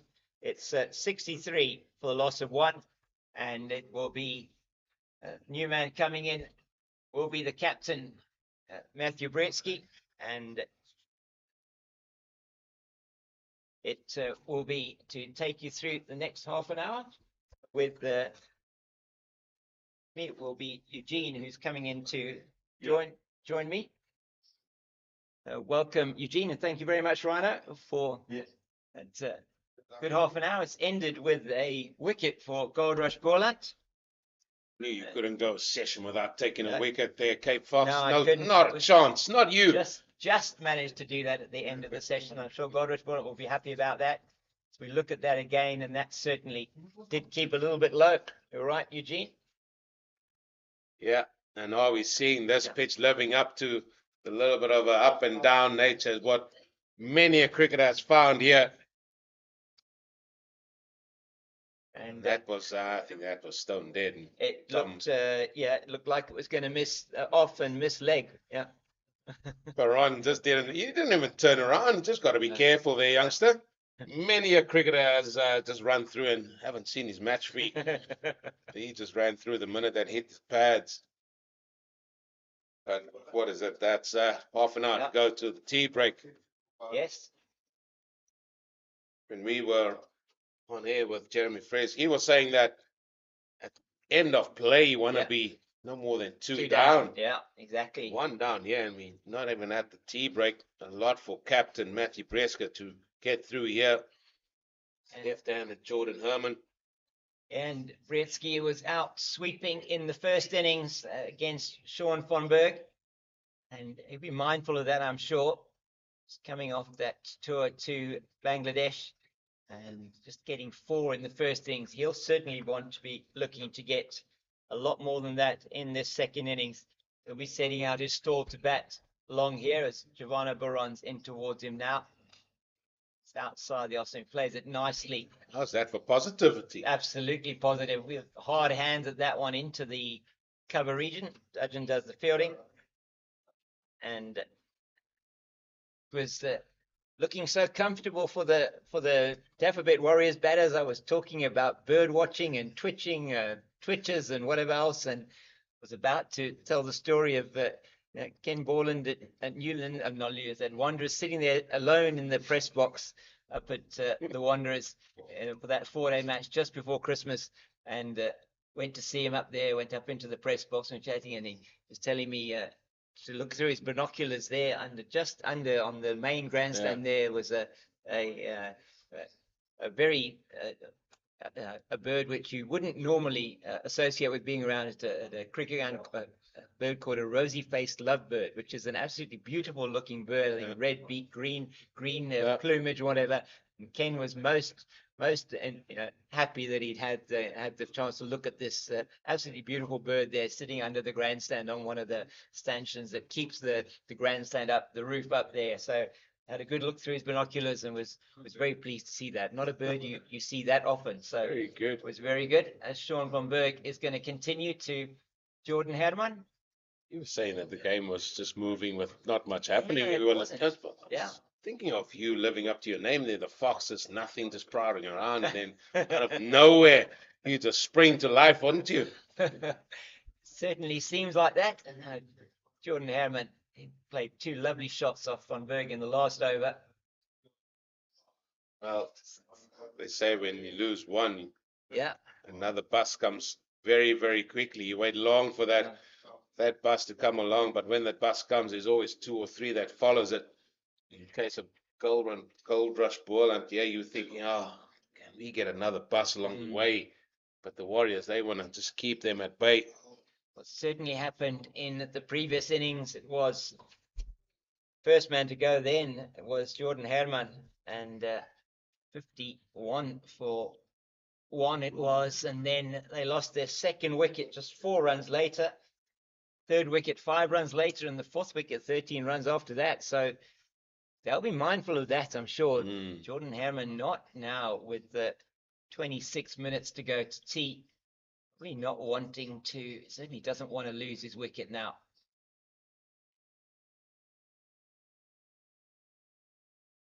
I was watching Sean van Berg just going into his work, and I was sort of thinking, has he got one where he can just fire a few a little bit quicker, see how they react on the surface a little bit, maybe a little bit of quicker turn, maybe one that skids through a little bit. Yeah. Because what he's given is the ones that's tossed up and it looks nice in the eye, but it allows the batter just to go back and play it comfortably. Just thinking of balls that could find a little bit quicker through the air and maybe skid through a little bit.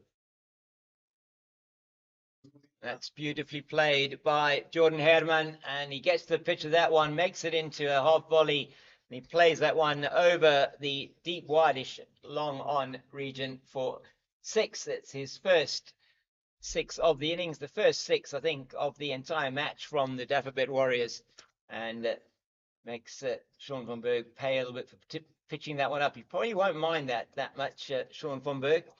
Yeah, just this time there, Fox had turned that one into a full toss because he did advance down the wicket. Did Jordan Herman, played it nicely, put it away. Still got to have some positivity about you. 35 of 76 deliveries now for the youngster. On that one, a little bit short from van Berg this time, and he's rocking back and playing it beautifully through the leg side for another boundary. And you wonder whether Sean van Berg maybe wouldn't be looking at perhaps bringing on Michael Copeland from this side for a couple of overs, just to give him a break. Yeah, just get a break in there. Something different. Ball turning away potentially from the left-hander. It's now 18 runs that Herman has taken off van Berg in the last 2 overs, last over and 5 balls. Figures looking a little bit expensive now. Plays that very nicely straight to the man at mid-off, and that was a sharp single. Peter Milan throwing it in, but doesn't hit the stumps, and Herman does the right thing there, keeping the strike at the end of the over, protecting his captain, give him a chance to have a little bit more of a look at the bowling from the non-striker's end. Yeah, so something for Clyde Fortuin to think about here. Such he's not speaking to Sean van Berg yet. He's just thinking. In fact, he's pointing over there to Michael Copeland to say, listen, can you warm up? He's, I wouldn't say vigorously throwing his arms about, but it is something like that. So we could see Mr. Copeland not so far into the future here. Yeah, I think so. I think it's maybe it is going to be next over from this, the Niederberg end.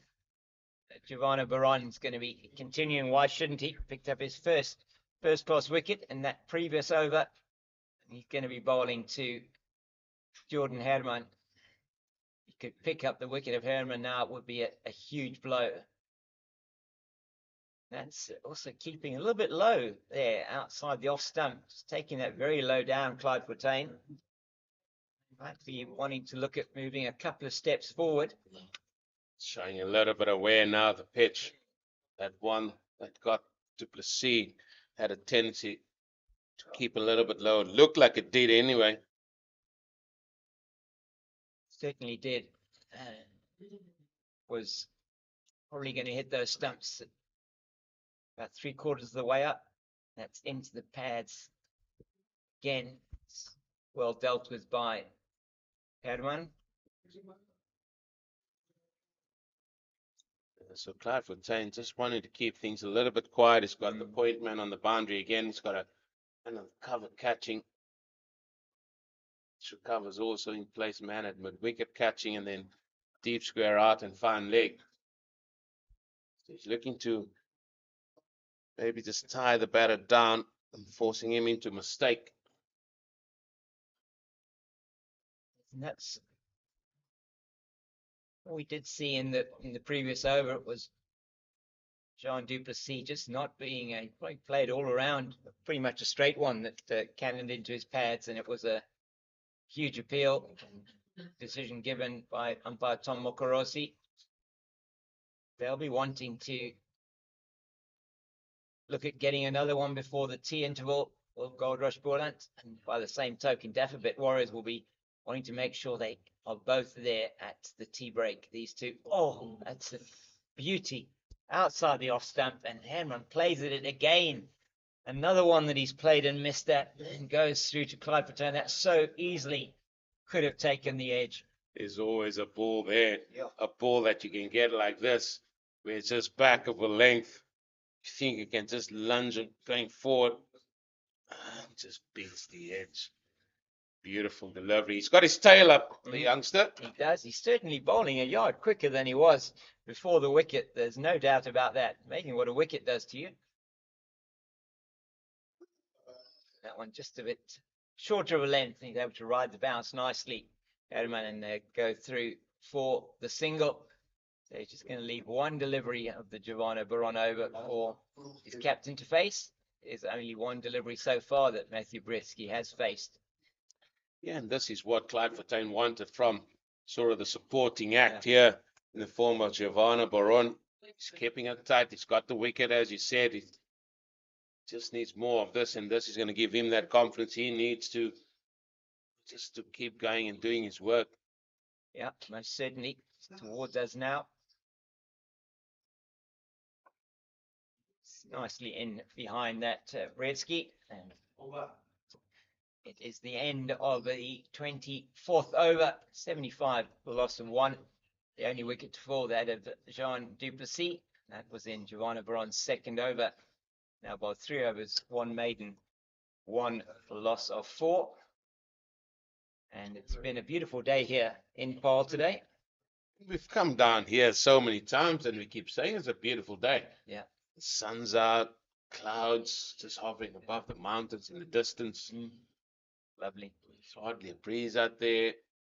Yeah, it was really windy earlier on today, and that may have helped a little bit with the dip from Sean von Berg, as it is going to be Michael Copeland to take over from the leg spinner.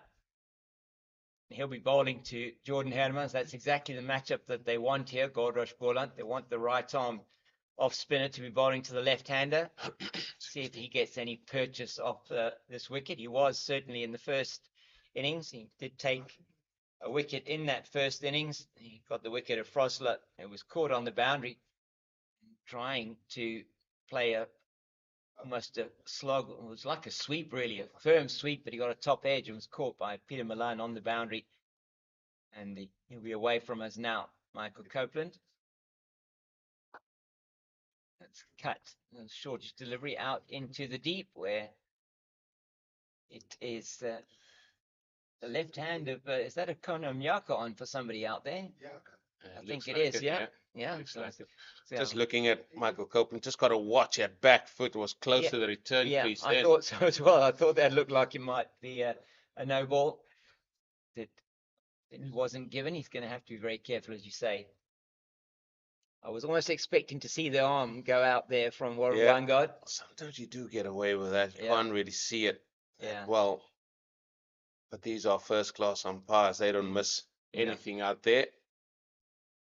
It's going to be bowling now to Britsky.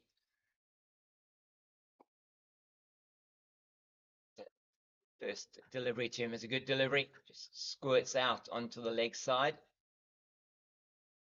So Abiwa Mgajima there in the mid-wicket position. It's a good delivery again. Don't think that he wants to be necessarily going back too much here. Matthew Britsky, if that one is pitched up a little bit. That's short, and he can go back to that one. It's an easy single down to Peter Milan at sort of a shortish long on position. Yeah, let's He's see. off the mark. Let's see where this back foot is going to go. He's Yeah. got 2 balls, 2 or 3 balls, 2 balls still left in this over. He's very tight to that return line there.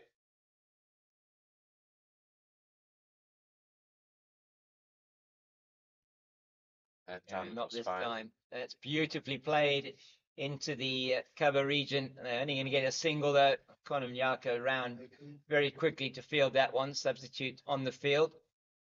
Not sure who he's on the field for. Maybe it's Sean von Berg actually. No, it's not von Berg's there. It's Slip. Sorry. Anyway, we'll I think see. it's Gavin Kaplan that just went off. Right. I think I saw the physio come on and he looked in a bit of pain for something. It did take a knock on the leg early on of the cover drive. Good delivery from Copeland, and that will be the end of the 25th over. 78 for the loss of one, and we are about 16 minutes away from the tea break. About 15 minutes according to the scoreboard clock, and it's working today. That section of the scoreboard, which was where we had we didn't have the minutes on it yesterday. We've got the minutes on it, and I didn't like that at all. No. Like that one iota, Mr. King. You kept making reference. I'm just looking at the hours, the hours. You like to count the minutes and count them down, don't you? Absolutely. Like 15 minutes to that tea break, but trying to get into the mind of the batters here as to what they're thinking. And it's a break coming up. Start again after the break. You just got to get to that break. That's the most important thing for these Dafabet Warriors batters. That will be a single. And to Rulofsson coming around from that deep point region. And for the right-hander, he'll go down to long leg position. Copeland on the deep square leg boundary, and Peter Milan, who normally patrols the boundary there, he's in at a conventional point, maybe just slightly backward of a conventional point. We're targeting the stumps of Britsky here. Yeah, Peter Milan has been grazing everywhere around the boundary. Finds himself in the most vital position of backward point. He explains him, I need a different eye line here. But yeah, Paarl should be targeting the stumps. There's only 4 men on the offside as you look at it. Man at catching mid wicket, and then a man around the corner behind square, also catching. Yeah, we're seeing if he can perhaps get Britsky caught on the crease as well. Oh. And that goes off the inside half of the bat down to the man at short. What short long leg? I know what you call that. Man at 45, short there, almost leg gully, should I say? And that's Abiwa Ngujima. Stops that well. Good ball, that good area, especially to the new man who's still trying to find his feet here, Matthew Britsky. Just be trying to get an idea, won't you, as well, of the bounce. I mean, that one, John Duplessis, perhaps a little bit low. Oh, that's another good delivery. A bit too leg side-ish, yeah. He's being tested. Yeah, he's the skipper. All he's got his sights on is to see if he can get to tee. Yes, exactly. And to keep his team being just the one down. Yeah, he's just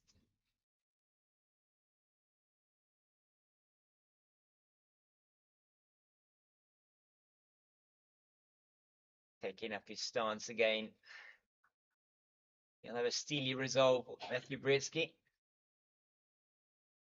Nicely played again out into the covers. No run. First ball he faced and he sort of hit in the middle of the bat to the man in the cover. And tend to just get a feel for if a man is on it. He's certainly being switched on there. You know he has to. Still a deficit of well over 250, yeah. 258 in fact. Certainly will be wanting to get a good innings behind his name here, as he's very nicely forward to that one and defending straight back to the bowler. Matthew Britsky's numbers 54 matches before this match, 96 innings, 9 not outs, 3,255 runs with a high score of 188, which he got in a huge partnership with Tristan Stubbs last year, the Warriors versus the Tuskers in Pietermaritzburg, and averaging just in the mid 37s, 37.41. And certainly looks to me, I mean, and understanding where he's coming from, he's a better batter than that average suggests. Certainly making his test debut there in Bangladesh. I feel that Shukri Conrad certainly feeling the same, that we feel that he's got a huge future ahead of him as well. It's good from Copeland. He just can't stop it off his own bowling. And I mean, he doesn't keep the left-hander on strike. He did try, applauded there by his teammate, Aviwa Mgijima. He'll be bowling now to Bretsky. Yeah, just going a little bit fuller. He wants to, you can see he's trying to flight it up there. Trying to get the turn. Bretsky, if he does sweep, we sweep him with the turn. Doesn't like the feel of that one necessarily. Bretsky does some more gardening there.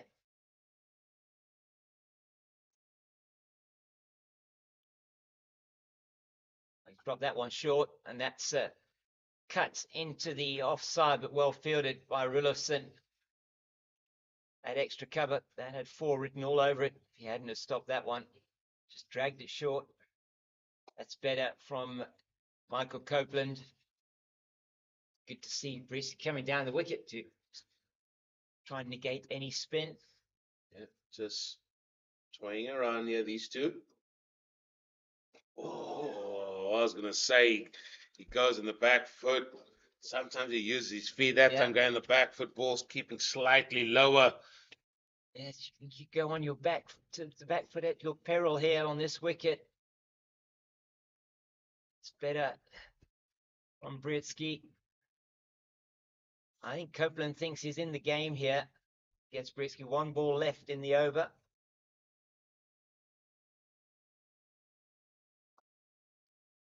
Back again, and he's just playing that one past the Egyptian goose at mid-on. Yeah, just about to say he's made his return as well. Maybe he's getting a sniff of tea as well. I think so.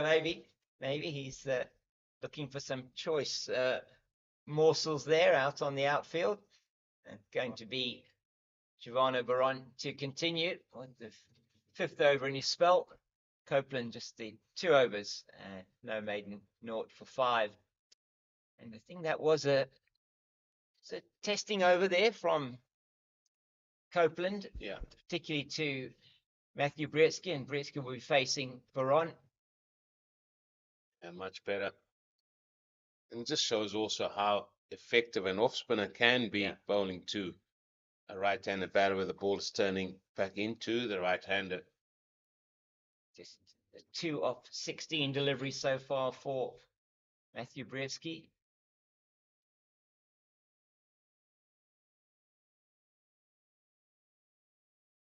Bang on there. Stay there. And what they're doing well here is they're bowling a lot of balls to Matthew Bretsky. That was ball number 17 to him. Still on 2. Yeah, he's got 8 minutes left until the tea break, and he's certainly not going to be looking to attack, I don't think. I mean, if it's there to be hit, he'll definitely hit it. No question about that, but got to be watchful. It's nicely played and well fielded in the covers. Yeah, that's the 12th man that's on the park. Kona Mnyaka, the left arm seamer. Yeah. I just want to ask you a question there about Sean von Berg, just in terms of his action. He was saying, looking at him bowling earlier on, you're saying to try and vary it up, but he doesn't seem to have like the top spinner necessarily. That it's the one that sort of straightens and goes on, not the wrong one. But so well played by Bretsky, and Herman is through for the single. It's a good run. Yeah, he's a man that bowls fairly high up, and we know that he's got the leg spin. We also know he's got the googly. Yeah. That's why I said, look, has he got something there just to push it through on a surface where you know that if you can get a ball to skid on and get the ball through a little bit quicker to the batter than they might expect, that he himself might be a little bit in the business area as well, and just looked like he just bowled same delivery, Yeah. tossed up a little bit, sort of the old school, sort of spin bowler tossing it up. What we see leg spinners bowl these days in the international cricket, they're certainly bowling it a lot quicker through the air. Yeah. He has got great success, as we've seen in this first innings. He bagged 8 for, and we're not saying that he's done anything wrong. No, not at all. We're just saying, okay, is there something maybe to get the ball to skid on a little bit quicker, even through the air, and then kiss off the surface, as they say, and sort of surprise the batter. It's something we haven't seen as yet. Baron towards us. And that is outside the off stump. It's played out to the man at deep point for a single. I'm actually very surprised. I mean, with Jordan Herman, he's moved now to 46. He's playing nicely. But when he's gone on the drive, especially when bowlers have been bowling over the wicket to him, and when he's driven the ball, has gone in the air through that point area. So having somebody just catching on that sort of bang on square in the offside, just at that point region, because he has played a few balls in the air there and hasn't been picked up as such. I think that's, that's what we were discussing, is they are still 255 runs away, 54 runs away from making Goldrush Boland bat again. That is a huge amount of runs, considering they got 163 in the first innings. They are 83 for 1 now after 28, but there's a lot of runs that they've still got to get, and they're going to have to build partnerships as they go through. First wicket 63. This one partnership needs to be built and needs to develop into something of significance. Herman perhaps needs to go on. He's got that, as you said, 46 he's on. Bretsky just at the start of his innings, 3 off 20. And it's interesting to see they're not attacking as much as they could be. Just look at Herman there, and he's, as I said, he's on 46, and still he's driving the ball in the air. It hasn't been picked up as such. Again, very close to that return crease, Michael Copeland. Got to be a little bit careful. I mean, he's varying his point of release, which is really good. And he's trying to do a few different things here. Much better that time. This is all he needs. He's a man that lives on confidence. 2 dot balls is confidence for Michael Copeland. Absolutely. He knows that he's getting something off the surface. And he does get that one to turn a little bit away from Jordan Herman. If he can get that in the right spot there, on that line of off stump potentially, get him coming forward, maybe not coming forward, and potential to get that wicket. And that again from wide of the crease. He's doing a good job here, is Michael Copeland. Yeah, and then the choir, they're starting to sing there. They are singing along with him in this over. Not long to go. Possibly one more over after this. Oh, beautifully bowled. Beautifully bowled.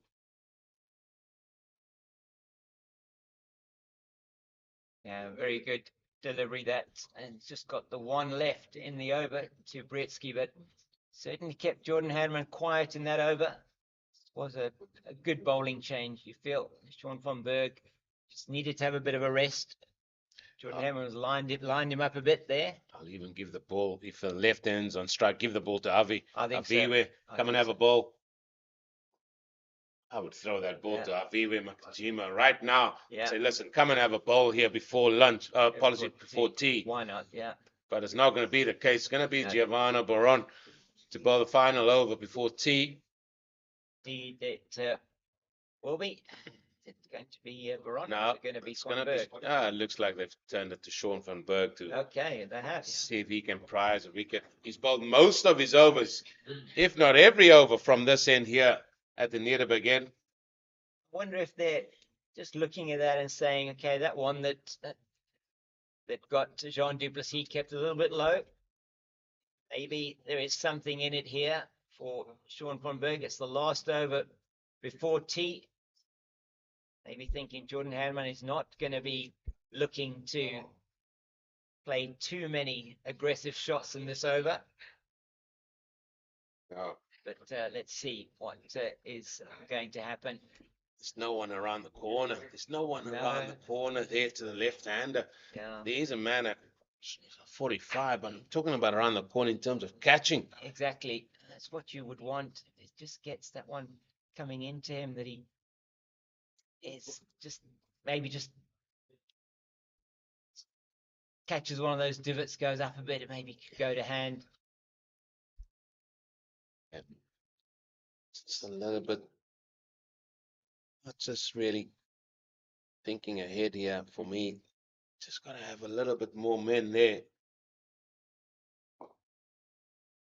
It's past Dudgeon at that short mid-wicket position. He's going to get a chance to bowl now to Britsky for the first time.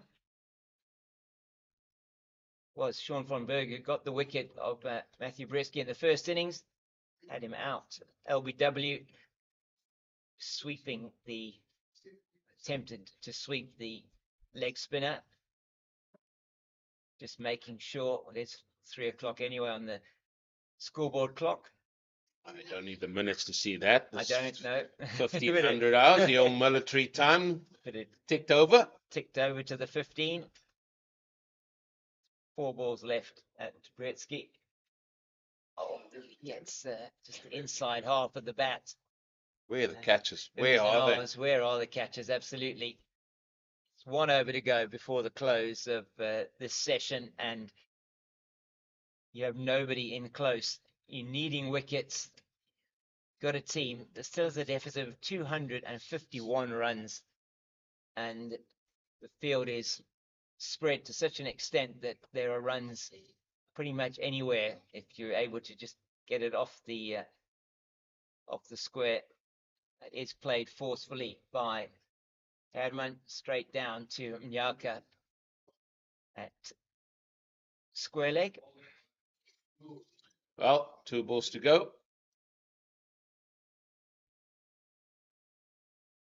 Britsky on strike. And want to make sure that he can just bowl both of these 2 deliveries to Britsky. I'm sure he'll be wanting to make sure Matthew Britsky, he will definitely be wanting to make sure he's still there at the end of this over. Short. He might have played that a bit more forcefully if it had been in the middle of the session, just straight to the man at shortish extra cover. There's 1 ball left now in this session.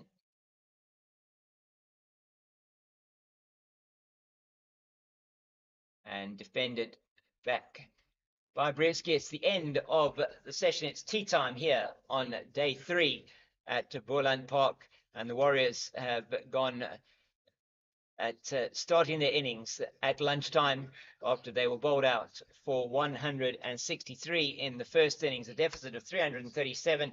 They've knocked off 87 of that deficit for the loss of Jean Duplessis' wicket and of 30 overs. So it's been a good over rate from the Goldrush Boland team, and it's just that 1 wicket. They would have been looking for more, but the Dafabet Warriors will feel that they are in a good position, better than they, well, maybe what they would have hoped for. Only 1 down. They would have hoped to have been none down, but 1 down as they go in to the tea break. We'll be back with you after the break in about 15 minutes or so. That's goodbye from us for the moment.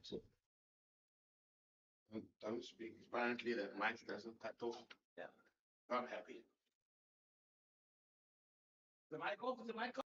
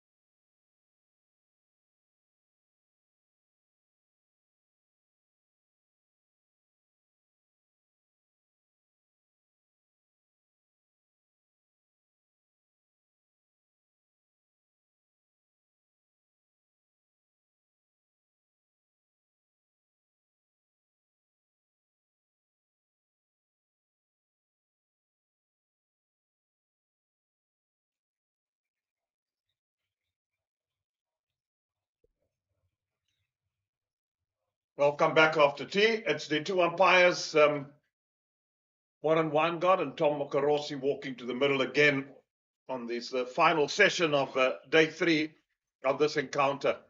Well, 87 for 1 are the Warriors. They've certainly grinded it out, and they look to probably want to be 1 or 2 wickets down tonight and make sure that they try and bat all day tomorrow. I mean, the Boland, Goldrush Boland will probably think, well, another wicket or 2 before the end of play tonight, they'll really be in a good position. Good day again, Mr. Molian. Good day, Mr. Fredericks. Good day, one and all. Yeah, I can concur. For Goldrush Boland get them 3 done, one would feel like, yeah, they're looking good in terms of Dafabet Warriors. If they lose just 1 wicket in the session, it's a session that's going to heal 37 overs. They will feel, listen, job done for today, but still a long, long way still to go.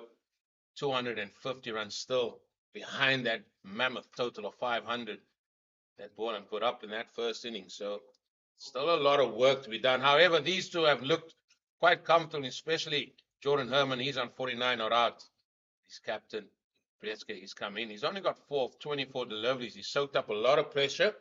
So what is his mantra going to be here going forward? Is he going to be showing intent, or is he going to go out there, as you said, put up tent and just bat and bat and bat all day for the rest of the day?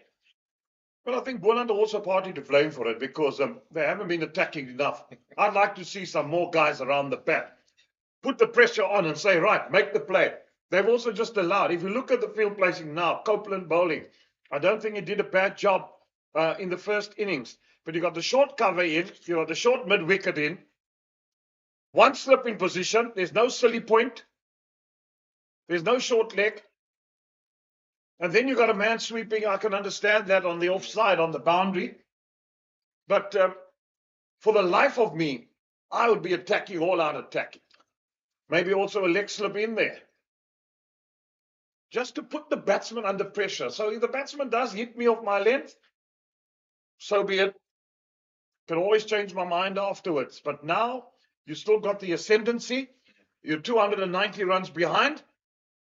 9 wickets in hand. All to play for. You don't want to be batting again on this wicket. I mean, we all said by now there's probably 2 results possible here. It's either a draw or Boland can win outright. That's his 50. Jordan Herman, he's 50, coming off 99 deliveries. In fact, it's 100 deliveries, so he's batted well, but he knows he's got a job still to continue to do here for Warriors. I can't agree with you more in just having people around the bat, having people just being a little bit more proactive. They allowed the batters just to play away, and you know that full stroke is going to come. It's almost a field set for me that, okay, we'll just bide our time and wait for the batters to make a mistake. Not a sort of a mindset of like, let's force him into something, let's apply pressure on him, having men around, something different. Well, it's a totally different field set now to Brieske. There's 1, 2, 3 men on the leg side. I tell you, if he gets it a bit full and you drive it through the covers or just pass backward a point, it will go away for 4. I know he's bowling the ball to turn from off to leg, but if he just doesn't get it to turn, then it'll be easy pickings for the batsman. Yeah, and they've got Linton Stearman in there at sort of a straightish, short mid-on. Silly mid-on, as they call it back then, isn't it?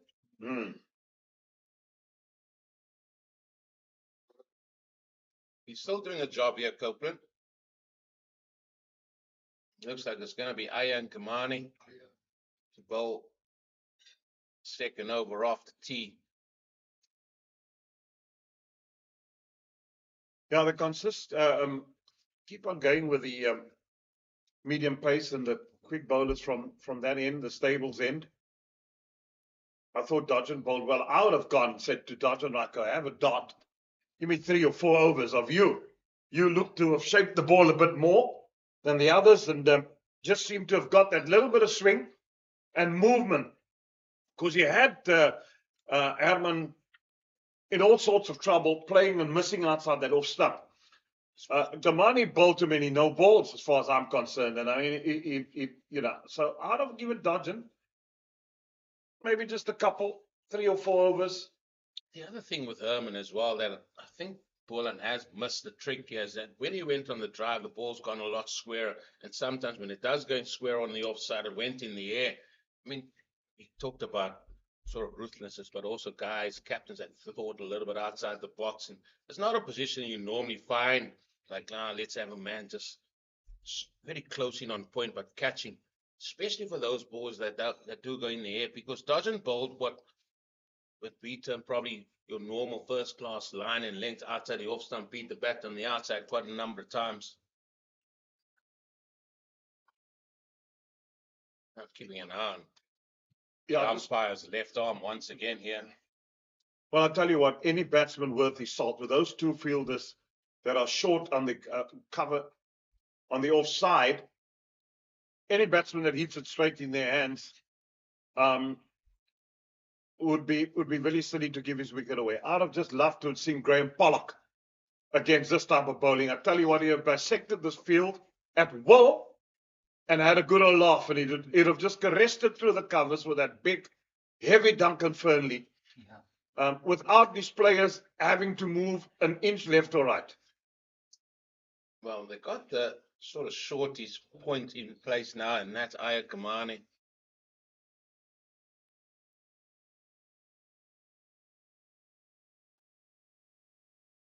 He's there more for the drive that Herman has played a few times uppishly through that point area. You talk about Graham Pollock. Certainly he was somebody that just loved batting and batting for days. Not just session, he batted for days. What a player. I mean, only after Donald Bradman, who averaged 99 in Test cricket. He had 21 Test matches for South Africa before isolation, and he averaged 60. Wow. I mean, that is incredible.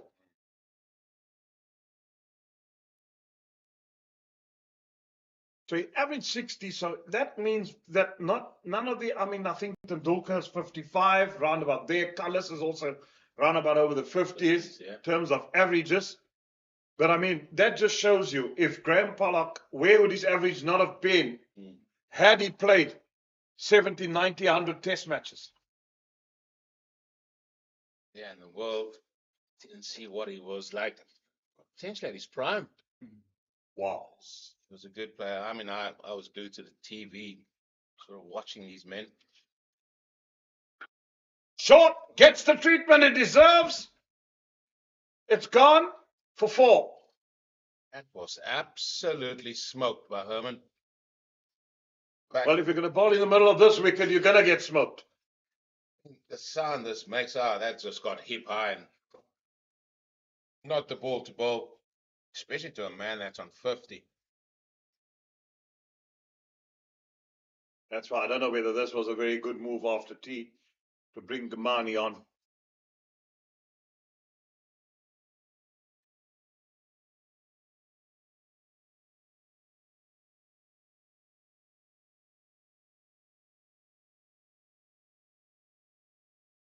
Full again.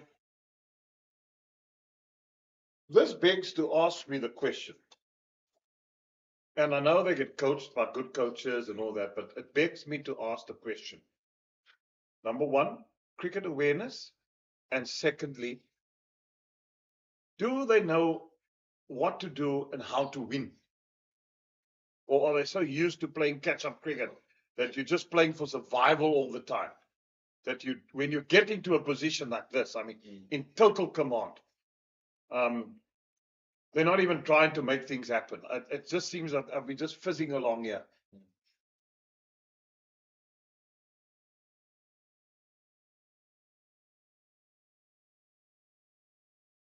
There's a term that's used, just being proactive, not seeing that. And it's just a case of, as I said, just waiting for the batsman to make a mistake rather than just saying, listen, this is what we're doing. But yeah, what has worked for us going forward? Who's had a good spell? As you said, Keith doesn't bowl really nicely. Aya Kamani, he's also done nicely in his first spell, bowled a lot of no balls. But Keith doesn't. It was one man that beat the outside edge a few times, especially of that man, Jordan Herman. Why not give him the ball, as you said? But what has worked? And that should be the talking point when you do have breaks like T, and that's why these breaks are there for teams and coaches and assistant coaches and everybody, just to have a little bit of a brain think, just brainstorm about what can we do, what has worked, what do you see, how do you see things. But we haven't seen people around the bat. We've seen one slip at times. We've seen man catching on the cover, and it's all been sort of nice and easy, nice welcoming for the batsman to say, listen, welcome to the crease, enjoy your stay.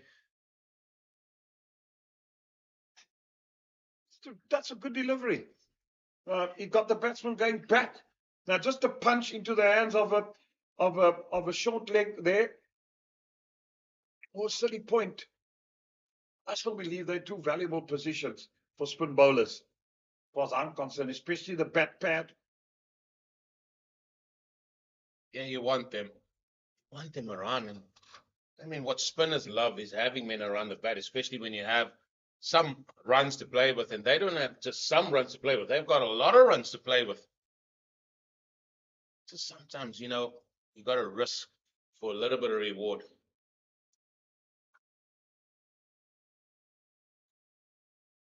Well, the other thing that you can do, having silly point and a short leg in, is to be in the batsman's ear.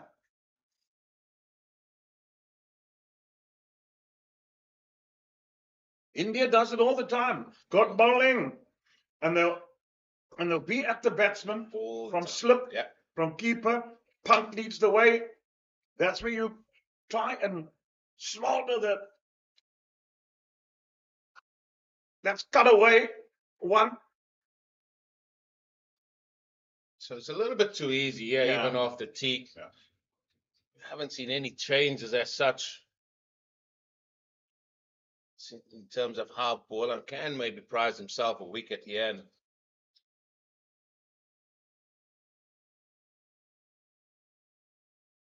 that has allowed sort of the Warriors to get to where they are now, 94 for 1.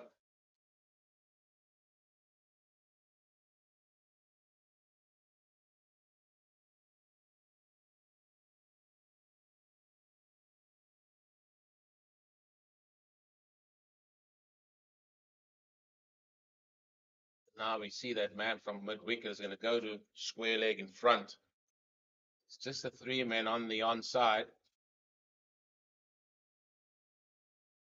One position I'm not quite sure of, Mr. Frederick, is that man that sort of silly him off. Reason why I say that.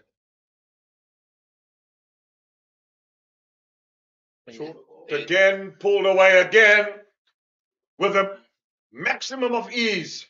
And with the no ball again as well. You're kidding me. Well, this is just absolute muck here after tea, with all due respect. Not good bowling at all.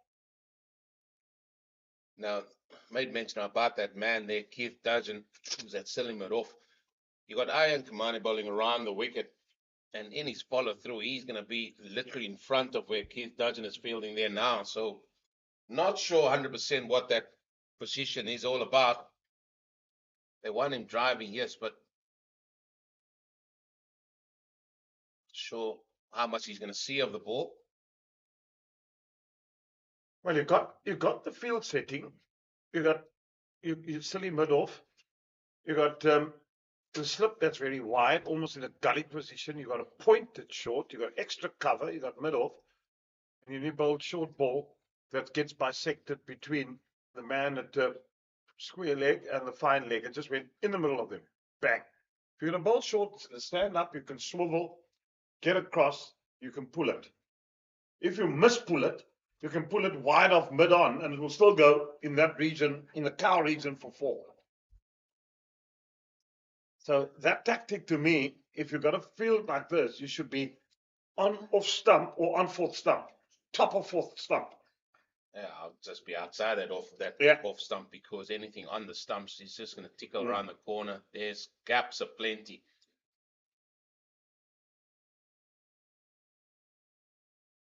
No ball again.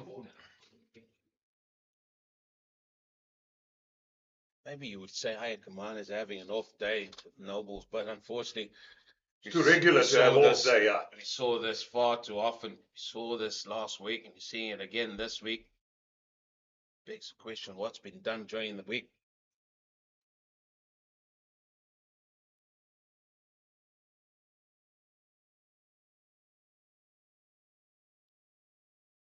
I think this might be his second and final over after tea.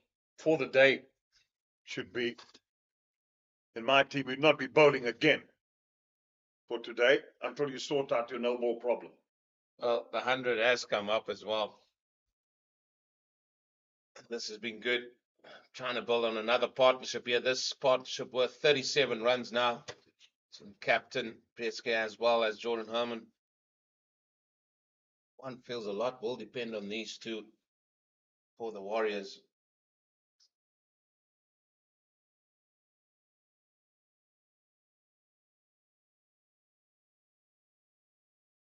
Where's the fight?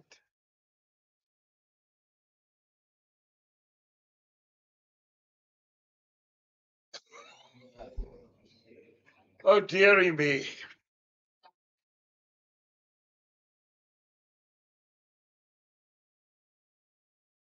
Tom's laughing. Sure, if I'm a bowler, I would be laughing because that's extra energy, extra balls being bowled. How many is that this over now? It's a third no ball of this over alone.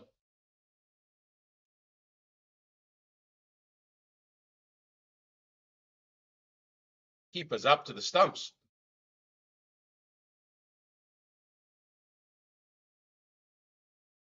You reckon he's going to bowl another no ball this over still?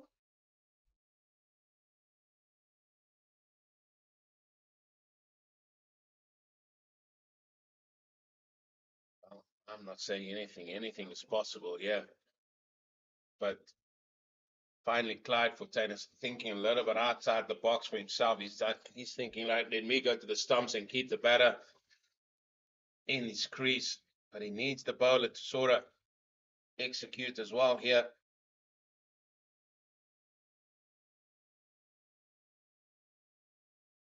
Been very quiet after tea.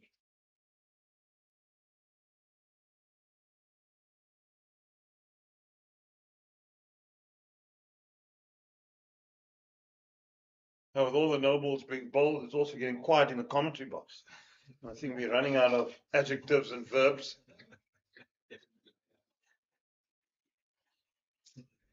Adjectives and verbs. I mean, you're the teacher. You could give good examples of those on and off the commentary mic.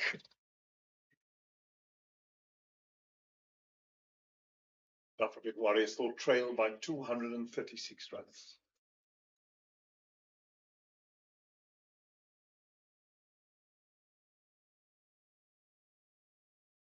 Well, maybe it's a good time to be talking about the next T20 international coming up tomorrow. How can they turn things around? How can they go about it? It's not it's for say a bad team. Say they got a host of big men coming back. Miller, General Kutsia. Yeah, my problem is that you just throw some cricketers so much in the deep end. I mean, I look at the way Naba Peter got carted all over. Now, nothing wrong with him as a cricketer. I think he's got the potential to become, he's done well with the Lions. But why?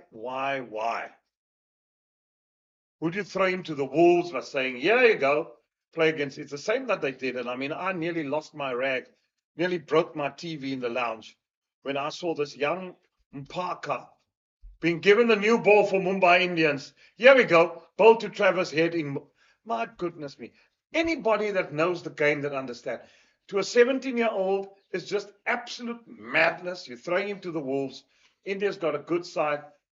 Naba Peter, another 2 years still for the Lions. Play SAA as much as possible. You'll be as ready as gum to play for South Africa. I just, for the love of me, cannot understand how we are so desperate to, when there are players like Ngidi and those guys around that has been there for years that should be playing. Maybe I'm stupid, but common sense tells me that this is where you want Naba Peter Bowl. Yeah, 4-day cricket. Come on, grind it out at Boland Park or wherever at the Wanderers, Centurion, and he's had a good start to his career. Yeah. Yeah. But for heaven's sake, we don't realize how old is he? 21, 22? 22. He's a baby. Come on, for a leg spinner. Wow. Other thing Yeah, is, we just make some silly decisions. I'm sorry. Other thing is, this Indian team has got a whole host of names you're probably not familiar with, and still they're putting out the performances like they did last night. Well, I saw some of them in Zimbabwe doing the Zimbabwe series against India when I was there. There are about 6 or 7 other players. Coach Washington Sunda was there. He's gone. They had Gaikwad in the team. Those guys are not even and they're damn good cricketers, let me tell you that. And this lot that played yesterday, there was a few of them that was like Axar Patel, Bishnoi, and that played in Zimbabwe in that T20 series. That's misfielded again with shortish delivery from Copeland. Cut away for 2. And these guys have played. I mean, you look at them, how much first-class cricket they've got under their belt, these Indian guys. I mean, and you look then how much T20s they've played in terms of IPL and all that. And then you go and you just say to Nava Peters with 1 or 2 outings for SA, here's the ball. Come on, do the job for us. We're depending on you to take the wickets. It's not fair. It's not. Oh, my goodness, that was nearly. It's just not fair on the youngster, because that could mentally destroy him for the rest of his career. And there is so much potential. I'm telling you, he's got the potential to get there. But let's take our time. I think I can't state more than what I'm saying. And you've certainly watched a lot of cricket, saw a lot of cricketers come through, been pushed in at the deep end as well. And sometimes I ask if we can start listing cricketers that potentially had the potential to make it, that is nowhere to be found or seen anymore. End of the day, it's not machinery we're working with, guys. These are human beings with feelings. They've got emotions. They've got a brain. Why can't we protect them? Come on. Or am I just someone somewhere out of space and don't belong on Mother Earth? Because You're just a person loving the game, loving cricket. When South Africa do well, you'll be up there as well, like all of us will be. well, who doesn't want them to do well? And hence the fact that one gets so upset by sometimes and the decisions being made then and saying, hey, I just look at this boy last night again and my heart just bleeds. And I think, wow, you've done so well. Look how well you've bowled the Lions to victory in the T20 competition and then now you want to just say to him, come on, here we go. Take on the Indians. Well, you're getting your wish out here, Mr. Fredericks. Keith Dudgeon, he's going to come back into the attack.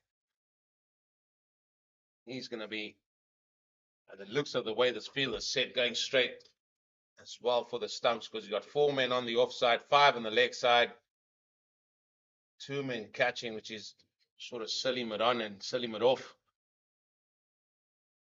And he's got the Jima there at Gully. He's also catching.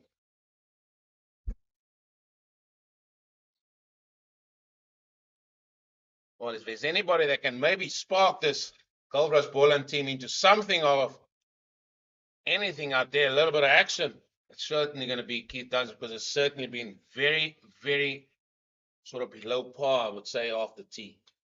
Yeah, they have struggled a bit, I must admit, and the no balls haven't helped issues. Dodgen is one that can ignite something.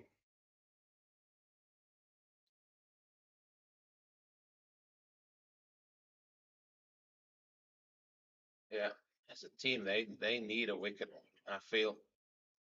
It's a little bit dead out there. Graveyard session has started. sun has also decided, like, I'm going to come out, all guns blazing, the breeze is gone. This is where you need somebody just to spark you into some bit of life out there.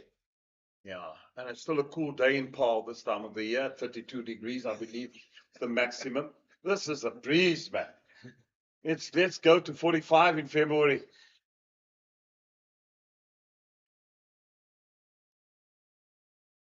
Single with the man on the point boundary once again.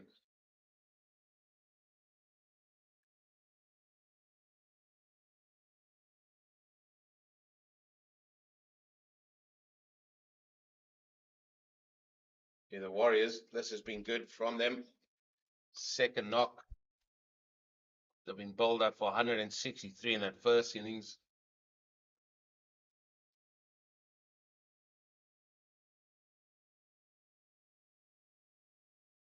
Dodging.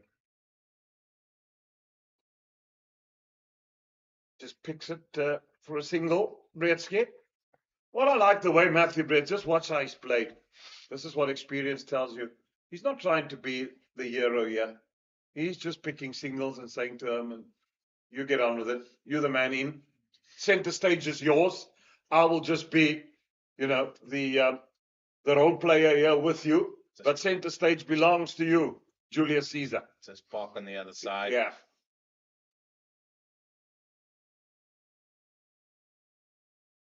This could be a little bit short because there's no mid off.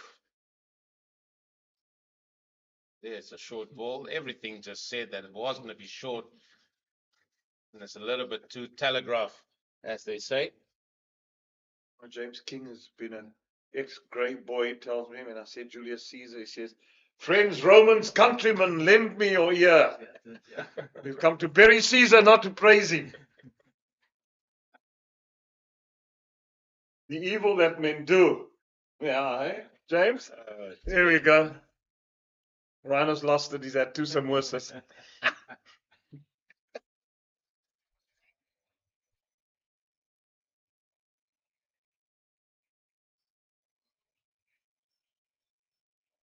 Oh, not sure where we're going here. Not sure. Because at the minute, it's far too easy.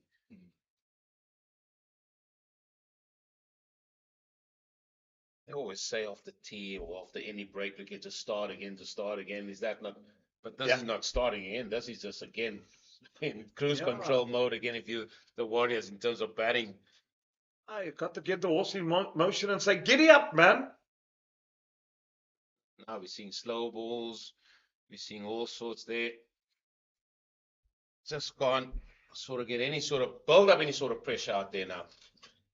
And one would wonder with the experience that's out there, Peter Milan, and what the discussion is. Because, I mean, there are some experienced guys around that you would feel he was a former captain of the side that would probably say, guys, come. Maybe just to assist Clyde Fontaine and saying, okay, let's do this, or let's try that. Give a bit of advice and input. It's no use you also just there and you're meandering along. 100%. You've got to give you a little bit of input as well.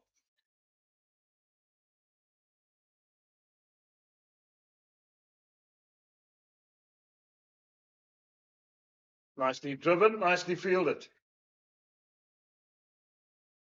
Yeah, the live wire, Aya Kamani. Must have been rent a crowd coming in here. They certainly.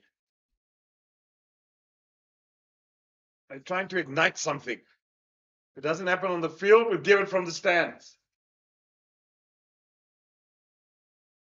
Yeah, Warriors still trail by 2-6 now. 1-1-1 for one. Feet up, Mr. Shepherd. Yeah. Another character, another umpire with a lot of character. Sadly, not with us today anymore. Is Dickie Bird still alive? Yes, he is. Yeah, he's definitely. The two of them were two legends of umpires in the game.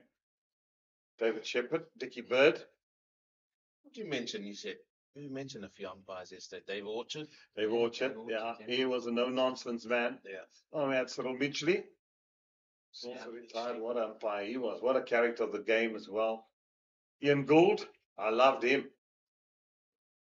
Late Rudy Kootsen, Yeah, really good, son. Slow Poison.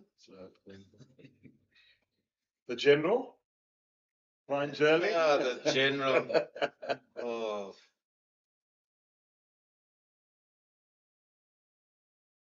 well, him standing at Northwest in a Standard Bank game then. That's driven again firmly out. Got the ball to wrap him on the. Well, no, it was a wide. I pulled a slow ball just wide outside the off stump. And as it went, and he said wide, and I said, turned around quick. I said, no, no, no. He's turned around and said, yes, yes, yes. Oh dear, the Yeah. General. Another one that didn't take any nonsense. Quick in between there. You have the likes of our young umpires making their way now, Lardin Palika. Yeah, he's doing well. And I mean, Yeah. even Sean George, I Sean mean, he's George, not, I can't yeah. believe that he's not even Yeah. with us anymore today. Wow, that was a sad loss. He was quite an accomplished umpire as well. And what he did was, I mean, he was at the Cubs, the Coke Week, World Cubs Week, and he was actually working with the umpires. It was nice to see him even giving back and working with the young umpires coming through. And it was really good to see. Yeah, it is a loss. Oh, Wolfie Dietrichs. Remember him? Yeah. What a lovely man as well. One of the men that's now a match referee, Shahid Vadvala. Yeah. It's another one, and he standing with Garner Kruger, bowled to Kulam Bodie down at the Warriors, down the Wanderers. And bowled the ball and big appeal by Garner, there's no arms and everything. So he said not out, but looked fairly dead, but umpire's decision is final and all that. The very next delivery, Mr. Fredericks. The very next delivery, pulls the ball to Bowden, takes his off stump out the ground. He turns around to Shahid Vadvala and says, how was that, umpire?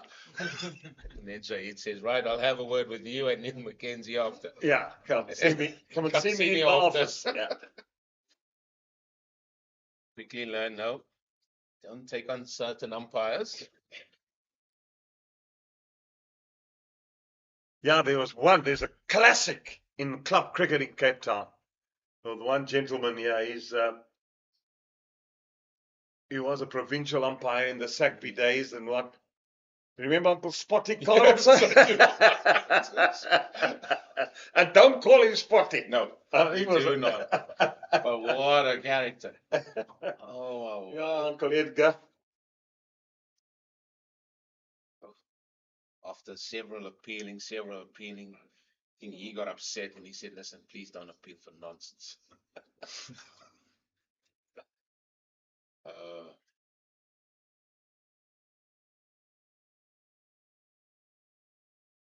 Here's the short ball treatment that this field suggested would be.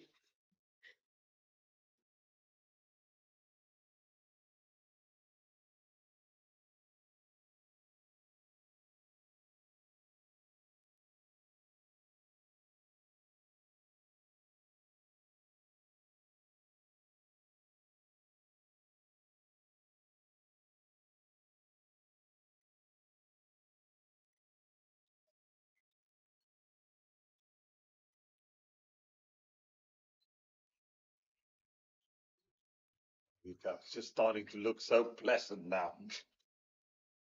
Batsman in the middle of the bat. Yeah, that's what it's looked for most of this game.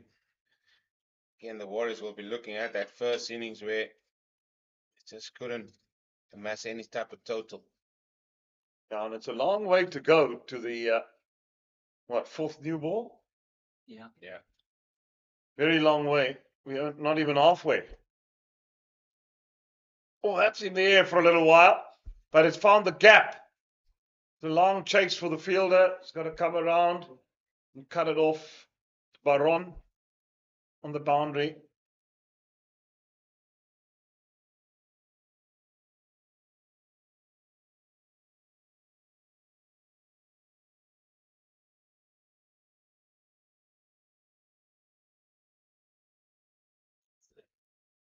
Maiden.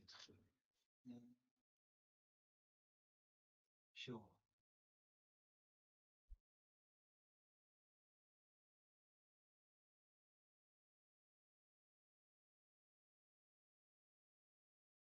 Got it, yeah.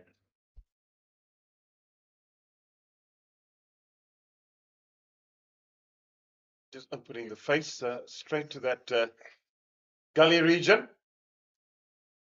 Trying to work it in that gap.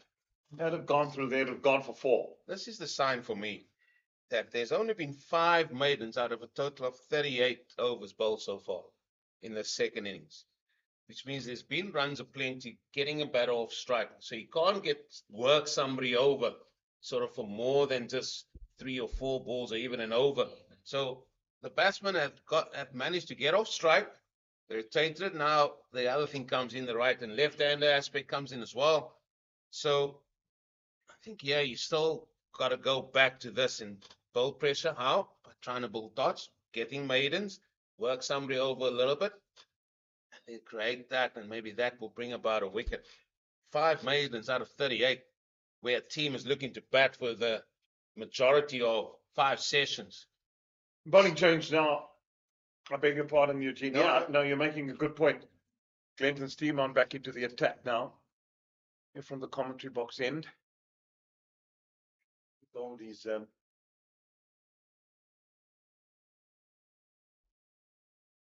5 overs went for 6 runs early on.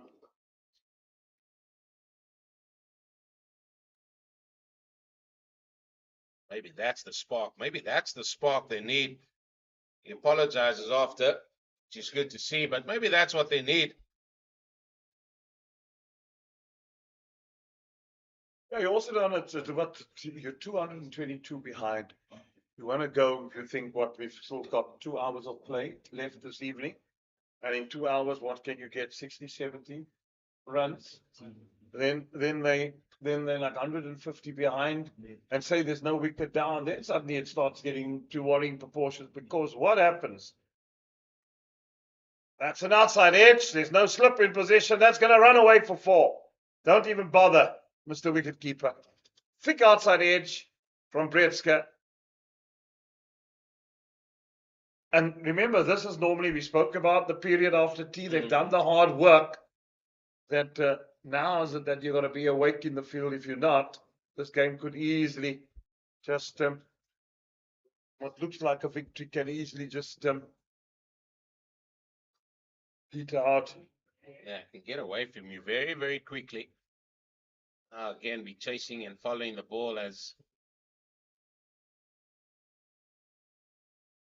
change been made there, but maybe that's what they needed. They needed that spark, and Breska chasing that one. It was a full-length ball outside that off stump. Are you happy with the field placing? No. No, I'm not. So what would you have different in terms of bowling? Glenton Seaman bowling at the moment. Well, I would definitely have a slip. I would definitely have a gully. Yep. Then I would say, right, the man at short mid wicket, you can go across and be a short cover catching, and I'll just be honing in on outside just about 4th stump there, and just keep consistently ante batter can leave or making play on that 4th stump line. That has worked very well. So you're going to go nagging, boring Now cricket just- outside the off just- stump, and Because, then okay. because as I said to you just a minute ago, I think we got to get back to let's bowl maidens again. Let's get them not going, because the run rate at the moment has gone above 3. And they have not played anything, any risk. They've just batted away. They've just played normal cricket. And we need to get back, or policies just say I said the Goldrush Boland team need to get back to just trying to get, which worked successful for them in that first innings, was bold pressure, because the run rate, overall run rate, was just hovering slightly above 2 runs and over. Yeah, it is over 3, and you need wickets. I just think sometimes they just try to reinvent the wheel at times. That doesn't work like it at times, I don't think. Yes, I know the wicket looks placid. It looks like nothing can happen. Then you get an edge and it goes through where first slip's going to be, or where gully goes through, and then you hold your head up and I mean, you can't say anything else than that.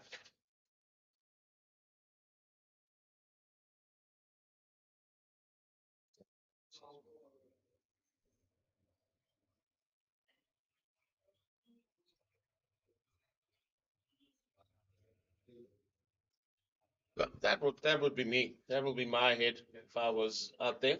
Just let's go back to being a little bit boring, and then maybe you can try something else.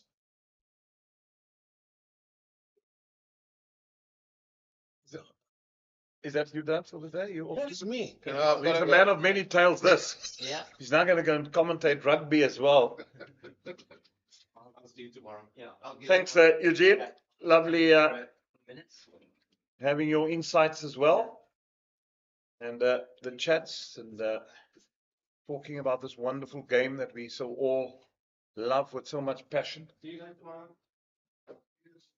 So James Yeah. King, Great to be back with you. And yeah, as I say, Eugene's such a fantastic guy to have here commentating. Such a, as you say, huge insights. The man's played a lot of first-class cricket, and always good to be able to lean on that experience when you're in the commentary box and talking about the game. It's fantastic to have him here with us as Dudgeon's towards us again, trying to make something happen here between Keith Dudgeon and Clinton Stearman.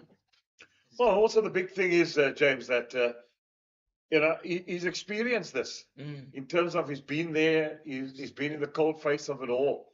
And it's lovely just to get the insights to see how they think, what goes through the minds of people and players. And not always that you agree with the tactics of the captain sometimes, but when you're a senior player, it's so important that to give advice, to be part of it.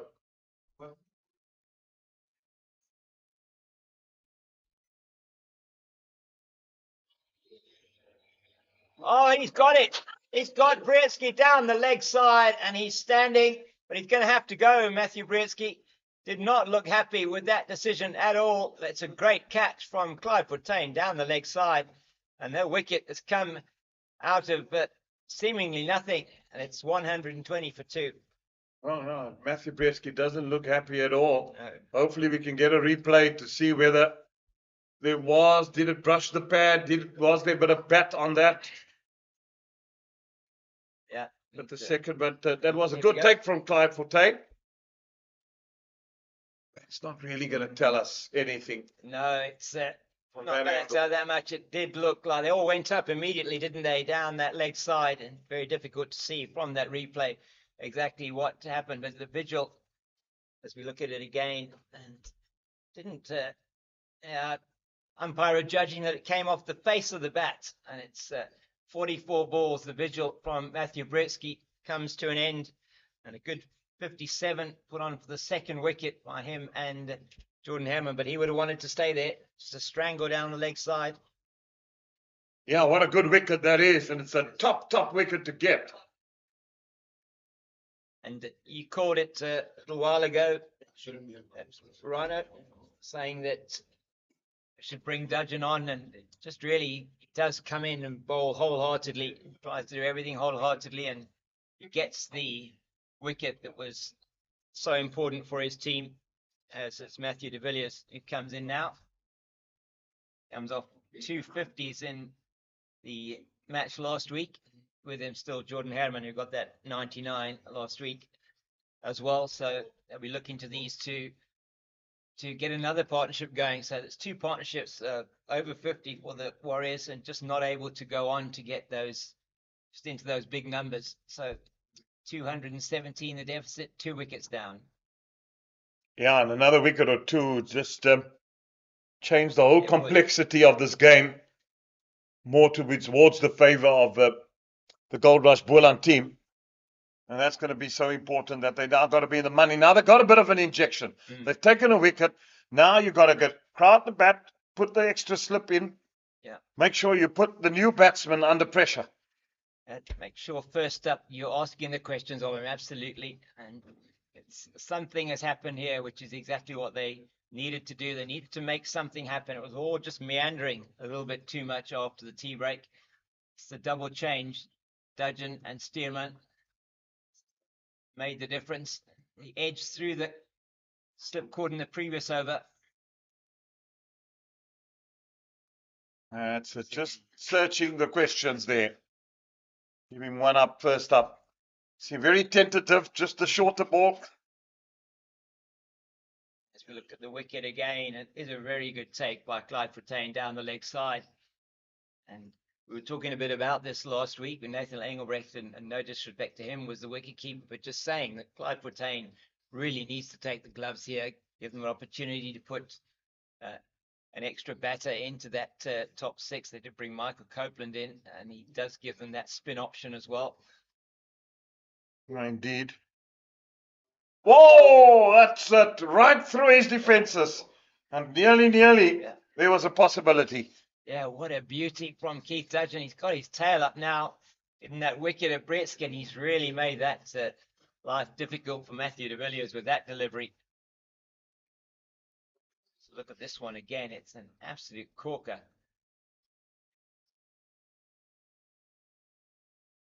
Oh, That was hair shave over off stump. Yeah, it was too late on the shot there. Just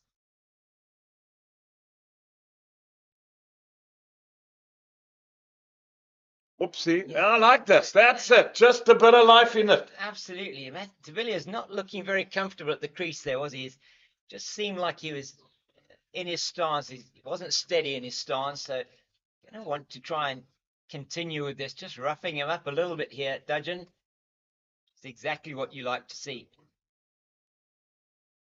4-day cricket at its best. You've taken a wicket. You're wanting to press home that advantage now. Got them on the back foot. You've still got 217 to make you bat again. You're into the middle order. Oh, my word. Yeah, he just tried and yorked him there. Yeah. So it was a good over. Very good over. Successful one for Keith Dudgeon. 8 overs, 1 for 25. And it'll be Clinton Stearman, no doubt, to continue from this, the Niederberg end of the ground. 120 for 2 after 40 now, batting at 3 runs to the over. 27 overs left in the day, and at tea time it was 37 overs that were left in the day. They've done, see now if they can get those 27 overs in. They've got just under 2 hours to do so. They should do. Shouldn't be in, should manage to get everything in before 6 o'clock this evening. Just depends, I suppose, how many wickets fall and whether there's any time taken out of the day.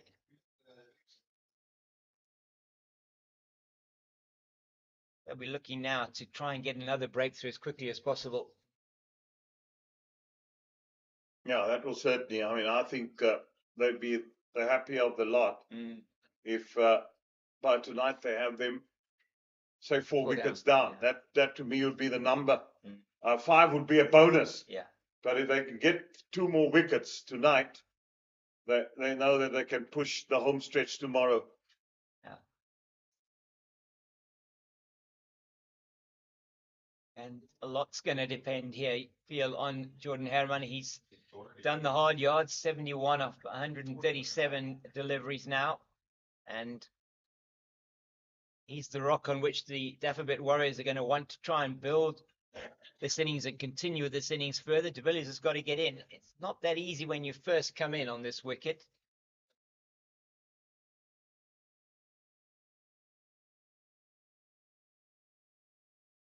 No, not at all.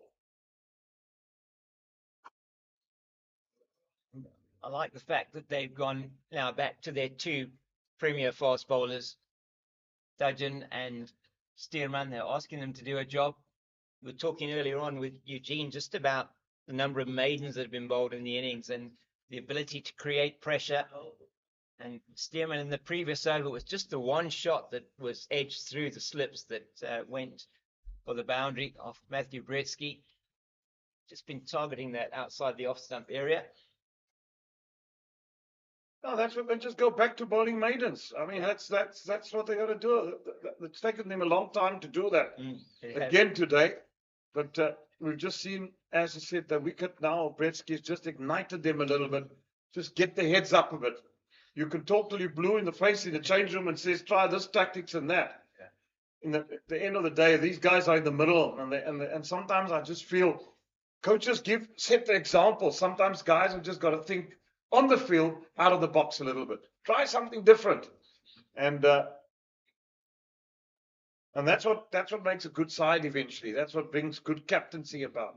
And as I'm saying, the experienced men, I just feel that maybe a guy like Peter Milan meandering a little bit along. Just go up into Clyde's ear and say, listen, I've done this job before. Don't you think we should try that? The coaches aren't there all the time to actually be in your ear. And you don't want to be interfering as a coach because you've done the preparation, you've done the work. There's enough time at lunchtime and tea time to have a chat to your bowlers, to the captain. They've got it at times, and I think that's sometimes where we lack a bit with our cricketers. That one's punched away, missed in the field and gone for 4. Just a release ball there from Glenton Stearman. I couldn't really agree with you more. I think it's you were talking a bit earlier on about somebody like Clive Fontaine's learning his craft now, and he's really sort of into his second season of captaincy here at Goldrush Boland. And Peter Milan, as you say, has been a captain for so many years down here, and you get the brains trust working, you get the senior guys to come up and help him. And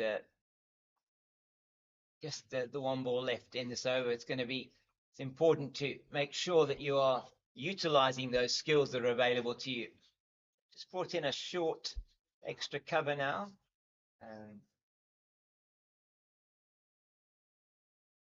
I'm just going to have a look at this one ball, then I'm going to move out and give Ezra Paarl. Yeah.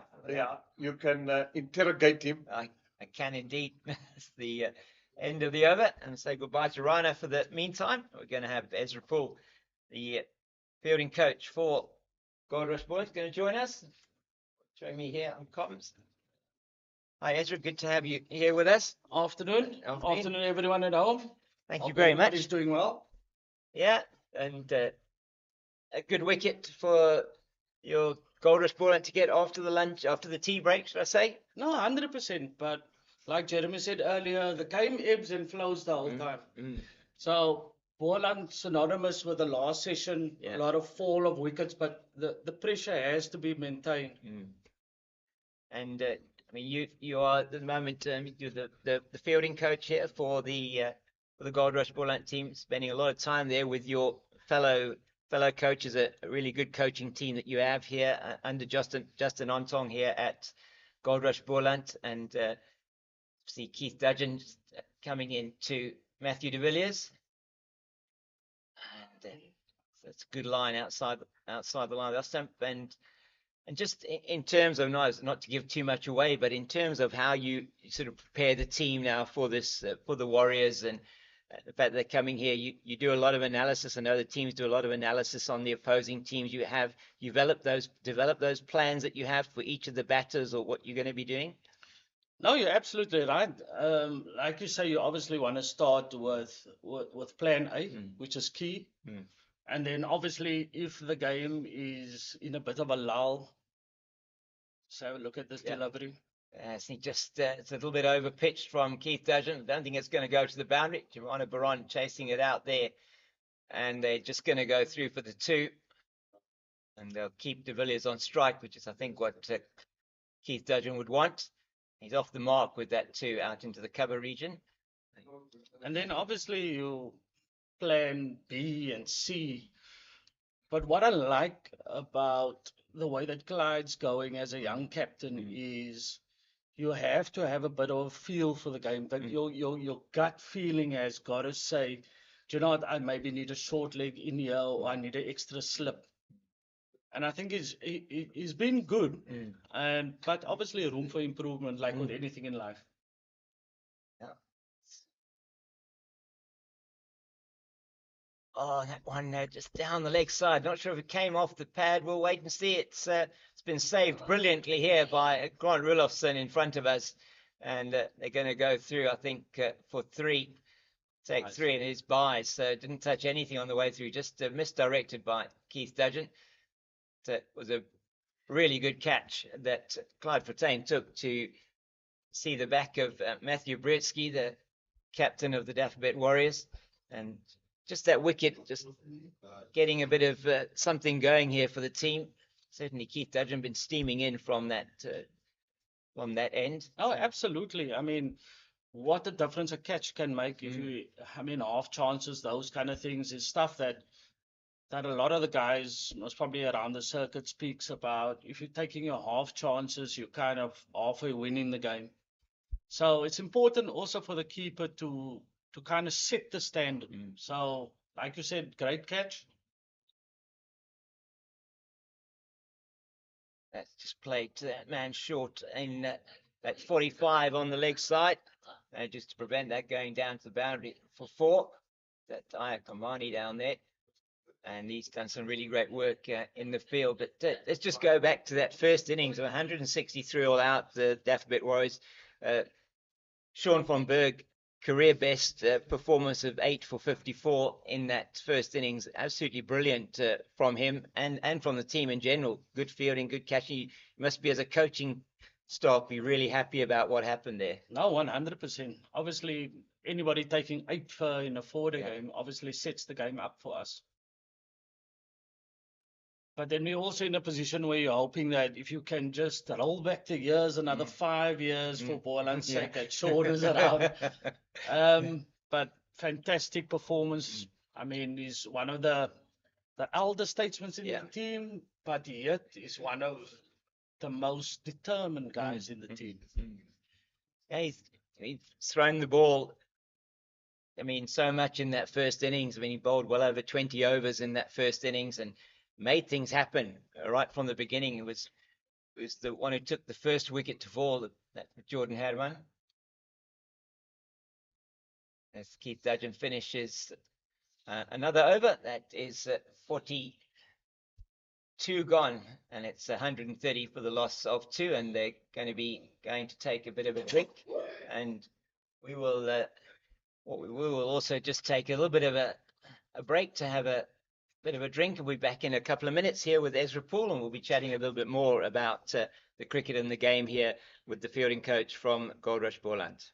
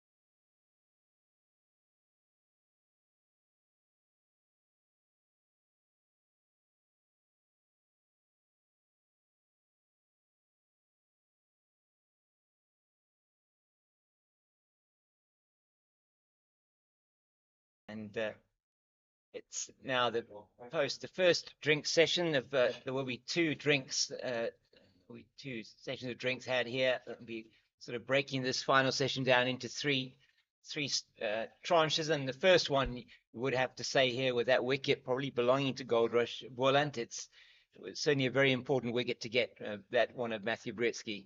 No, 100%. I mean, obviously, Matt's played in the Test series recently, so it's obviously wickets is what we actually want in order to win a game. So you obviously heard the cliche of 20 wickets wins a game. Yeah. That's absolutely right. You've got to bowl the team out twice if you're going to be wanting to win game in 4-day cricket. And this has really been a great comeback from the Goldrush Boland team after last week's disappointment against the Knights, and winning the toss here, putting 500 on the board, 3 centurions in that innings. Really fantastic effort from the team. Glenn Stimmer just has to stop. It's Jordan Hammond pulling away there. And just coming back to your role then, Ezra, in terms of the fielding coach, I mean, the way that the guys work, you work incredibly hard with them in terms of just, I mean, both from a general point of view and just in terms of like your specialist positions that you have. I mean, you have guys that you have specialists in the slip fielders, you have specialists that are under the helmet there, someone like Michael Copeland, Gavin Kaplan, for example. And for the viewers out there, that was really well stopped in that short extra cover position. I mean, what sort of work would you do? I mean, if we're talking about sort of slip fielders, what are the special drills and that you do with them So obviously with the slippers, it's obviously we do a lot of nicks from the back. Yeah. So we specifically work in that kind of area. Obviously we do a lot more catching. Not to say that the other competitions don't allow that. Yeah. But this game, like you say, it's a longer period. So we're just looking at obviously the concentration levels, the ability to switch on and off on the field. And then, as you say, like you see, especially at Boland, it would be with that short catches in cover. Yeah. So it's a bit of a specialist position. How quick is your reactions to the ball? Because we talk about those half chances. Yeah. And it needs to be taken, especially at this level. Yeah, I mean, you look at good example perhaps of that in this game was that brilliant catch that Aviwa Mgijima took yesterday to take the wicket. I think it was Matthew de Villiers that he took that wicket. I'm just going over the top of Herman's off stump, but he reacted very quickly when de Villiers went for the lap shot. It came off the top edge, and then he ran and he dived, took it one hand. I mean, that was an absolutely brilliant piece of individual fielding. I mean, a specky as we call it. Yeah. So like you say, the first word was anticipation. Yeah. So if you kind of anticipate a little bit better than the other guys would, you'd normally give yourself a chance to get to it.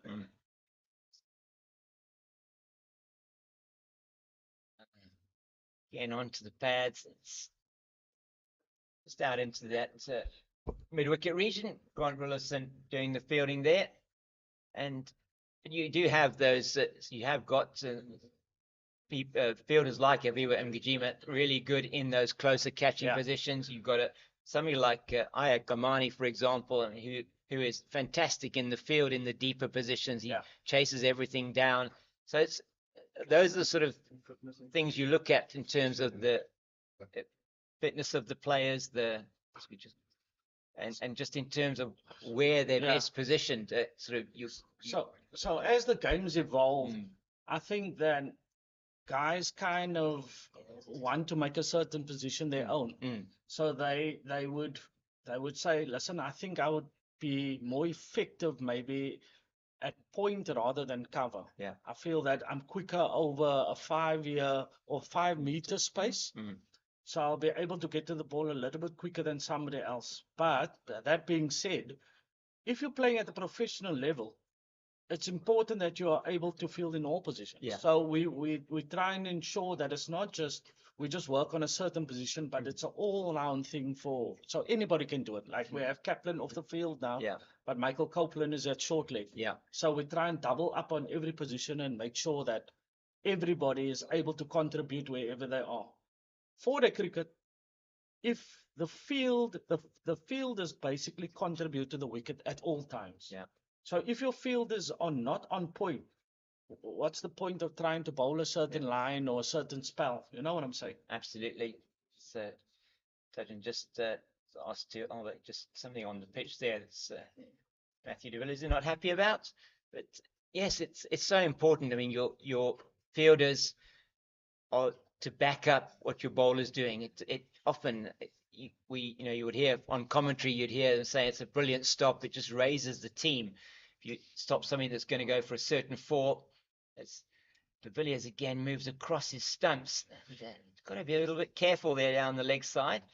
Phil, it's 2 of 10 deliveries so far, and it just lifts the team, lifts the entire team. If you have a brilliant piece of fielding, a catch that's taken, just something that comes out of absolutely nothing is really good. I mean, last week Grant Rulofsson, who also can keep for you as well, he took a brilliant catch at extra cover.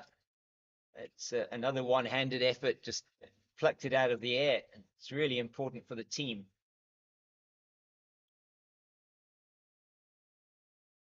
But just to add on to what you're saying now is, what is key for me is you as a fielding coach, you can hit 1,000 balls at one player. Yeah.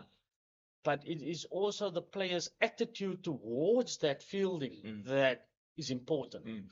So some guys can go through a routine and not be tested, and you just carry on, and it'll come into the game, and there's basically nothing to it. But if you are committed to your craft, it changes the player.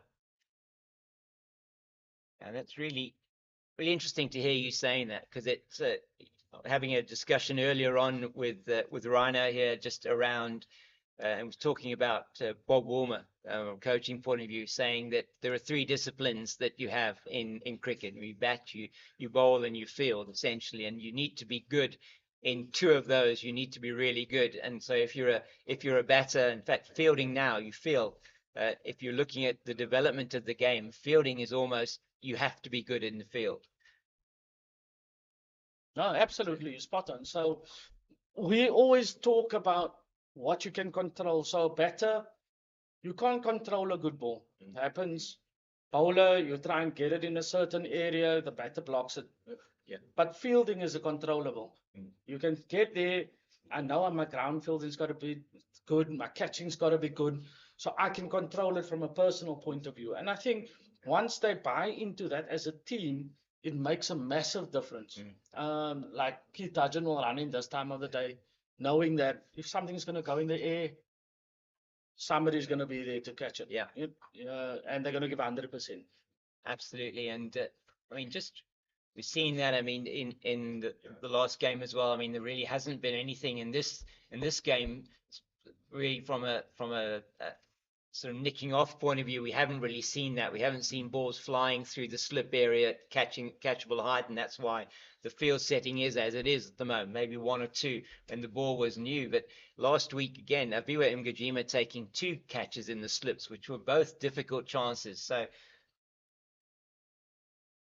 just underlines your, what you're saying in terms of that. And that's a good over from Keith Dudgeon. That's come to an end. I think it was maiden. It's 130 for 2 after 44. It's been a little bit quiet since the loss of the wicket of Matthew Bretsky. De Villiers on 2 of 15, and Jordan Hammer was in 76 off 149 deliveries. So if you look at basically them going at 3 runs over, I feel is still a little bit too much, because you want them to be anywhere between 2.6 and 2.8, which means you are then putting them under pressure. It's very rare that you can get a batsman that is prepared to go at 2 runs and over. Yeah. So pressure is created by not giving runs away, especially at Boland. So what we had learned from last week was Free State took the runs away from us, and we kind of just gave the game away. A good delivery from Stearman, just angling into the left-hander. And yeah, so certainly, I mean, in that second innings, I mean, it was really a one-innings shootout, wasn't it? And they got that 291 in the second innings, which did put you under pressure from a batting point of view. And losing Peter Milan late on the third evening was really not certainly not in the playbook from a Goldrush Boland point of view. And in this situation here, you have got the Dafabet Warriors are under pressure now. They've still got a deficit to make you bat again of 207. And these two bowlers now bowling in partnership with each other. When you talk about batting partnerships, we also talk about bowling partnerships, have started to stem the runs here. Also, new man at the crease. He's got to try and get himself established, Matthew de Villiers. But Jordan Hammond hasn't been allowed in this session now to be able to get away in this sort of before drinks and post drinks session. So you must be happy that what you're seeing out there at the moment from your two sort of top fast bowlers. So that, like you said, that's what it's about. So what sets the great batsmen apart from the other as you go through the levels is the patience and the hunger. Batters, I'll make an example. For instance, you had A.B. de Villiers, very flamboyant, could bat out the day easily. Bowlers, could you hit the same ball constantly for 3 overs, 4 overs, and then dry it up? So that's what differentiates international players and provincial players. So I think we should just stick to our game plans of bowling straight and be patient, because somewhere along the line at Boland, you'll find that one might misbehave, keep a little bit lower than you in the game. But you cannot go search for that. So you've got to be patient and bang away at the same area constantly. I think that is the point that we were talking about earlier on in commentary, that it is about hitting those lines and lengths. You have got to be bowling almost. You've been wanting to try and hit the top of off stump with virtually every ball that you're going to be bowling here, because you do get reward for that. We saw that as well with the wicket that Giovanni Baron got his first wicket in first class cricket. That's which was fantastic for him. Getting that wicket of Jean du Plessis, where he was bowling it straight, maybe did keep a little bit low, missed it and was trapped in front. So another good delivery from Glenton Stearman. And looking at this spell now from Stearman, I mean, he bowled his first 5 overs for 6 runs. He's come in now. He's in nearly at the end of his 4th over of this spell, and it's only gone for 9. So he's been keeping it really tight. And as a coach, you must be happy to see this. Obviously, Glenton has made a massive difference after coming here to Boland, and basically getting to be the captain of the bowling unit. So as you know, some players, the older players in the team, would obviously, because the game moves on day to day, they tend to set the example through their performances and not just through communication. So Glenton's one of that guys that will go, right guys, this is the plan. I'll take it up. I'll lead first. So the next guy in, do exactly what I did, and I'll show you. Like Giovanni, it's important for him to learn, because we see him obviously as the future going forward at Boland. But you can only learn. We can only talk so much as a coaching unit. But once you're on the field and you're experiencing it, that's where the majority of the learning takes place. And that's where you do see if there is going to be a bowling change at the stables end. There's going to be Giovanni Baron that's going to be coming on, and the man I think who is standing next to him there at mid-off is Glenton Stearman, and that's what you want to see, don't you? It's 100%. Your senior pro is there, that you say the leader of your attack, and he's there giving the young man just some encouragement, just trying to help him understand what sort of lines he should be bowling. And he's done really well, Giovanni Baron. He's 5 overs, 1 for 7, with just the 1 maiden. He's been bowling that wicket to wicket line, and that's what got him the success. Oh, and he gets the edge of Jordan Hammond's bat, and it comes down here. Probably he would not have maybe carried to a first slip if there was one there. That comes down to the boundary for 4, and that's Perhaps the moral victory for the bowler, but still, you don't want to be conceding the runs. But yeah, very good delivery outside the line of the off stump. Jordan Herman moves into the 80s with that very fortunate boundary. And you'll be surprised that although we look at it and think that hasn't really carried, you'll be surprised how many actually do. Yeah. Yeah. So yes, people come to Boland and say, now the track's really slow and low. But why are there so many victories taking place here? So that's the other question that you've got to look at. So you might go to the Wanderers or Centurion Park and think, oh, it's that's another. actually the best place to get a victory. Yeah. But it might not necessarily be if you're looking at the stats around the country. So we've got to be clever as to how we box at Boland. So are we disciplined enough to hit a certain line? Do we allow the captain to make innovative field placings? Do we set up with enough runs? So those are the questions that we kind of try and sort out during the week in terms of practices and those kind of things and game plans. It's really been on the money with his first 3 deliveries. The first one edged through the slip cord, and the second one beaten outside the off stump, just into the body of Herman. He's still asking questions here of Jordan Herman. Is Giovanni Baron. That's really good to see. He's a strong young man. He's also A local lad. Yeah, great. So plays at Paarl East Cricket Club. We've seen him around through the junior structures and thought that it's definitely one that we can obviously work with. And then obviously with a guy like that, you want to be giving opportunities. So what happens, especially in South African cricket, is a lot of the rookies get contracted, but they don't really get an opportunity to actually showcase their skills. Yeah.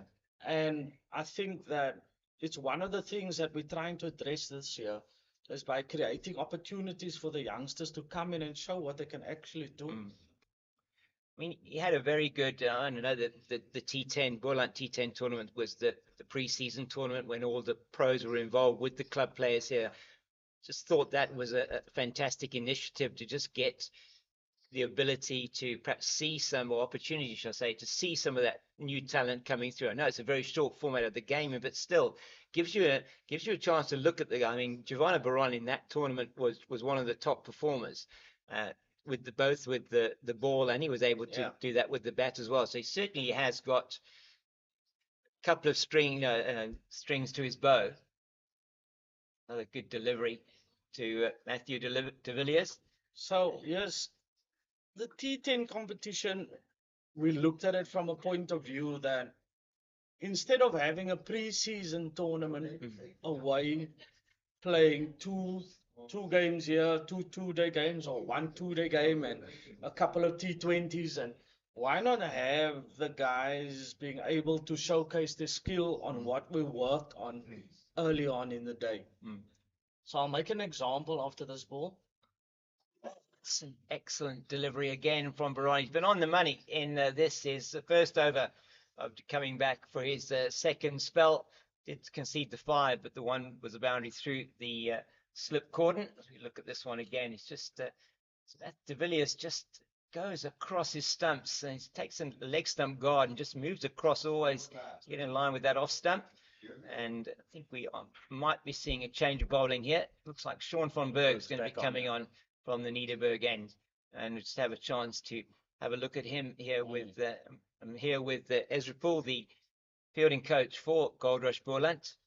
It's really great to have you here with us, Ezra, in the commentary box. So as I was saying earlier on, so should you be working on, for instance, your Yorker because we're leading into a T20 game? Why not come the evening in a competitive environment and implement that same strategy that you've been working on? So it's not necessarily something that you're going to talk about. It's actually, we spoke about it and it has been implemented and practiced. Yeah. So I think we were looking at that. And the second part of that was where we lack in South African cricket at the moment is we lost our way with the community and the clubs. Yeah. If you can bring that back together, you're then creating a perfect environment for the union to grow and go forward. von Berg here into Jordan Herman. I think this is going to be a very important spell for Sean von Berg. He bowled pretty much unchanged here from the Niederberg end when he did get all those wickets in the first innings, and certainly this morning picking up 4 of the 5 wickets to fall. That's a good delivery. He's getting purchase off the surface now, definitely, and it'll be encouraging him. I mean, particularly you'd feel perhaps against the right-handed De Villiers. Now he's getting the turn now for the left-handed Herman. He's going to be asking a lot of questions of the batter here. Just a bit short, and it's played into the leg side. They just threw for the single. So, as you were saying, I mean, just gave them the chance. There's nothing quite like being out in the middle, is there? 100%. I mean, you can practice it as much as you like in the nets. You can be going through the drills. You can be doing that. But when you're out in the middle, it's a game situation. You've got, as you say, you've got the community all around. You've got the fans in here. We saw that was absolutely fantastic. Having the support that we saw in some of those in a number of those evening games, where you've just got the atmosphere that's there, and you've got the competitive spirit that's out there. And it was so good for the players, the club players that were in there, some of them having only first time they played at Boland Park, first time they played under lights, for example. And that just created this, I think, a sense of community as well, which certainly was a very, very good initiative from Boland Cricket. So what we also looked at was, and you'll be surprised when I say that some of the pro players hasn't actually played under lights. Okay, right. So that would have been like the first time playing at the ground under lights. So it's also a good thing. So let's watch this deliveries. And yes, the first game against Free State that we played, our fielding wasn't great. It was actually horrendous, to be honest with you. But what the guys were saying is the ball was so different when it was going into the light. Yes. And it would kind of rush them. So that's obviously a note that I made. And should I stay here next year? Yeah. Obviously, it's something that I would think about. Maybe having fielding practice at night after a game like that, just so that the guys can adapt quicker to night cricket. I mean, so talk about that after this delivery. Outside the off stump, and that's the end of the over from Sean van Berg, the first in his second spell, and just a single off that one. And so, yeah, I mean, it must be very difficult. I mean, we often talk about it when you're looking at a fielder settling themselves under the ball or trying to just pick up where the ball is, that you know, under the lights, it's very different. You got a dark sky up there. You 100%. Might have the lights, coming into your, in your vision, or the ball might be up there. And there. So that's a very important aspect of it. I mean, you can hit the white ball up into the air as much as you like on a clear day. It's a very different different feeling to what you're getting at night. No, absolutely. So what I also found was, it feels as if the ball gets to you a little quicker than what it would normally. Okay. I don't know where it comes from. So chatting to the guys afterwards, that was one of the things. It's like they say, I was there, coach, but yes, it just like kind of rushed me. And I thought, you know what? Maybe that was one of the areas that we lacked in terms of preparation going forward. So it's obviously one of the things that we're going to think about as the season goes further with the 50 over comp and so forth. Because obviously there'll be day and night games there. Maybe the light is just different that time of the year, because we're more into summer then. So you'll still have a bit of a glow. So who knows? I mean, but it's good to know, and it's good to be able to plan ahead and to be able to set, how could I come up with something that could benefit the team and put us and take us 1% further than the next. So it's been good so far in this over from Giovanni Baron. He's been on the money, the first 3 deliveries of the over, keeping it pretty quiet, which is exactly what Goldrush Buller will be wanting to get the batters feeling that where's the next run going to be coming from. Herman batting at about strike rate of about 50, but De Villiers just 2 of 22. Another good delivery from Baron. Yeah, so very interesting because I mean, you then, in terms of that day night or the night's the time, it just then it's around for you as a fielding coach creating the kind of drills and the kind of and those things to be able to equip the fielders better in that type of situation. And you say new players may be coming through that haven't had as much experience as some of the other players. It really is important for them because they've got to bring their part in terms of the fielding effort as well. And you also got to think about the difference in the quality of light.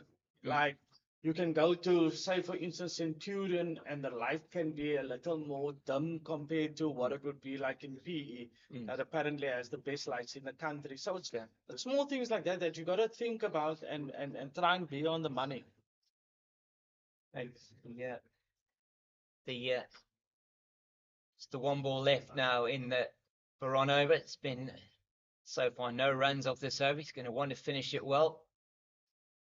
And he does indeed. He's been on the money every delivery there. Now I'm just going to step out and allow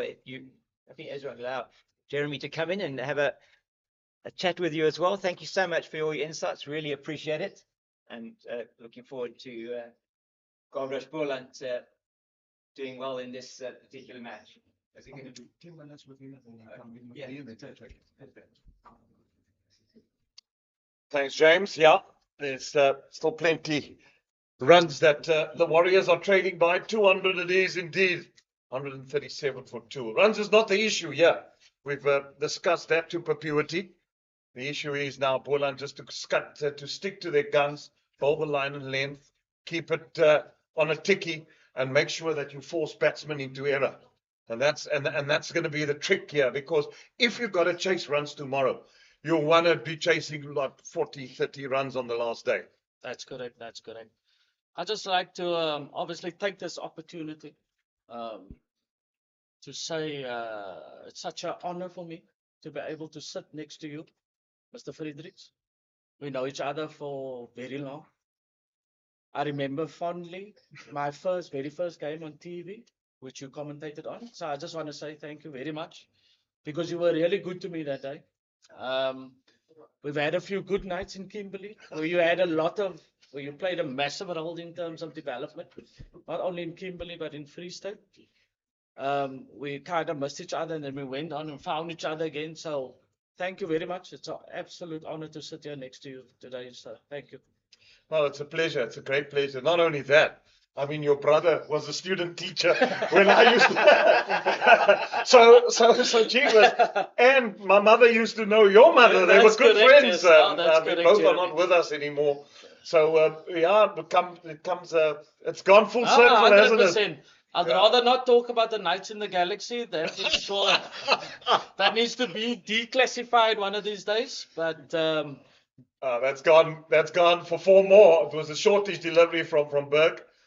Yeah, we spoke about it. Shafiq Abrams was here earlier from PE, and he spoke about the Galaxy evenings. That was when he was still playing. That's correct, Jeremy. Yeah, that's correct. But we were lucky because there was actually no social media during that time. If there was, there would have been a few level 4s and bans for a few years and so forth. But happy to be here next to you, Jeremy. Yeah, great to have you too. And I'm so glad that your career has taken off and that you're involved in the coaching. I mean, that's your passion.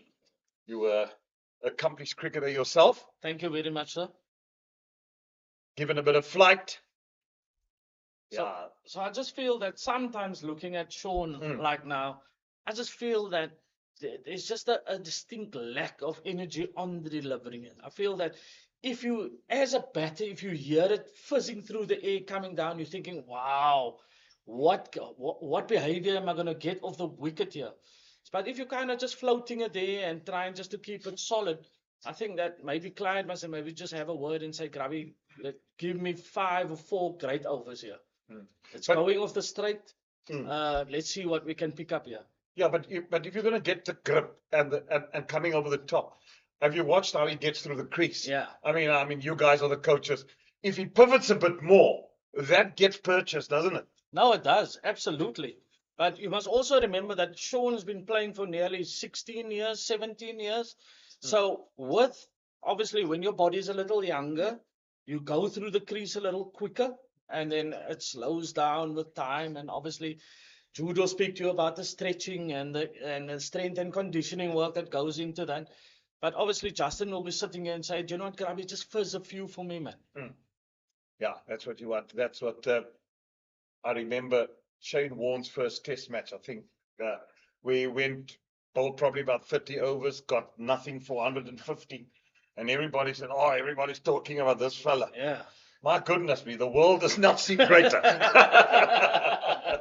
And what a great cricketer and a guy off the field, Jeremy. He did everything 100%. Oh, my goodness me. I enjoyed that time I was still smoking. I enjoyed nights with him after cricket when he came to commentate at Super Sport. What a fellow. Absolutely. And just talking cricket. I mean, he lived life at 100 miles an hour. And that's what life's about, Jeremy. What is the point of just going along? Let's run in here on a flat deck and give our all until tomorrow. Hopefully we'll make it there. But at least I can go away and say, "Do you know what? 100% every ball." And that's basically all we can ask for as a staff.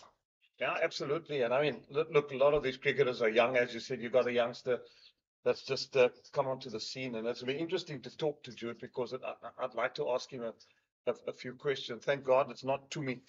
Masakela. I mean, he had me on a bloody diet in India, trying to get me fit for the SA 18. Don't be surprised you get the same from Jude. Yeah, eventually, as manager, I avoided to me like the plague. And I knew the chef at the hotel. I mean, he'd slipped me on steak in there. And you must know this clean living gents. Oh, Jeremy, come on, man. You gotta live life a little. Absolutely, no, I can't. I mean, when we got to India, because obviously the same hotel, the caterer would do the catering as well, and we were at this very smart hotel in Bangalore, which is probably about 7-star, the Ritz. And there we got in. So captain, coach, manager got a suite. And we were up on the 22nd floor. Myself, Kai Zondo was captain, and Russell Domingo. Okay. And I had this massive suite. And Tumi walked in there and he said, "What's going on here? I want to see you in the gym tomorrow morning." So you should have set the example for me. I did go to gym. We had Seaswear there too. Yeah, Seaswear. So, and I went to the gym, but what they didn't know at night, I mean, Grant Morgan was also assistant coach. I just said to him, "Listen, I've got a quiet one here in the room. Slip in." I've got to have my whiskey with water. You can't say that I'm doing cool drinks here. It's got to be with water. But as you say, now Jude will come along and give you the whole speech of living life and on the clean. But Jeremy, we know as we get older in life, you gotta make it count every minute. Yeah, no, absolutely, that's true. Yeah, these guys do a fantastic job. I mean, and it's nice, so the public gets an idea what happens behind the scenes. I mean, we spoke yesterday at length. These guys were asking about managing the team and being manager, you coming from a coaching perspective. But there's always so many guys. I mean, there's a lot of people to manage, and it's the coaches, it's the strength and conditioning. And sometimes you're not the same every day. Yes. And when you're a team, that's where you help one another through these moments. And you go through the hard grind together.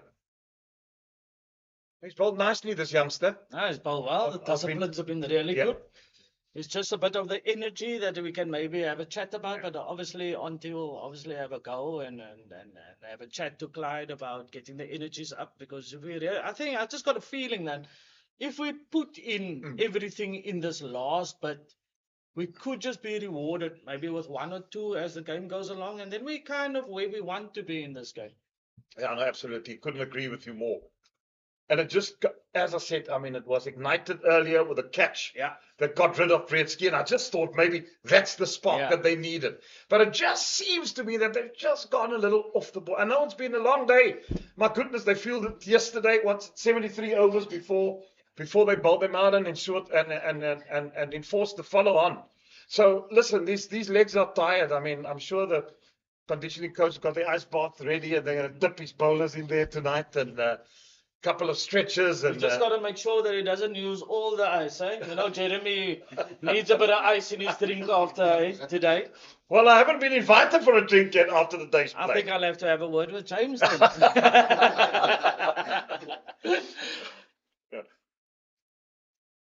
Mr. Fredericks, absolute pleasure. Yeah. Hope that I get invited here again.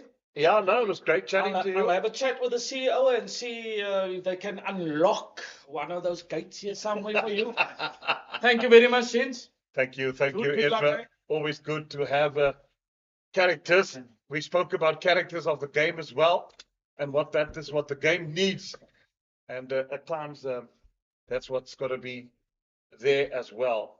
Well, 142 for 2, Van Berg operating here from the President Suite end and the main pavilion end.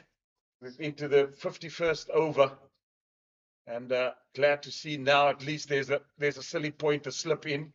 There's a short cover, short mid wicket in as well. He's just flighted it a little bit. I'd like to see him do it again what he did earlier this morning. Flight it and get it just to get off the straight where he draws the batsman forward. Because that's exactly why you got the silly point to the slip in there. Because you want to get probably the outside edge or maybe just a back pad looping up. Yeah. There he goes again. Yeah, there we go. There we go. He's just got to get into the business end of the wicket. And the ball will do the business. The ball is still not all that. Yeah, it's gone a bit softer, I suppose. You got 20 odd overs, 29 overs before the new ball. And this is where you really got to make sure that the one side is shining so that you can. That's it. I like that. Well, he's also got the googly. He must use his variation because he does bowl the googly as well. So with me, I have Jude Solomons, the fitness and conditioning coach. Good afternoon to you, Jude. Afternoon, Jeremy. Thanks for having me on this lovely day in Paarl. Yeah, it is a lovely day. It's a I mean, beautiful day for it's still going to get hotter here come January, February. Yeah, it's going to get much hotter. We'll rather take this in 4-day cricket than what we're going to get in Feb and March. Paarl gets quite hot. Yeah, so just give us a bit of a background of yourself there. I mean, I've also just seen you here. I know when I was involved, Brett Martin was involved. He's now gone to Western Province. I had him with 2 years. He's gone down the N1. Yeah, he's gone the N1, and I saw him at Newlands the other night. So yeah, so you're the new kid on the block, as they say. Yeah, it's a strange position to be in. Cricketers and strength and conditioning coaches don't really see eye to eye. But yeah, I am 4 years later, still in the same spot. So that's nice. Yeah, well, I started back at UWC under Richard Pybus. That's kind of where I was groomed. I joined an internship over there. Moved actually around I was down at Province for a bit, not at the senior level. I was working with Roger Telemarcus with the Colts. And the former coach of Boland, JP Dumini, he was here for his first season before getting the call up to the Proteas. He called me in here, and I've been here since, Okay. But good. So just, I mean, so that the public just gets an idea. What would be your routine? I'm just talking preparation up to match day. Yes. So about 4 or 5 days before. Obviously, there's net sessions. We all know the guys are sitting in the change room. They have conferences. They chat about the game, the angles, the fielding. Where do you fit into all of this? Look, I try and stay in my lane as best as possible. We must remember that cricket's a skills game first. And that's kind of the priority. So where I kind of try and have the language I try and speak is more so how is the body feeling, where is their mindsets, what are they, essentially it's an individual process as much as it's a team environment. Everyone kind of feels differently every day. So to manage the individual's key. So my language is more about recovery, especially in the season. 4-day cricket's long. So for me, it's essential that we have between me and the guys that we communicate clearly on where they are. Look, we do have tracking systems and we have all the technology, but technology is just technology, you know. So for my language in the change room, how's the athlete feeling, and how can I then assist him based on where he is at the moment? Okay, yeah, and that is important to make sure, because that is also a space of the body good. I take a bowler like for instance this youngster now, Giovanni Baron. What would your routine be with him, say, once play ends today? Because he's obviously a young guy, Yes. and you need to probably assist him so that Yes. he's ready for tomorrow morning, 10 Yes. o'clock again. I think that the two things that come to mind for me, I'll be definitely be talking to him about his nutrition post-match, making sure that he gets a good meal in, but to that point as well, getting a good night of sleep in. For me, that's kind of my gold standard. Look, there's other aids. We can get him on the physio bed. We can get him in the ice bath. We said is just speak about that. But it's essential for me is my sleep and my nutrition. And the reason for that? And so, well, Yeah, just in layman's terms, because yeah, I'm just trying to so that he can the come viewers- back with a similar energy as on day one. And again, it's an individual process. Giovanni might be younger. He might not need as much sleep as a Sean van Berg. He's also not the similar body structure. So it's just to make sure that we can get him bowling essentially the same with the same energy on day one till day 4, essentially. And what mechanism? Oh, that's a good delivery. Just outside that off stump. They just had De Villiers fishing a little bit. So what mechanisms would you put in place to make sure? I mean, you spoke about the energy levels and all that type of thing. Would you sit down and have a chat, you know, in terms of not only the mental capacity, but also what the body is gone. If the body needs whatever it's lacking, do you make sure that that's put in place? Yes, and it comes back to knowing your players and having that open communication with them. I think, like I said in the beginning, SNCs tend to be on the rougher side. Cricketers are not really, they're not really fond of an SNC, and there's many reasons for that. But I think the space that I want to create is for my athletes is one of communication. They need to communicate with me what they feel, because essentially they know their body is the best. Yeah, that is so important, and you've made such an important point, which I like what you said in the beginning, because that's always been my attitude. That everybody's got a job to do, is to make sure that you stay in your lane, to know what you, because I think where things go awry at times when the strength guy tries to tell the coach what to do, and the coach is trying to tell you how to do your job. I think we're all senior enough, Yes, big enough, yes, to know what we got to do. yes. The important thing is, and I think that is always the job that a manager must, to make sure that there's harmony in the team, because players, they sometimes they see there's a bit of dissension. They can use it to their advantage at times. I mean, you know. So, but if they see that the coaching core, management, coaching is on the same wavelength, it's easier to manage the team there. 100%. I think it comes down to the language we speak, Yeah. and how we communicate that message across, regardless of who it's coming from. That as a management, we're kind of speaking out of the same mouth. I normally tell my guys, fitness is here only to complement the skill. It's not to take over what they're here for. Yes, there's different cases. They can be fitter, definitely. But I think it's important the language we use in and around the change room that can really spur these guys on when they step out onto the park. And yeah, Sean van Berg going through his business. So he's an older guy, and you just spoke about Baron earlier on what you do.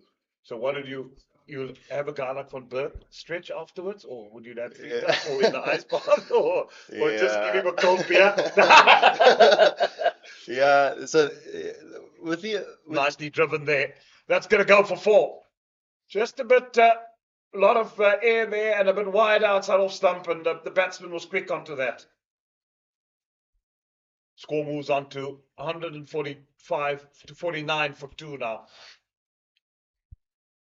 Yeah, Sean's a good man. he's a professional at the end of the day. So it's not, he knows that there's a job at the end of the day for him to do. We kind of keep it consistent regardless of the player. However, given Sean's experience and the number of years he's been playing cricket, there's a different conversation that I was now speaking to him about. He's been doing this for a number of years. So essentially, again, it's engaging with your player, having that openness and conversation with him. I made a joke with him yesterday. I said, either you're stretching or you're climbing the ice bath. But that's the give and take with a player of his caliber. Yeah. It's obviously different when we're speaking to a younger player, a Giovanni, a Michael Copeland, kind of newer on the circuit. Their routines still need to be set in. Where a senior guy like Sean, I think he sometimes operates at his best when you give him his space. Sometimes these guys don't like it when you too much in their space, but they know that there's give and take. There's days where I'm quite on them, and then there's days where you can kind of read the room and let him own his space a little bit. Yeah, that's outside edge has he got? No, not there. He's been in that area quite a bit today, and I think I must say Baron has been good. He's been on the money, just holding its line and nearly getting the outside edge. Jordan's played well, but he's had his plays and misses as well. And I think Boland know how vital this wicket is, because he can really bat for long periods of time. Another young player with. Do you guys have a strength and conditioning? Forum amongst the guys in the different provinces where you get together and chat about different things? I don't think it's really a forum. I think it's more just a check-in from the higher guys. Like we mentioned, we spoke about Tumi. He's essentially come on board now as lead SNC. I think that's something that we can improve on around the circuit as strength and conditioning coaches. Essentially, we're all here to do the same job under CSA, which is to really come alongside an athlete on their journey and even if it's 1%, help them achieve their dream, which is essentially playing higher cricket, Proteas, and moving in that direction. I think it's something that we can improve on, especially in the strength and conditioning side of things. These players move up and down, one season they're with you, the next they're going down, or they're going down the N1. So I think it's important for us as SNCs to engage at a level that essentially benefits CSA and kind of put the ego in the pocket. I think we can improve on that a bit more. Yeah. So obviously what you say is to have an assessment card. So when a player moves on, you have the freedom to phone the guy at Western Province or the guy at whatever. Yes. Well, in us, I don't like to say in my time. I mean, I know when Unity of Cricket was formed, I was at Free State Cricket, and every year, Dr. Bacher, there would be a conference for 4 days where the coaches would go to with whoever. The development managers were in one room with Kaya Majola for 4 days. Dr. Bacher and the board had their 4 days, and it would be at different places throughout South Africa. And we'd get, first of all be together the first morning, the hellos, the welcomes, how are you? Then there would be where we go into different, and the last day, everybody would get together and sharing of ideas, different speakers, different. And I always thought that worked so well, because what happened was that the development managers in the regions, we try to say, okay, what are you doing that's good? What works here and what? And always the sharing of ideas is important. That's cut away, but straight to point. And I think that's what's needed more engagement, more 100%. talking. 100%. We all want to see South African cricket get better. So it seems to me as if, are we going for a drink? Yeah. Seems like it, yeah. I'm going to, just going to go for a little break at 150 for 2. And I'm going to leave you to chat to James for a little while longer while I just have a little breather, because then the two of us have Drinks break. got to go to the end of the day's play. So Dafabet Warriors still trail by 187 runs. They are at the moment 150 for 2. We'll be back shortly. All right. Thank you. Pleasure, man. Right. So, chat to James. Yeah, a little bit, and then, yeah. Jeremy. Nice, it's broken this session up very nicely. Bro. Yeah. Thank you.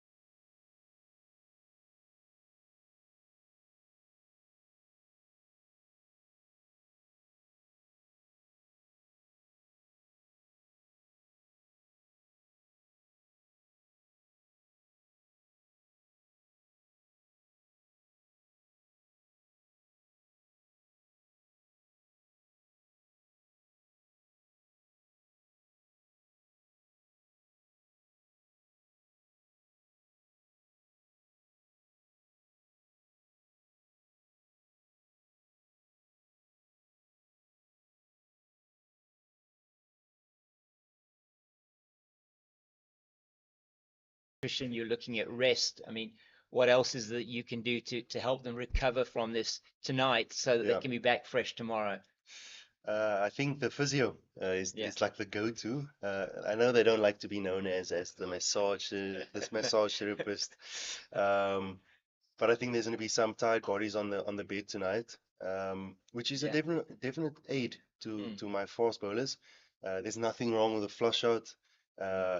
they'll all get in the ice bath now. Mhm. There's so many recovery aids now. There's compression boots. There's Okay. compression sleeves. All right. So they'll definitely dip into everything that we have. And hopefully that aids them to come out tomorrow with the same energy. I know we're speaking a lot about body language and Yeah. energy, but yeah, to to take 20 wickets, that's not an easy task, man. No, and this this wicket is a wicket, and we've seen in the first innings from Goldrush Boland, and we've seen now as well from Jordan Harriman, for example, that if you get in on the wicket, it can be quite difficult to get you out of Correct. the wicket. It's not that easy. You're almost waiting for the batter potentially to make a mistake, Yes. which and it's not that easy to just bowl a team out. And Sean Yeah. Verberg's trying to do that. He's did so well in that first innings, taking 8 for 54, his career best figures. And he's really been giving it all. He's bowled 12 overs in this. He bowled over 25 overs in Yeah. the other innings. So Yeah. he's had a huge workload Correct. on him today. But I mean, how long after the game in the evening would you be working with the team? The reverse sweep is going to go straight to the man at deep backward point. It's funny because it's not too long actually. Okay. I most of my work is done in the preseason. Essentially, yes, there's work that's to be done still during the game, Mhm. but at this time the physio kind of takes Yeah. over now. They are like the lead in terms of recovery, rehab, making sure the guys come back fresh. So relying on my physio is the key thing for me. Yeah. And then probably tomorrow just a good run around, a good warm up, getting the blood flowing through the body again. I can imagine my guys will be stiff tomorrow morning as Yeah. well. Yeah. But that's the game of cricket, eh? It's not going to be easy. That's why, I mean, 4-day cricket is just the ultimate test of a player, isn't it? It's like real cricket, eh? Yeah, absolutely. I like you calling it real cricket. It's real what cricket. certainly is what we as, I mean, you're sort of cricket connoisseurs of you. Yes. That sounds very elitist, but it certainly is the grassroots of the game. I mean, it's where you learn your trade, you learn how to play, you have to bowl, as Sean Van Berg has done here. He's bowled 13 overs in this innings, he bowled 25. It's not like you're coming into a T20 where you're just bowling 4 overs. From that point of view, it's certainly a much heavier load on the body. Correct. And this format will test your fitness more than any other. As much as T20 is more explosive, the intensity is higher. To come back in innings after innings with the same energy, that's quite tough. Yeah. And it's a different test of fitness.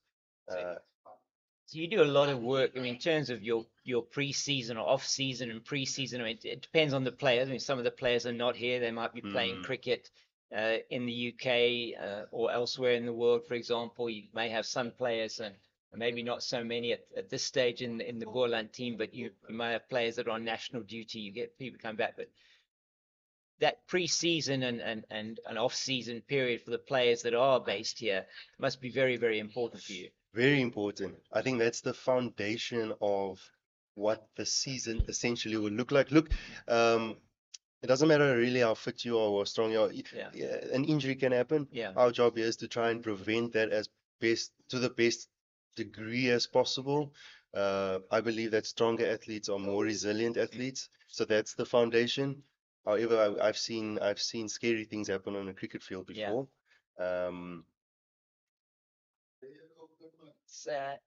Is Michael Copeland into the attack, and he's greeted with a boundary by Jordan Herman. Just pitches it in a little bit short, and Herman now going into the 90s with that boundary, 93 for him of 180 deliveries. It's been a very good innings from Jordan Herman for the Dafabet Warriors. Certainly is, man, has been a thorn in the side here of Goldrush Boland, and just see Copeland into his 8th over.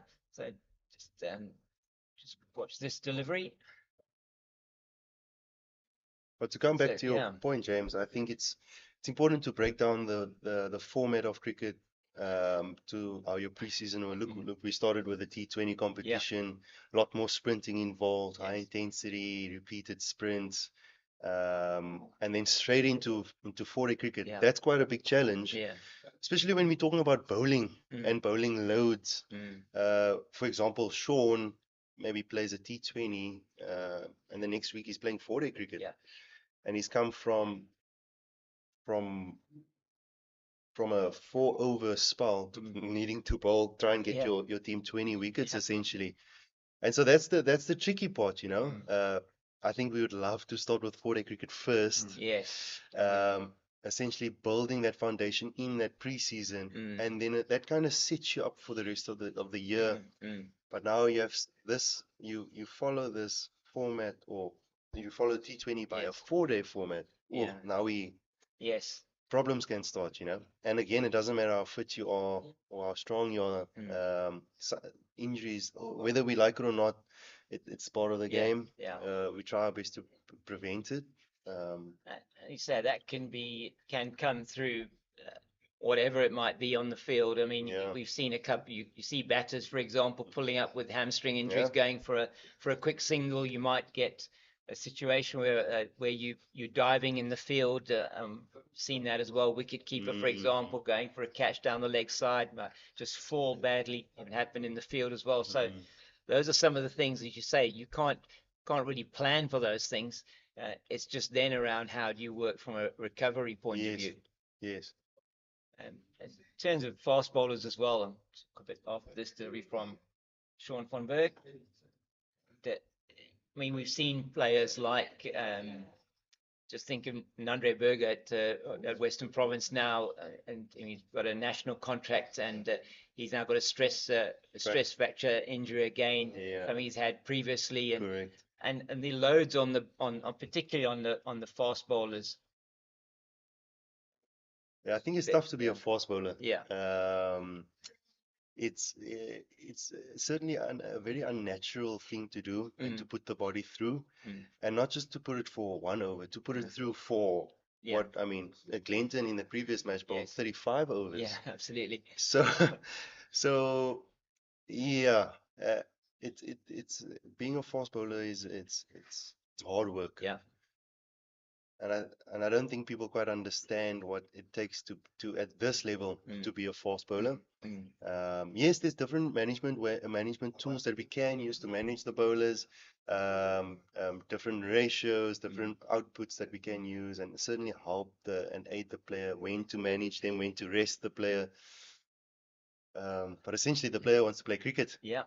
It's been a good over so far from Sean van Berg. But I mean, it's so important. You talk about it being, it's quite sort of unnatural. You're putting a lot of strain on certain parts of your body more than you would be on others. You've got, and it's repeated strain. Yes. I mean, that's the thing in terms of if you're bowling a whole lot of overs, and that's where rest and perhaps the depth of the squad comes in, and just being able to utilize the depth that you have in your squad. If there are situations where maybe you've got a condensed period of play that you need to be looking at, how do you fit different people in and work with it? And that's the tough thing. So if your squad, for example, let's say you only have 2 fast bowlers, Yeah. To have the conversation with your coach that someone needs to rest. Yeah. It's a different conversation Yeah. if you have about 4 or 5 guys that can replace that player, which makes it even a bit harder. I mean, we see up north the Titans and the Lions, Yeah. the depth of that squad Yes. it's quite deep. Yeah. And they can quickly replace a KG with a Sapamla. Yes. You know what I'm saying? I'm with you. Might not give you the same sort of speed, No. but even a similar style of bowling. And so I think that helps a lot. Some sort of rotation policy. We see it this game. I think Bayer Swanepoel's not playing. That's right. He isn't, and He's he'll not. be playing. We're expecting that he will be playing in the Correct. game against the World Sports Betting Western Province Correct. next week, and so it is, very much. And here, as you say, Robin Peterson giving the chance for some younger fast bowlers to come into the team, sort of flooding them in this environment, which is probably an unforgiving environment for a faster bowler. Correct. And Yeah. and some of them have done the hard yards in that big total that Goldrush Boland got, but that's all good experience for them Mm. and given the opportunity in terms of that squad rotation. So yeah, I think a lot of people don't understand what you've just mentioned around the amount of work or the amount of strain that potentially is there on the bowler's body, and that's where your role, I would think, would be even more important in terms Yeah. of that, getting them ready for that. Yes. I think we're coming to a day and age where the role of the sports scientist and the physio, it has some sort of identity now. I think for a long period of time in cricket wasn't known really much for strength and conditioning, or it was very much just you rock up to the field and you bowl. I mean, there are guys out there that might doubt the system, with all the new sports science movement starting. Um, but I think there's definitely place for it. It's just how you can understand what it brings to the table. It's not to, again, I spoke to Jeremy about it, the fitness or the sports scientist or the physio, it's only here to complement the skill. It's still a skills game. I mean, we saw Hashim Amla, for example, he'd score a double 100 while fasting. Yes. You know what I mean? Absolutely. But he wouldn't run his bleep test the same as Dale Steyn. Yeah. So you see what fair I'm saying? enough. Yeah. So it's very much a skills game, yes, and we're just here to complement that. As you say there, I mean, in those type of situations, it is very much though around you tailoring, and you were talking earlier on to Jeremy about tailoring individual plans for the different players, because everybody's body is different. You've got to work with the different strengths and as you say, the conditioning that each player requires, and a lot of that is around. It's also a whole mental aspect, I'm sure, to the game that it needs to be brought in that case, in that sense as well. Yes. And I think the relationship, I think one thing that I try and focus on in my team is having a relationship with or trying rather to have a relationship with each player, in its unique sort of fashion, and meeting the player where he's at. But that allows so much more than just me being some sort of dictator at the end of the day. I think the language that I can speak around the player, the way I can communicate, that essentially aids me more than just sending him a program or telling him to climb in the ice bath. That kind of gives me the edge to understand what he's going through. And I think that's the language I try and speak in change room. It's all absolutely fascinating, and to hear, and there's so much science involved with the way that professional sport is played these days, and particularly on the cricket field. And it's been absolutely wonderful to be chatting with you, Jude. Thank you very much for taking the time to come and chat to Jeremy and myself here.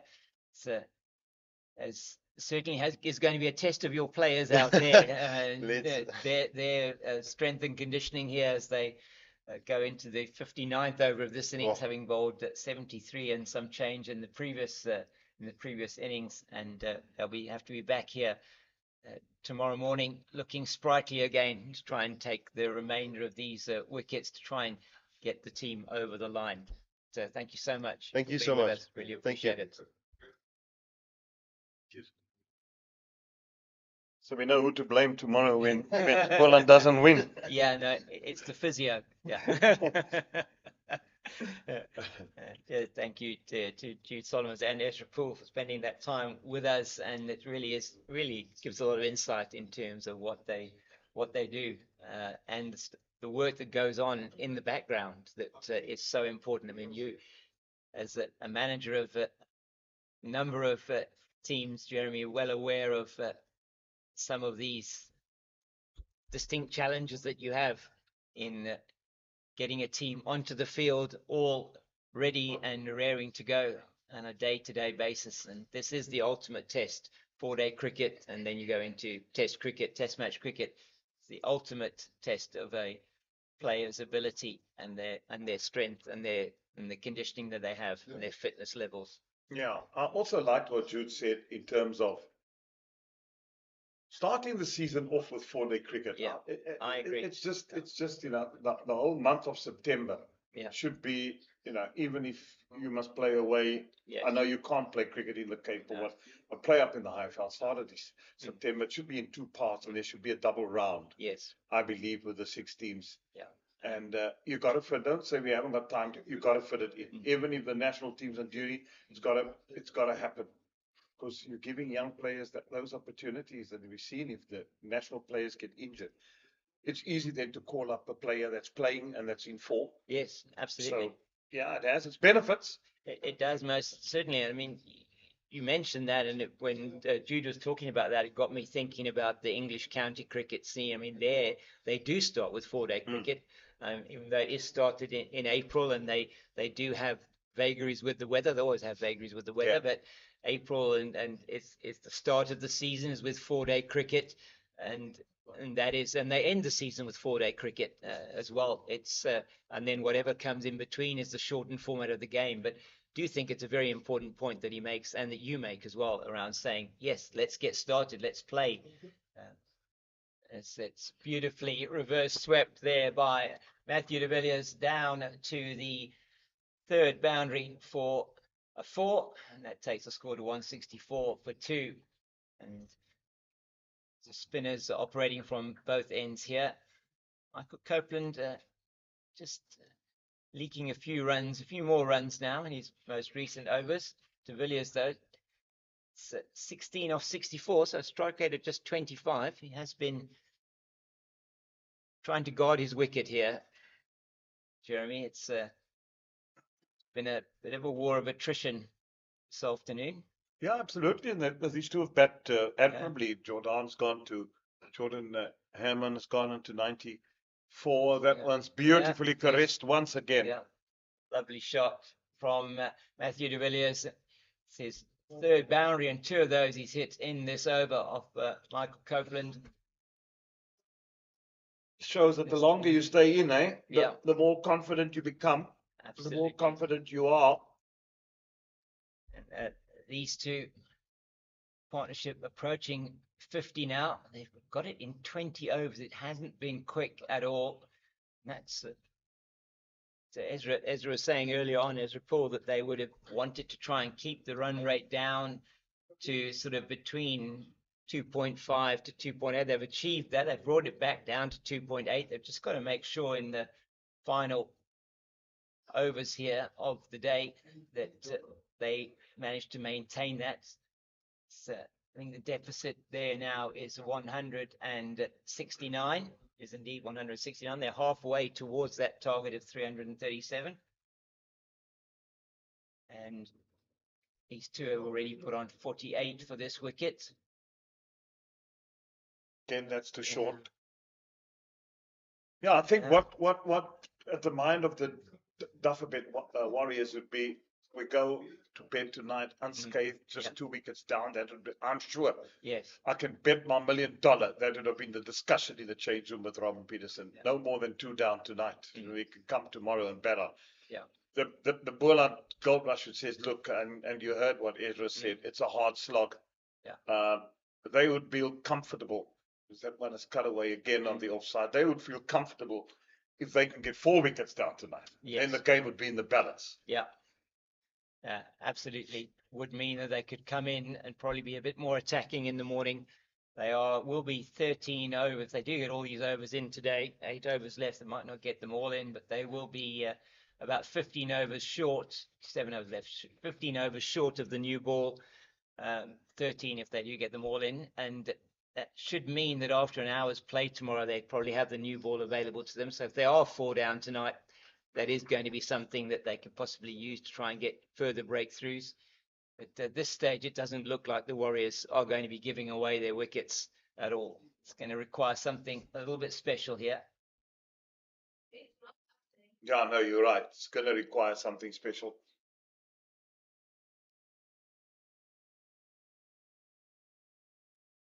Jordan Hammond certainly is not going to want to give it away now. 96. He's only got 99 last week against the Northwest Dragons. He is just 1 boundary away from a well-deserved century. Oh, that one. Just goes back, and that was the googly, I think. Maybe there's still something here for the bowler.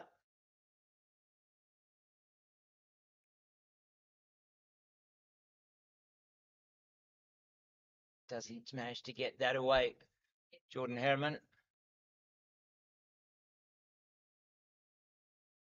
Sean van Berg, he's done a heck of a lot of bowling. Yes. I'm sure that body will be tired come this evening. As I said, he's into his stride. Come back tomorrow. No, there's more. Another opportunity. 1 day left. Tomorrow, all day's cricket. Getting a fair bit of purchase off the surface, but it's quite slow. Herman has been there now 100 and I think it's 96 deliveries for his 96. Some scoreboard is not updated. You're seeing on your screen. Oh, it's in the air, just to the right of the short leg. It wasn't a catch, but it was incredibly close. That's the benefit of keeping that man in there. You do need to have somebody in those close catching positions just for exactly that type of shot, just in the air for a short period of time. Just takes one moment of brilliance, doesn't it? One moment, James. One. Even just a half opportunity. Yeah.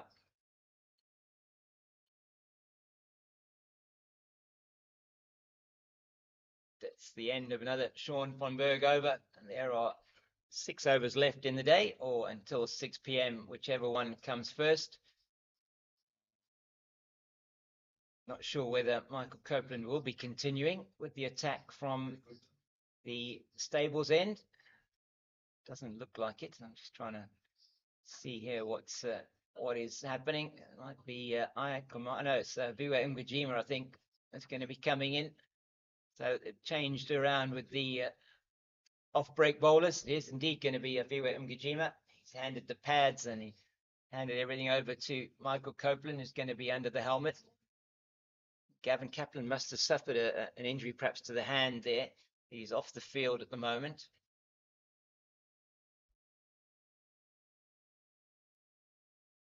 Will be the off spin of Viwa Ngujima for the first time in this match. Maybe he's got the golden arm that Goldrush Boland are looking for. Well, it's 20 minutes to go. Yeah. Before the close of play, and a golden arm, how valuable would that be at this stage? That's what Boland's up. It's good to see that Clyde Fontaine trying different variations. Yeah, absolutely right. To see, you just never know. Lapse of concentration, the batsman, and think, all right, this is the cow to milk. Yeah. And then a mistake gets made, and then you get a wicket. Yeah, it's just it's a different angle. He's bowling from a different height to Copeland, a little bit skiddier maybe. And Jordan Herman 3 runs away from what would be an excellent century for him. He's held the innings together, put together 3 50-plus run partnerships with 3 batters who'd been with him. Does not want to give it away now.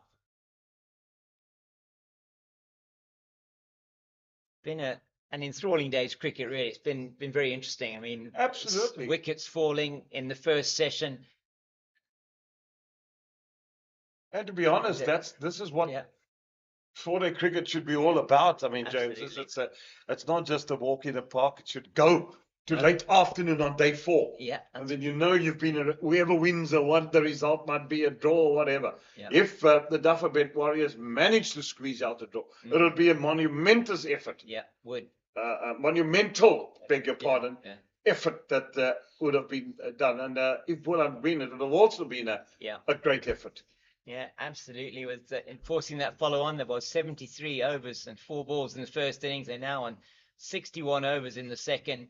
Now, there will be some tired bodies out there, but they'll still believe. They'll still believe that they can get through. You just need potentially on this wicket, and we speak about this quite a bit, chatting in the previous game to Clyde Fontaine about as well, that you just need to get 1 wicket, and that the possibility of getting more is always there. New batter at the crease, got something happening potentially. gives you the chance to just get 2 or 3 wickets in a cluster. Always say, if you had 2 wickets to score, what it's going to look like, what's it going to look like? And that could make a huge difference. The end of the over from Viva Umgajima, just a single off it to Jordan Hammond. He'll be on strike for the next, I'm sure it'll be a Sean von Berg over. It is. He's taking off his floppy hat.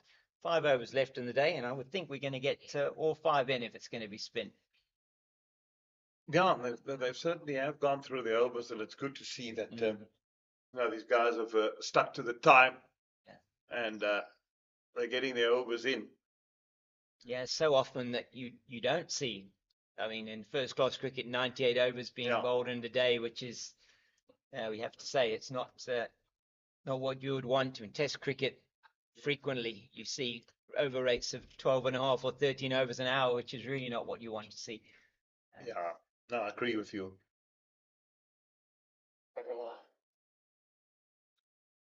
That attempted reverse sweep there from Jordan Hammond, sitting on 98, and just that's not a percentage shot when you're sitting on 98. Looking for the boundary. There's a man at sort of in between third man and backward point on the boundary, trying to cut off that type of shot. Needs to play in the V. That's it. Just play it in the V down there. Get onto 99. Get yourself to the other side, and you get the next one that you can play in the V. You can get to 100. That would have been a good knock. It was a good knock thus far today. Yeah. To get himself to this stage where he's really played beautifully well. And if he does get there, it will be his 4th first class 100 to go with the 1150s. 1250s, that is now, with this one that he's got. It'll be, but it will be 1150s. It'll be his 4th century. His average just over 50 in first class cricket. Now has gone past 1,600 runs with the 2 innings in this particular match. And certainly has the talent, does Jordan Hammond. Oh, I think that was exactly where Matthew de Villiers was aiming that delivery. Batters have just got to be careful now towards the end of the day. Been out there batting for quite some time. Hammond has been there for 277 minutes, faced 202 deliveries. Yeah, the one thing Herman doesn't want to do is to go back into the hut tonight. Yeah. On 99. No, he doesn't want to. He's not going to sleep there. No, so hopefully he gets these 100 and then he can have a good night's rest. Yeah, absolutely. Because the job will have to start all over at 10 o'clock tomorrow morning. Absolutely right. That is what they always say in first class and 4-day cricket, test match cricket. These two will know the job is not yet done. They are still sitting with a deficit of 164 runs, and that is more than what they scored in the first innings. Yeah. The Dafabet Warriors, and it is a wearing pitch. There is some turn on offer, and early morning tomorrow is going to be, you just feel again, this final period of play tonight, 15 minutes or so we've got left, 5 or 4 overs left, is a very important period of play. Just for them to get through it, and tomorrow morning come back again, set your stall, and just bat. Yeah, I'm sure Robin Peterson would also, up to now, be very happy what his batsman has accomplished. Yeah. There we go. There we go. Well, and they're going to get 2 with that misfield in the deep. And that is a wonderful century for Jordan Hammond. Goes to 101. He scored it off 203 balls in 279 minutes, 10 fours and 1 6. And really has been a very good innings from the young man. Yeah, good innings indeed it was. And a well-deserved 100. Nicely played. The young lad. Oh, his 4th 100 now. It's been fantastic stuff. Yeah. The young Hammond, Jordan Hammond. Yeah, he's played the sheet anchor role. He's been there since the start of the innings, and now he tries to play down the ground. Just fielded there mid-on by Keith Dudgeon. And this is exactly what Robin Peterson would have wanted. This opening batter, he's still there. Plays that one beautifully through the mid-wicket region for 4. Just a little bit of a drag down from Aviwa Mgajima, and he's not going to miss out. 105 he moves to. Oh, he's onto this like a flash. Yes, yeah. And he got in such a good position to play the shot. And he's showing that he is certainly an all-format player, Jordan Herman. Been very good in the T20s, say playing for the Sunrisers Eastern Cape and playing for the Warriors. One straight back to the bowler. The important thing now for him is, you say you press the reset button once you get to 100, you've got to just make sure you don't give it away and that you build a bigger and a bigger innings as it goes through. And his team needs him to do that. They're still 158 behind. Going to have to bring all of... Short again. Well fielded by Dudgeon at mid-on. It just needs to pitch that ball up a little bit more. Does Aviwa Mgajima, the end of his over? It is 64 gone, 180 for 2, and there's 3 overs left in the day, and we are going to see a full allotment of the 98 overs. So he just needs to make sure now, it's just with the 3 overs left, he doesn't want to give it away now. Yeah, James, don't got talk to his 100. Yeah, Got to absolutely. his 100. It's it's very, very important. Start again.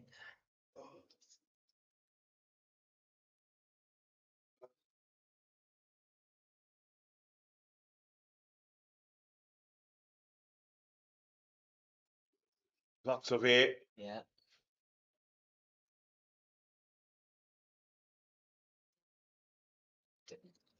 Just through for the single. He's going to be Herman watching the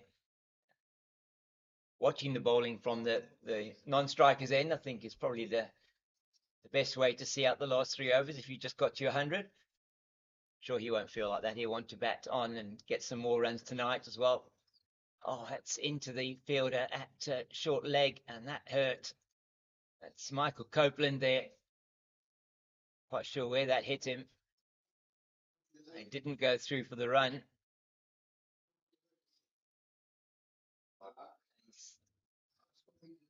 Looking a little bit of discomfort there.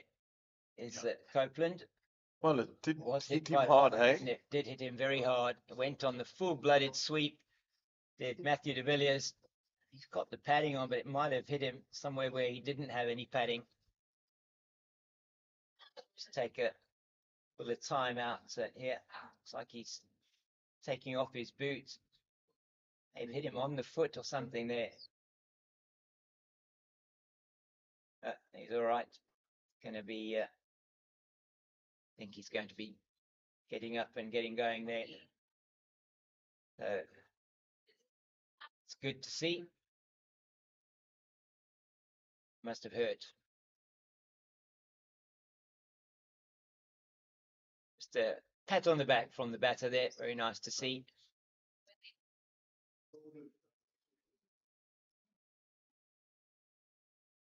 So it's been a good day, Jeremy.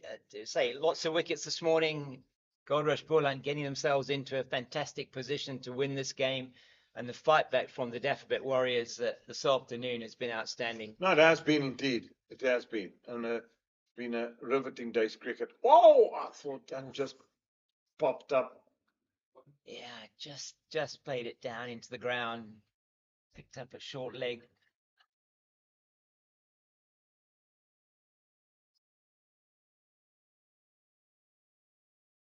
If they could just eke one more out tonight, they'd be the ones going into the dressing room, Goldrush Boland, with the spring in their step. And that's certainly not a way that he's going to be eking out a wicket. That's played very, very well by Matthew de Villiers through to the deep mid-wicket boundary for 4. He's certainly grown in confidence as his knock has gone on. He's just played the minor role to the senior partner that's been Jordan Herman out there. But my word, he's played some good shots to the boundary. That when the opportunity arose, Yeah, he's looking a lot more comfortable out there now. Matthew de Villiers coming off the back of two very good 50s last week, a 94 and a 50 odd that he scored. And he also, you're going to want to make sure he's going into the dressing room tonight with an asterisk next to his name. 2 overs and 1 ball left in the day's play. It's still a beautiful late afternoon here in Paarl.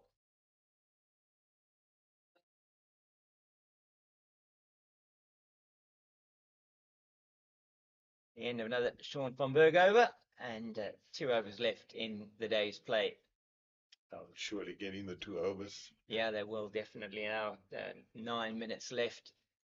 Still be a viewer Ngajima to bowl.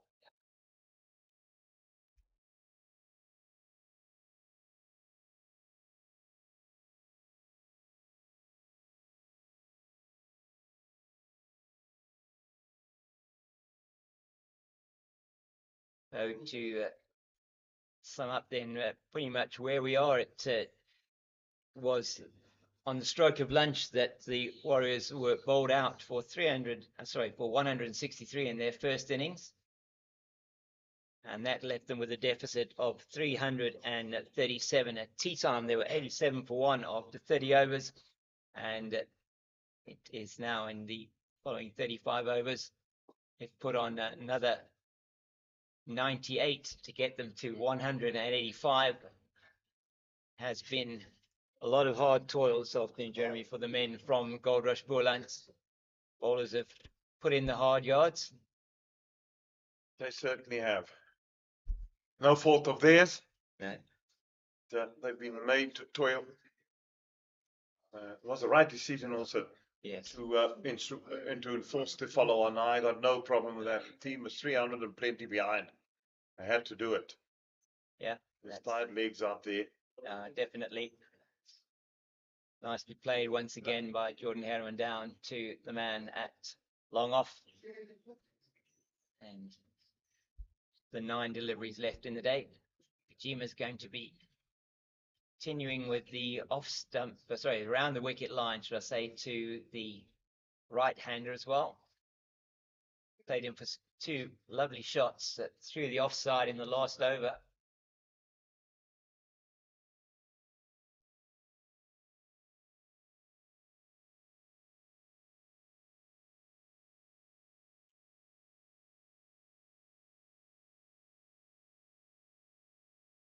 And so T 87 for 1 now, 186 for 2, and the 2 wickets to fall. First one was Jean du Plessis, LBW to Giovanna Baron. Giovanna Baron's first wicket in first-class cricket, and was a ball that kept slightly low, just caught him on the crease, and decision given by umpire Tom Mokorosi, and was from the same end to the second wicket to fall, Matthew Britsky.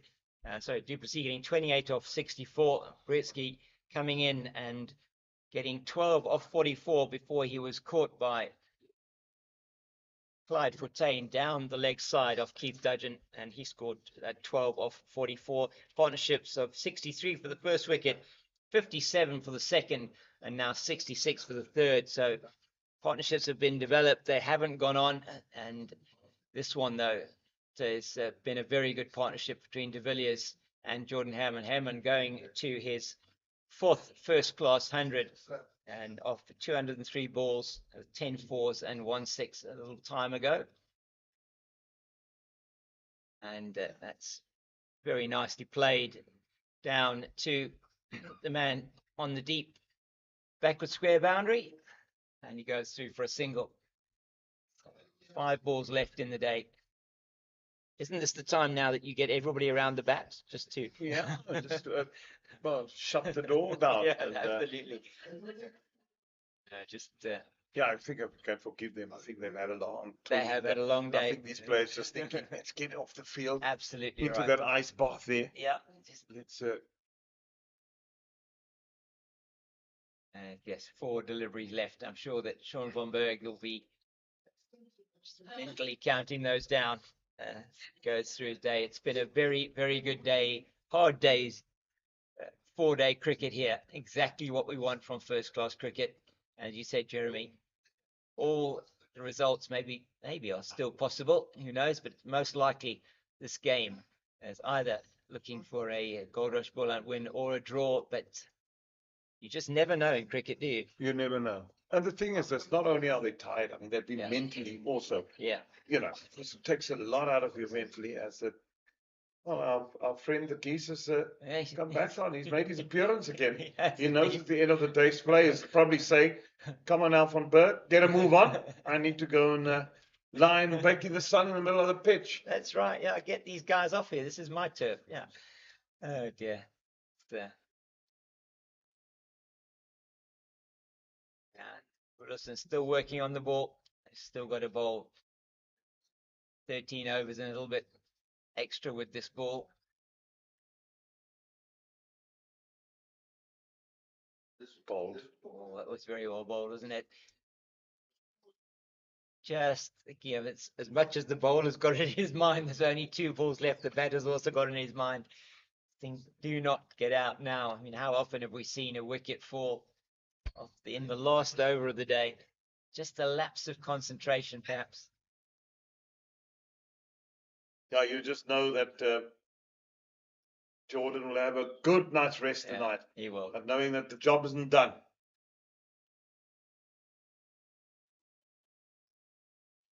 They're asking the umpire there how many balls are left. Maybe it is actually just 1 ball left.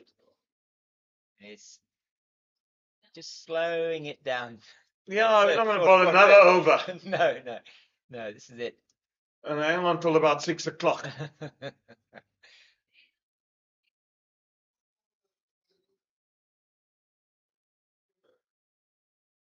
And that will be the close of play.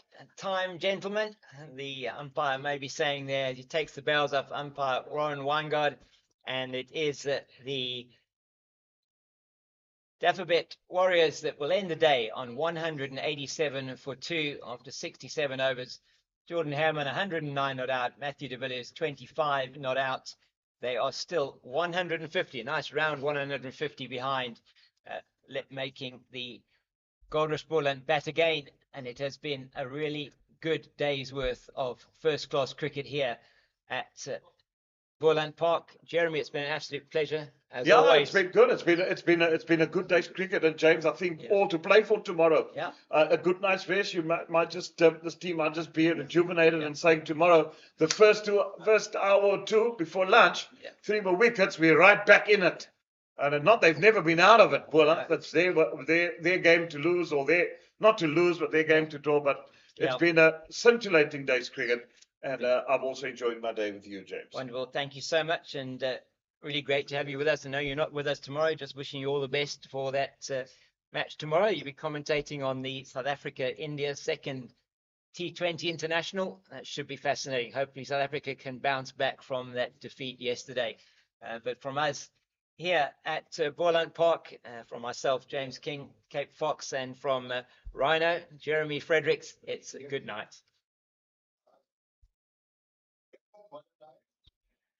Good night. Great. Good night.